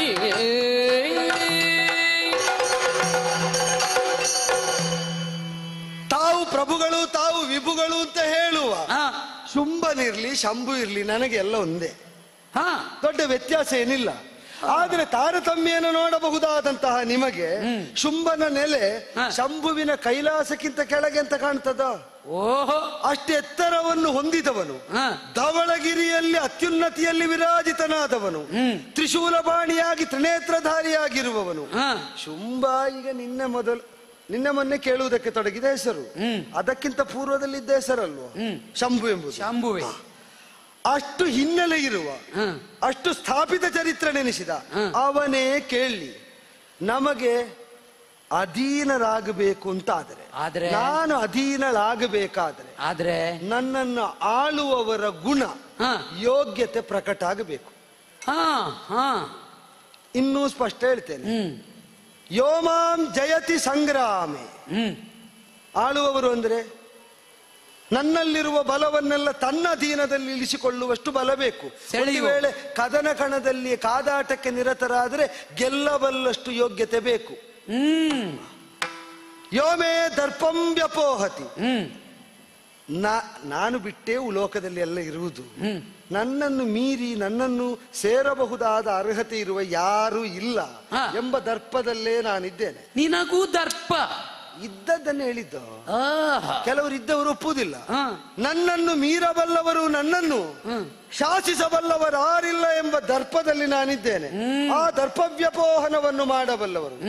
ಯೋಮೇ ಪ್ರತಿಬಲೋ ಲೋಕೆ. ನಾನು ಸುತ್ತಮುತ್ತ ನೋಡಿದ್ರೆ ಎಲ್ಲ ಸಣ್ಣದ್ದೇ ಕಾಣುವುದು ನನಗೆ. ಈಗ ನೀನು ಕಂಡಾಗೆ, ಇವ ಕಂಡಾಗೆ ಸಣ್ಣ ಸಣ್ಣದೇ ಕಾಣುವುದು. ನನಗೆ ಸಮಾನವಾಗಿ ಪ್ರತಿಫಲನು ತಾನು ಅಂತ ತನ್ನನ್ನು ಸ್ಥಾಪಿಸಬಲ್ಲವನಾರಿದ್ದಾರೋ ಸಮೇ ಭರ್ತಾ ಭವಿಷ್ಯತಿ. ಅವನು ಮಾತ್ರ ನನ್ನನ್ನು ಭರಿಸುವವನಾಗುತ್ತಾನೆ. ಸರಿಯಾಗಿ ಕೇಳಿಕೋ, ನನ್ನನ್ನು ಭರಿಸುವವನಾಗುತ್ತಾನೆ, ಭಜಿಸುವವಲ್ಲ. ಮತ್ತೆ ಏನು ಬೇಕಾದ್ರೂ ಮಾಡ್ಲಿ, ನನ್ನನ್ನು ದೇವಿ ಭಜಿಸಲಿಕ್ಕೆ ನಿನ್ನಲ್ಲಿ ಕೇಳುದು, ದೇವಿಯನ್ನಾದ್ರೆ ನೀ ಭಜನೆ ಮಾಡ್ತೀಯಾ? ನಾವು ಮಾಡುವುದಿಲ್ಲ. ಮತ್ತೆ ದೇವಿ ಆದ್ರೆ ನಾನಾದ್ರೆ ಅವಳು ದೊಡ್ಡ ಪ್ರಚಾರದಲ್ಲಿದ್ದಾಳೆ. ಯಾರು? ಮಹಿಷವಧೆಯಿಂದ. ಹೌದಾ? ಆಗ ನೀನಿರ್ಲಿಲ್ಲ, ಕೇಳಿದ್ದು ಪ್ರಚಾರ ಮಾತ್ರ. ಕೆಲವರು ದೇವಿ ದೇವಿ ಅಂತಲೇ ಪ್ರಚಾರಕ್ಕೆ ಬರುವುದು. ಭಜನೆ ಮಾಡದ ನಿನ್ನೆದುರಿನಲ್ಲಿ ಯಾವ ದೇವಿಯೂ ಬರ್ಲಿಕ್ಕಿಲ್ಲ. ಈಗ ಕಾಣಿಸುವುದಿದ್ರೆ ನಾನು ನನ್ನಂಥದ್ದು ಮಾತ್ರ. ಮತ್ತೆ ನಿನ್ನನ್ನು ಭಜನೆ ಮಾಡುವುದಕ್ಕೆ ಯೋಗ್ಯವಾಗಿ ಪ್ರಚೋದಿಸುವ ಯಾವ ದೇವಿಯೂ ಕಾಣಿಸಿಕೊಳ್ಳಿಕ್ಕಿಲ್ಲ. ಹೀಗೆ ನನ್ನನ್ನು ಮೀರಬಲ್ಲವರು ಅಂತ ತನ್ನನ್ನು ತಾನು ಅಂಬಿನ ತುದಿಯಲ್ಲಿ, ಅಂಬುಜಾಕ್ಷಿ ಅಂತ ಕರೆದಿಯಲ್ಲ, ಅಂಬಿನ ತುದಿಯಲ್ಲಿ ನಿರೂಪಿಸಬಲ್ಲವನಾವನಿದ್ದಾನೋ ಅವನ ಆರಿಗಿದ್ದರೂ ಅವನಿಗೆ ನಾನು ವಶವರ್ತಿನಿ ಆಗುತ್ತೇನೆ. ಅದಲ್ಲದಿದ್ದರೆ ಬಂದವರೆಲ್ಲ ನನ್ನ ವಶ ಅಂತ ನಿರೂಪಿಸ್ತಾ ಸಾಗುತ್ತೇನೆ. ಆದ್ದರಿಂದಲೇ ನಾನು ಆಗ ಹೇಳಿದ್ದು ಸುಮ್ಮನೆ ಪರಿಹಾಸಕ್ಕಲ್ಲ. ನಿನ್ನ ಬ್ರಹ್ಮಚರ್ಯವನ್ನು ಇದ್ರೂ ಇಲ್ಲದಿದ್ರು ನಾನು ಬ್ರಹ್ಮಚಾರಿ ಬ್ರಹ್ಮಚಾರಿ ಅಂತ ನೀ ಹೇಳ್ತಾ ಇರುವುದು ಒಳ್ಳೆಯದು. ಬ್ರಹ್ಮಚರ್ಯ ಬಿಟ್ಟು ಗೃಹಸ್ಥನಾಗುವುದಕ್ಕೆ ಅಂತ ನೀನು ಮುಂದೆ ಬಂದ್ರೆ ನನ್ನೆದುರಿನಲ್ಲಿ ನೀ ಗಂಡೇ ಅಲ್ಲ ಅಂತ ನಿರೂಪಣೆ ಆಗ್ತದೆ ಅಂದೆ. ನನಗೆ ತಡ್ಡೆ ಅದೇ ಆದದ್ದು. ಬ್ರಹ್ಮಚರ್ಯವನ್ನು ಮೀರಿನ ಬರಲಾರೆ ಅಣ್ಣ. ನನಗೆ ಈಶ್ವರವು ಗೊತ್ತುಂಟು ಬಾಯಿಚೆ. ಯಾಕೆ ಈಗ ಇವಳನ್ನೇ ನಾವು ಸೆಳೆಯುವುದಕ್ಕೆ ಹೋದೆವುಂತಾದ್ರೆ ನಮಗೆ ಬ್ರಹ್ಮನ ವರವೇ ಹಾಗೆ, ಪರಿಣಾಮದಲ್ಲಿ ಶಾಪವೂ ಹೌದಲ್ಲ. ನಿಮ್ಮ ಬ್ರಹ್ಮಚರ್ಯಕ್ಕೆ ಯಾವಾಗ ಕುಂದಾಗುತ್ತದೋ ಆವಾಗ ನಿಮ್ಮ ಅವಸಾನ. ಆದ್ದರಿಂದ ನಾವು ಎಚ್ಚರಿಕೆಯಿಂದಿರಬೇಕು. ನಮಗಿಲ್ಲದಿದ್ದರೇನು ಹಠವಾದಿನಿಯಾಗಿ ತಾನೇ ಎಲ್ಲ ಅಂತ ನಮ್ಮ ವ್ಯಾಪ್ತಿಗೊಳಪಟ್ಟ ಕದಂಬ ಕಾಂತಾರದಲ್ಲಿ ಕಾಡಕಾಮಿನಿಯಾದ ಈಕೆ ಸವಾಲೊಡ್ಡುತ್ತಾಳೆ ಅಂತಾದ್ರೆ ಇವಳು ಸೇರಬೇಕಾದದ್ದು ನಮ್ಮ ಪ್ರಭುವಾದ ಶುಂಭಾಕ್ಯನಿಗೆ. ಈ ವಿಷಯವನ್ನು ಶುಂಭನಲ್ಲಿ ಹೇಳಿ ಮತ್ತೆ ಬಂದರೆ ಬಂದೆವು. ಅವನ ಒಪ್ಪಿಗೆ ಇದ್ರೆ ಹೊರಟದ್ದೆಯಾ? ನಾವು ಹೊರಟದ್ದೇ. ಮತ್ತೆ ಬಂದದ್ದು ಕೈಗೆ ಸಿಕ್ಕದೆ ಹೋಗಿ ಅಭ್ಯಾಸ ಉಂಟು ನಿಮ್ಗೆ. ಅಲ್ಲ, ನಾವು ಕೈಗೆ ಸಿಗುವುದನ್ನು ಮಾತ್ರ ತಕೊಳ್ಳು. ಆದ್ದರಿಂದ ಎಲ್ಲದಕ್ಕೂ ಕೈ ಇಕ್ಕಲಿಕ್ಕೆ ಹೋದ್ರು ಸಿಕ್ಕದಿದ್ರೆ ಬಿಟ್ಟು ಹೋಗುದು. ನಾವು ಕೈ ಇಕ್ಕುವುದಕ್ಕೆ ಮುಂಚೆ ಜಾಗೃತರಾಗಿಯೇ ಕೈ ಇಕ್ಕುವುದು. ಹೌದು. ಸಿಗುವುದಿಲ್ಲ ಅಂತಾದ್ರೆ ಬೆಂಕಿ ಯಾವುದು ಉಳಿದದ್ದು ಯಾವುದು ಅಂತ ನಮಗೆ ಗೊತ್ತುಂಟು. ಮಂಡೆ ಮಂಡೆ ಉಳಿಸಿಕೋ. ಇದು ನಿನ್ನ ಹೆಸರು, ನಿನ್ನ ಹೆಸರು. ನಾನು ಯಾರ ಶರೀರ ಅಂತ ನಾನು ಉದಿಸಿದ ಶರೀರ ಯಾವುದು ಅಂತ ಗೊತ್ತಿಲ್ಲದೆ ಇದ್ದದ್ದರಿಂದ ಒಂದು ಕೋಶದಿಂದ ಹೊರಬಂದ ಕೋಶದ ಹಾಗೆ ಕಾಣುವುದಿಲ್ವೋ? ಆದ್ದರಿಂದ ಕೌಶಿಕೆಯನ್ನು ನನಗೆ ಆಕ್ಷೇಪ ಇಲ್ಲ. ಕೋಶದಿಂದ ಹೊರಬಂದು ಕಂಡವಳೆಂಬುದರಿಂದ ಕೌಶಿಕೆಯನ್ನು ನನ್ನ ಕೋಶ ಅಂತ ಹೇಳುವುದಕ್ಕೆ ನನ್ನ ತಾಯಿ ಅಂತ ಹೇಳುವವರಿಲ್ಲ ಅಂದೆ. ಆ ಕೋಶದಲ್ಲಿ ಇವಳನ್ನು ಉಗಮಿಸುವಂತೆ ಮಾಡಿದ ಪಿತೃಸ್ಥಾನ ನನ್ನದು ಅಂತ ಹೇಳುವುದಕ್ಕೆ ಅಪ್ಪನೂ ಇಲ್ಲ. ಆದರೂ ಕಾಯ ಕಂಡದ್ದರಿಂದ ಮೂಲ ಕೋಶ ಒಂದಿರಬೇಕು ಎಂಬ ತರ್ಕಕ್ಕೆ ಆಧಾರವಾಗಿ ನಾನು ಹೇಳುವುದು ಕೌಶಿಕೆಯನ್ನು. ನೋಡುವ ಕೌಶಿಕ, ನೋಡುವ ಈ ಸಲದಿಂದ ಕೋಶ ಹೇಗುಂಟು ಅಂತ ನಾನೊಂದು ಹೇಳ್ತೇನೆ. ಕೌಶಿಕೆ ಅಂತ ಹೇಳಿಸಿದ ನನ್ನ ಎದುರಿನಲ್ಲಿ ನೀ ಕೌಶಿಕನಾಗಲಾರೆ, ನೆನಪಿಟ್ಟುಕೋ. ಮುಂಡ ಅಂತ ಹೇಳುವ ನಿನ್ನ ಮುಂಭಾಗದಲ್ಲಿ, ಚಂಡ ಅಂತ ಹೇಳುವ ಇವನ ಮುಂಭಾಗದಲ್ಲಿ ನಾನು ಆಗಬಲ್ಲೆ. ಏನು ನೋಡುವ ಬಯಕೆ ಇದ್ರೆ ನೋಡ್ಲಿಕ್ಕೆ ಆಗುವ ಹಾಗೆ ಬಾ, ತೋರಿಸ್ತೇನೆ. ನಾವು ಬರುವುದೌದು, ನೋಡೋಣ. ಬೇರೆ ಕಡೆ ಉಯ್ಯಾಲೆ ಹಾಕುವ ವ್ಯವಸ್ಥೆ ಇಲ್ಲ, ಬೇರೆ ಕಡೆ ಉಯ್ಯಾಲೆ ಕಟ್ಟುವ ಯೋಚನೆ ಇಲ್ಲ. ಇಲ್ಲ, ಇನ್ನು ಬಂದ್ರು ಬಂದೆವು ನಾವು. ಇದು ತನಕ ಒಂದು ಸಾಕು, ಏಕಮೇವಳಾಗಿ ಅದ್ವಿತೀಯಳಾದ ನನಗೆ ಅಂತ. ಇನ್ನು ಕಟ್ಟುವುದಿದ್ರೆ ಒಂದೇ ಉಯ್ಯಾಲೆ ನಿಮ್ಮಿಬ್ಬರಿಗೆ ಸೇರಿಸಿ ಒಂದು. ಅಲ್ಲಲ್ಲ, ಅದಲ್ಲ, ಅದು ಬೇಡ. ಮತ್ತೆ ಇನ್ನು ಕಟ್ಟುವುದಿದ್ರೆ ಒಂದೇ ಒಂದು ಉಯ್ಯಾಲೆ ನಮ್ಮ ಯಜಮಾನರ ಮನೆಯಲ್ಲಿ. ಈಗ ಯಜಮಾನ ಬರ್ತಾನೆ ಅಂತ. ಹೌದು, ಬಂದು ನಿನ್ನನ್ನು ಕರ್ಕೊಂಡು ಹೋದ್ರೆ ಅಲ್ಲಿ ಒಂದು ಉಯ್ಯಾಲೆ ಕಟ್ಟುವ ಅಂತ. ಅದ ಒಳ್ಳೇದು. ಈಗ ನಾವು ಹೇಳಿದಾಗೆ ಕರ್ಕೊಂಡು ಹೋದರೆ ನೀವು ಹೇಳಿದ ಉಯ್ಯಾಲೆ ಕಟ್ಟಬಹುದು, ಇಲ್ಲದಿದ್ರೆ ನೀವು ಕಟ್ಟಿದ ಉಯ್ಯಾಲೆಯಲ್ಲಿ ಅವನನ್ನು ಮಲಗಿಸಬಹುದಾ? ಅಷ್ಟು ಸಣ್ಣ ಉಯ್ಯಾಲೆ ಕಟ್ಟುವುದಲ್ಲ ನಾವು, ಅದಕ್ಕೆ ಸ್ವಲ್ಪ ದೊಡ್ಡದೇ ಕಟ್ಟಿತ್ತ ಮುನ್ಸೂಚನೆ ಕೊಟ್ಟದ್ದು. ಈಗ ನೀವು ಹೇಳಿದ್ದ ಆಗದಿದ್ರೆ ನಾನು ಕಡಿದ ಅವನನ್ನಾದ್ರೂ ಮಲಗಿಸುವುದಕ್ಕೆ ಬೇಕಲ್ಲ, ಸ್ವಲ್ಪ ದೊಡ್ಡದೇ ಮಾಡಿ. ನೋಡುವ, ಈ ಸಲ ಎಷ್ಟು ಉಯ್ಯಾಲೆ ಬೇಕಾದಿತ್ತು ಅಂತ ನೋಡ್ತೇವೆ. ಅದನ್ನು ನೋಡ್ಲಿಕ್ಕೆ ನೀನು ಇರಬೇಕು ಮಾತ್ರ. ನೋಡುವ ನಾನು ಇಲ್ಲೇ ಇರ್ತೇನೆ. ಇಲ್ಲೇ ಇರ್ತೀಯಲ್ಲ, ನೀ ತಿರುಗಾಡು, ಆಚೆ ಈಚೆ ಹೋಗುದಿಲ್ಲಲ್ಲ. ಮುಂಡಾ ನೀ ಹೋಗು. ಕೌಶಿಕ, ಬರ್ತೇವೆ.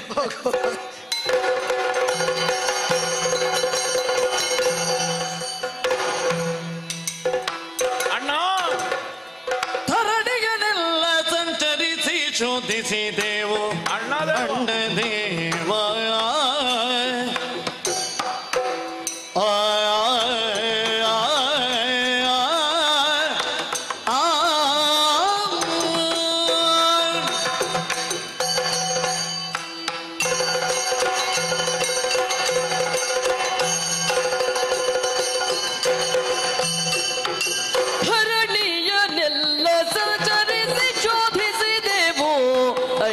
ದೇವ ನಿಲ್ಲ ನಿರತಗೊಂಡಾಡುತ್ತಾಗಿರುವರು ತ್ರಿಜಗದುಳ್ ಅಣ್ಣ ದೇವ. ಅರಿತಿದನೆಲ್ಲವ ಮೃಗ ಬೇಟೆಗೆ ನೂತಲೆ ಅಣ್ಣ ದೇವ. ನಾವು ತೆರಳಿ ತೋಗಿನ ಗಿರಿಜಲಿ ಬೇಟೆಯಾಡುತ್ತ ಅಣ್ಣ ದೇವ.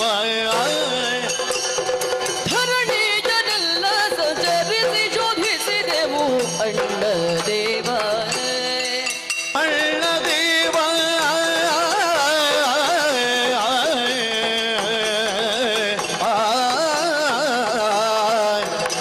ಅಣ್ಣ ದೇವ,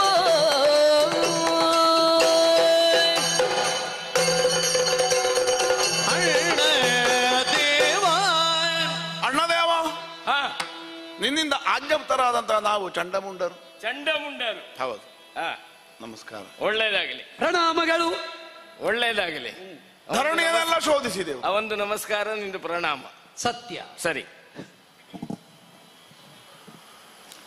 ಯಾರಾದರೂ ನಮ್ಮ ವಿರೋಧ ಮಾಡುವವರಲ್ಲ, ಆಡುವವರಲ್ಲ, ಆಲೋಚಿಸುವವರಿದ್ದಾರೋ ಅನ್ನುವುದನ್ನು ಕಣ್ಣಲ್ಲಿ ಕಣ್ಣಿಟ್ಟು ನೋಡಿದೆವು. ಊರು ತಿರುಗಿದಿರಾ? ಹೌದು, ಊರು ತಿರುಗಿದೆವು. ಶುಂಭಾಖ್ಯನ ಆಕ್ಯವಾಳತನದ ಬಗ್ಗೆ ಬಹಳಷ್ಟು ವಿಷಯ ಸಂಗ್ರಹ ಮಾಡುವುದಕ್ಕಾಗಿ ಹೊರಟವರು. ಏನು ವಿಷಯ ಸಿಕ್ಕಿತು ನಿಮಗೆ? ನಿನ್ನ ಆಳ್ವಿಕೆಯಲ್ಲಿ ಯಾವುದೇ ಲೋಪದೋಷಗಳನ್ನಾಡುವವರಿಲ್ಲ, ಆದರೆ ವೈರಿಗಳಾದ ದಿವೋಕಸರನ್ನು ಅನ್ವೇಷಿಸುತ್ತಾ ಹೊರಟೆವು. ಎಲ್ಲಿ ನೋಡಿದರೂ ಸುಮನಸರ ಸುಳಿವೇ ಇಲ್ಲ. ಸುಮನಸರು ಯಾರು ಇಲ್ವಾ? ನಮ್ಮ ಕಣ್ಣಿಗೆ ಗೋಚರವಾಗುತ್ತಿಲ್ಲ, ಮರೆಯಾಗಿ ಹೋಗಿದ್ದಾರೆ. ಹಾಗೆಂದು ಹೀಗೆ ಅವರನ್ನು ಹುಡುಕುತ್ತಾ ಲೋಕ ಮೂರನ್ನು ಸುತ್ತಿದ ಕಾಲ ನಿಮಗೆ ಜನರು ಸಿಕ್ಕಿದ್ದಾರೆ. ನರರು ನಾಗಾದಿಗಳು ಎಲ್ಲರೂ ಸಿಕ್ಕಿದ್ದಾರೆ. ಅವರಲ್ಲಿ ಯಾರು ಸುಮನಸರು ಇರ್ಲಿಲ್ವಾ? ಅವರು ನಮಗೆ ಲಕ್ಷ್ಯವೇ ಅಲ್ಲ, ಇರ್ಲಿಲ್ವಾ ಅಂತ. ಅವರಲ್ಲಿ ಹುಡುಕುವುದಕ್ಕುಂಟೋ ನಾವು? ಶಬ್ದಾರ್ಥ ಸುಮನಸರಲ್ಲ ನಾನು ಕೇಳಿದ್ದೆ ಅದನ್ನೇ. ನಮಗೆ ನಿಜವಾಗಿಯೂ ಸಿಗಬೇಕಾದ ತಮ್ಮ ಹೇಳಿದ ದೇವತೆಗಳನ್ನು ಅರ್ಥ ಸಿಗಲಿಲ್ಲ. ಯಾಕೆ ಅಂದ್ರೆ ನನ್ನ ಆಡಳಿತದಲ್ಲಿ ಸುಮನಸರೇ ಇಲ್ಲ ಅಂತಂದ್ರೆ ಆಡಳಿತ ಒಳ್ಳೇದಿಲ್ಲ ಅಂತ, ಆಡಳಿತ ಸರಿ ಇಲ್ಲ ಅಂತ ಅರ್ಥ. ಸತ್ಯ. ಹಾಗೆಂದು ರಾಕ್ಷಸರಲ್ಲಿ ಒಳ್ಳೆ ಮನಸ್ಸಿನವರಿಲ್ವೇ? ನೀನೇ ಇದೆಯಲ್ಲ ಸಾಕ್ಷಿ. ಮತ್ತೆ ಹಾಗಾಗಿ ನಾವೆಲ್ಲ ಹುಡುಕುತ್ತಾ ಹೋದಾಗ ಅವರು ಸಿಗದೇ ಇದ್ದಾಗ ನಮಗೆ ತಿರುಗಾಟ ಮಾಡಿ ಮಾಡಿ ಆಯಾಸವಾಯಿತು. ಬೇಟೆಯಾಡುವುದಕ್ಕೆ ಕಾನನವನ್ನು ಸೇರಿದೆವು, ಬೇಟೆಯನ್ನಾಡಿದೆವು. ವಿಶ್ರಾಂತಿಯನ್ನು ಪಡೆಯುವುದಕ್ಕೆ ಬೇಕಾಗಿ ತುಹಿನಾದ್ರಿಯ ತುದಿಯನ್ನಡರಿದ ಸಂದರ್ಭ ಕೇಳಿತು ಗಾಯನ. ಎಂತದ ಕೇಳಿತು? ಕಾನನದಲ್ಲಿ ಗಾಯನ. ಗಾಯನದ ಮೂಲವನ್ನರಸುತ್ತಾ ನಾವು ಅದು ಕೇಳಿದ ಹಾಗೆ ಆಗ್ತದೆ ಕಾಡಿನಲ್ಲಿ. ಹೌದೌದು ಹೌದು. ಹಾಗೆಂದು ಇದು ನೀ ಹೇಳಿದ ಆ ಗಾಯನ ಅಲ್ಲ. ಎರಡು ಕೀಚಕಗಳು ಪರಸ್ಪರ ಘರ್ಷಿಸಿದಾಗ ಆ ಕೀಚಕಗಳ ಅಧೋಭಾಗದಲ್ಲಿರುವ ರಂಧ್ರದಲ್ಲಿ ಗಾಳಿ ಪ್ರವೇಶಿಸಿ ಊರ್ಧ್ವಮುಖವಾಗಿ ಸಂಚರಿಸುವಾಗ ವೇಣುನಾದ ಕೇಳಿದ ಹಾಗೆ ಆಗ್ತದೆ. ಆದ್ರೆ ಇದು ವೇಣುನಾದ ಅಲ್ಲ, ಮತ್ತೆ ಏನಿದು? ವೀಣಾನಾದ. ಸ್ವಲ್ಪ ವ್ಯತ್ಯಾಸ. ಹಾಗಿದ್ರೆ ಈ ನಾದದ ಮೂಲವನ್ನು ಅರಸುತ್ತಾ ಹೋದೆವು. ಹೋಗುತ್ತಾ ಇರುವಾಗ್ಗೆ ನಮಗೆ ಅನುಗಂಧ ಆಘ್ರಾಣಿಸುವುದಕ್ಕೆ ಸಿಕ್ಕಿತು. ನಾದದ ಮೂಲವನ್ನು ಹೊರಗಡೆ ಅರಸಿದ್ದು ನೀವು? ನಿಜ. ಹಾಗೆ ಹೊರಗೆ ಅರಸುತ್ತಾ ಹೋದಾಗ ಅನುಗಂಧ ಗಾಯನಕ್ಕೆ ಮೂಲವಾದವಳಲ್ಲಿ ಇದು ಇರಬೇಕು ಎನ್ನುವ ಕಾರಣದಿಂದ ಹುಡುಕಿದಾಗ ಸಿಕ್ಕಿದಳು. ತನುಗಂಧ ಅಂದ್ರೆ ಎಂತದ್ದು? ಶರೀರದ ಪರಿಮಳ. ಆ ಪರಿಮಳವನ್ನು ಹುಡುಕುತ್ತಾ ಹೋದಾಗ ಅದೊಬ್ಬಳು ನಾರಿಯ ಮೈಯಿಂದ ತನುಗಂಧವು ಗಾಯನವು ಒಟ್ಟಿಗೆ ನಿಮಗೆ ಅನುಭವಕ್ಕೆ ಬಂದದ್ದ? ಗಾಯನ ಮೊದಲು ಬಂದು ತನುಗಂಧ ಮತ್ತೆ ಅನುಭವಕ್ಕೆ ಬಂದ? ಗಾಯನ ಮೊದಲು ಬಂತು, ಕೇಳಿತು. ಆ ಗಾಯನವನ್ನೇ ಹಿಡಿದು ನಾವು ಹುಡುಕುತ್ತಾ ಹೋದಾಗ ತನುಗಂಧ ನಮಗೆ ಸಿಕ್ಕಿತು, ನಿಮ್ಮ ಮೂಗಿಗೆ ಬಂತು, ಬಡಿಯಿತು. ಹಾಗೆ ಎರಡನ್ನೂ ಹುಡುಕುತ್ತಾ ಹೋಗುವಾಗ ಎರಡೂ ಒಂದರಲ್ಲೇ ಇತ್ತು. ಎರಡು ಒಂದರಲ್ಲೇ ಇತ್ತು. ಎಲ್ಲಿಂದ ಅಂತ ನೋಡಿದ್ರೆ ಕದಂಬವನ. ಅಲ್ಲಿ ಕಾಮಿನಿಯೊಬ್ಬಳು ಸ್ವರ್ಣದ ಉಯ್ಯಾಲೆಯಲ್ಲಿ ಕುಳಿತು ಉಯ್ಯಾಲೆಯಾಡುತ್ತಿರುವುದನ್ನು ನೋಡಿದೆವು. ಕದಂಬ ಕಾನನದಲ್ಲಿ ಹೌದು, ಸ್ವರ್ಣದ ಉಯ್ಯಾಲೆ. ನಮಗ ಆಶ್ಚರ್ಯ ಹುಟ್ಟಿತು. ಇಂತಹ ದಟ್ಟ ಕಾಂತಾರದಲ್ಲಿ ನವಯೌವನದಿಂದ ಶೋಭಿಸುವ ಅಬಲೆಯಾದ ಕೋಮಲೆಯೊಬ್ಬಳು ಯಾಕಿದ್ದಾಳೆ? ಕೆಲವು ಕಾಡುಗಳಲ್ಲಿ ವನದೇವತೆ ಯಕ್ಷಿ ಎಲ್ಲ ಇರುವುದುಂಟು. ಇದಂತದ್ದಲ್ಲ ಅಲ್ವಾ? ಮಾತಾಡಿಸುವಾಗ ಮಾತಾಡ್ತದೆ, ಮಾತಾಡ್ತದೆ, ನೋಡಿದಾಗ ನೋಡ್ತದೆ. ವಿಚಾರಿಸಿದೆವು. ಏನು ವಿಚಾರಿಸಿದ್ರಿ? ಯಾರು ನೀನು? ಯಾವ ಊರು? ಯಾಕೆ ಇಲ್ಲಿಗೆ ಬಂದೆ? ಎಲ್ಲಾ ವಿಷಯಕ್ಕೂ ಉತ್ತರ ಒಂದೇ. ಏನು? ಹೆಸರು ಕೌಶಿಕೆಯಂತೆ. ಹೇಗೆ? ಹೆಸರು ಕೌಶಿಕೆಯಂತೆ. ಹೆತ್ತವರಾರು ತಿಳಿಯಲಿಲ್ಲವಂತೆ, ಊರು ಕೇರಿಗಳಿಲ್ಲವಂತೆ. ಆದರೆ ಅವಳು ಕುಳಿತ ರೀತಿಯನ್ನು ನೋಡುವಾಗ ಆಶ್ಚರ್ಯ. ಬಂಗಾರದ ಶೃಂಖಲೆ ಅಂಬರದಿಂದ ಇಳಿಯಲ್ಪಟ್ಟಿದೆ. ಬಂಗಾರದ ಉಯ್ಯಾಲೆಯಲ್ಲಿ ಕುಳಿತಿದ್ದಾಳೆ, ಗಾಯನವನ್ನು ಪಾಡುತ್ತಾ ಇದ್ದಾಳೆ. ಅವಳಲ್ಲಿ ಕೇಳಿ ಅವಳನ್ನು ನೋಡುವಾಗ ನಾವೊಂದು ನಿರ್ಣಯ ಮಾಡಿದೆವು. ಏನು? ಅವಳು ನಿನಗೆ ತಕ್ಕವಳು ಅಂತ ನಿರ್ಣಯಿಸಿದೆವು. ತಕ್ಷಣವೇ ನಿರ್ಣಯಕ್ಕೆ ಬಂದ್ರ? ನಿರ್ಣಯಕ್ಕೆ ಬಂದೆವು. ಅಲ್ಲ, ಮೊದಲು ನಿಮಗೆ ಬೇಕು ಅಂತ ಅನ್ನಿಸಿ ಸಿಗದೇ ಇದ್ದಾಗ ನನಗಾದೀತು ಅಂತ ನಿರ್ಣಯಕ್ಕೆ ಬಂದ. ನಾವು ಬ್ರಹ್ಮಚಾರಿಗಳಲ್ಲಿ ಈ ಬ್ರಹ್ಮಚಾರಿಗಳು ಒಂದು ಸ್ತ್ರೀಯನ್ನು ನನಗೆ ಬೇಕು ಅಂತ ಆಲೋಚನೆ ಮಾಡಬಾರದಾ? ಯೋಚನೆ ಮಾಡುತ್ತಲೇ ಇದ್ದಾಗ ಕಂಡದ್ದು ನಿನಗಿಂತ ದೊಡ್ಡ ಬ್ರಹ್ಮಚಾರಿ ಯಾರಿಲ್ಲ. ಹಾಗಾದ್ರೆ ನನಗೂ ಆಗ್ಲಿಕ್ಕಿಲ್ಲಲ್ಲ. ಆದ್ದರಿಂದಲೇ ನಿನ್ನನ್ನು ಈ ಸಲ ಅದರಿಂದ ಹೊರತೆಗೆಯಬೇಕು, ನಿನ್ನನ್ನು ನಿಜವಾದ ಗೃಹಸ್ಥನಾಗಿಸಬೇಕು ಅಂತ ನಾವು ನಿರ್ಣಯ ಮಾಡಿದ್ದೇವೆ. ಇಷ್ಟು ವರ್ಷ ಆದ ಮೇಲೆ ಇಂಥದ್ದು ಗೃಹಸ್ಥ? ನಿನಗೊಂದು ಆಶ್ರಮ ಕೊಡುವ ಅಂತ. ಆಶ್ರಮ ಕೊಡು ನೀವ? ಹಾಗಾಗಿ ಗೃಹಸ್ಥಾಶ್ರಮ ಅದಕ್ಕೆ ಸೇರಿಸುವುದಕ್ಕಾಗಿ ಆಕೆಯಲ್ಲಿ ಕೇಳಿದೆವು. ನಿನ್ನ ಅರ್ಹತೆ, ನಿನ್ನ ಯೋಗ್ಯತೆಯನ್ನೆಲ್ಲ ಬಿತ್ತರಿಸಿದೆವು. ಸರಿಯಾಗಿ ಹೇಳಿದ್ದೀರಲ್ಲ. ಸಾಧ್ಯ ಆದಷ್ಟು ನಿನ್ನ ಅನಂತವಾದಂತಹ ಅರ್ಹತೆ ಯೋಗ್ಯತೆ ನಮಗೆ ಬಿತ್ತರಿಸಲಿಕ್ಕೆ ಉಂಟು. ಕೇಳಿದ ಆಕೆ ಆಡಿದ್ದೇನು ಬಲ್ಲೆಯ? ಏನು? ನಿಮ್ಮ ಒಡೆಯ ಶುಂಭನಾಗಲಿ, ಸಾಕ್ಷಾತ್ ಶಂಭುವೇ ಬರಲಿ, ನನಗೊಂದು ತಾಹ ಇದೆ, ಪಂಥ ಇದೆ. ಶುಂಭನಾಗಲಿ ಶಂಭುವೇ ಆಗಲಿ, ಒಂದು ಉಕಾರ ಆ ಕಡೆ ಈ ಕಡೆ ವ್ಯತ್ಯಾಸ ವ್ಯತ್ಯಾಸ ಅಷ್ಟೇ. ಆದ್ರೆ ಅವಳಿಗೆ ಲೆಕ್ಕಕ್ಕೆ ಇಲ್ಲ. ಅವಳಿಗೆ ಶಾ ಶಿ ಸು ಒಂದೇ. ನಿನಗೆ ಒಂದೇ ಅಂತ ನನಗೆ ಗೊತ್ತುಂಟದು. ಅಲ್ಲ, ಅವಳಿಗೆ ಒಂದೇ. ಯಾಕೆ ಒಂದೇ? ಎಲ್ಲದರಲ್ಲಿಯೂ ಅವಳು ನಿರ್ಲಕ್ಷ್ಯ. ತ್ರಯಕ್ಷನೂ ಲಕ್ಷ್ಯಕ್ಕಿಲ್ಲ ಎನ್ನುವ ರೀತಿಯಲ್ಲಿ ಮಾತಾಡ್ತಾ ಇದ್ದಾಳೆ. ತ್ರಯಕ್ಷನು ಬಂದ್ರು ಲೆಕ್ಕಕ್ಕಿಲ್ಲವಂತೆ. ಅವಳನ್ನು ವರಿಸತಕ್ಕವ ಅವಳಿಗೆ ಸರಿಯಾದವನೇ ಆಗಬೇಕಂತೆ. ವಿಕ್ರಮವನ್ನು ವಿಕ್ರಯಿಸಿಯಾದರೂ ಪುರುಷನನ್ನು ಗೆಲ್ಲಬಲ್ಲೆ ಎನ್ನುವ ಅಹಮ್ಮನ್ನು ತೋರಿಸ್ತಾ ಇದ್ದಾಳೆ. ಆದ್ದರಿಂದ ಅವಳನ್ನು ಪಡೆಯುವುದಕ್ಕೆ ತಾವೇನಾದ್ರೂ ಒಂದು ವ್ಯವಸ್ಥೆ ಮಾಡಬೇಕು ಅಂತ ನಮ್ಮ ಅಪೇಕ್ಷೆ. ನನಗೆ ಮದುವೆ ಆಗ್ಲೇಬೇಕು ಅಂತ ಹೇಳೋದ? ನಿಮಗೆ ತಕ್ಕ ವಧು ನವರತ್ನಗಳಲ್ಲಿ ಆ ಸ್ತ್ರೀರತ್ನ ಸೇರಿತು ಅಂತಾದ್ರೆ ರಾಕ್ಷಸ ಕುಲ ಭಂಡಾರವೇ ತುಂಬಿ ರತ್ನ ಭಂಡಾರ ಆಗ್ತದೆ. ಈಗ ಅವಳು ಕೂತದ್ದು ಉಯ್ಯಾಲೆ ಸಂಗೀತ ಹೇಳ್ತಾಳೆ. ಆಘ್ರಾಣಿಸುವುದಕ್ಕೆ ತಕ್ಕುದಾದಂತಹ ಅಲ್ಲ, ಆಘ್ರಾಣ ಮಾತ್ರದಿಂದಲೇ ತನ್ನ ಕಡೆಗೆ ಪುರುಷನನ್ನು ಸೆಳೆಯುವ ತನುಗಂಧವನ್ನು ಬೀರ್ತಾ ಇದ್ದಾಳೆ. ಸರಿ, ತ್ರಿಭುವನ ಮೋಹಿನಿ, ಕಾಮ ನರಗಿಣಿ ರೂಪದಲ್ಲಿ ಅವಳಿಗೆ ಎಣೆಯಾದವರು ಯಾರೂ ಇಲ್ಲ. ಬ್ರಹ್ಮಚಾರಿಗಳು ವರ್ಣನೆ ಮಾಡಿದ ಮೇಲೆ ಸಂಶಯವೇ ಇಲ್ಲ ಅಲ್ವಾ? ಹಾಗಾಗಿ ಅವಳನ್ನು ವರಿಸುವುದಕ್ಕೆ ನೀವು ಮನ ಮಾಡಬೇಕು. ವಿಶ್ರಾಂತಿ ತಗೊಳ್ಳಿ, ಆಲೋಚಿಸ್ತೇನೆ. ಸರಿ, ಒಳ್ಳೆಯದು.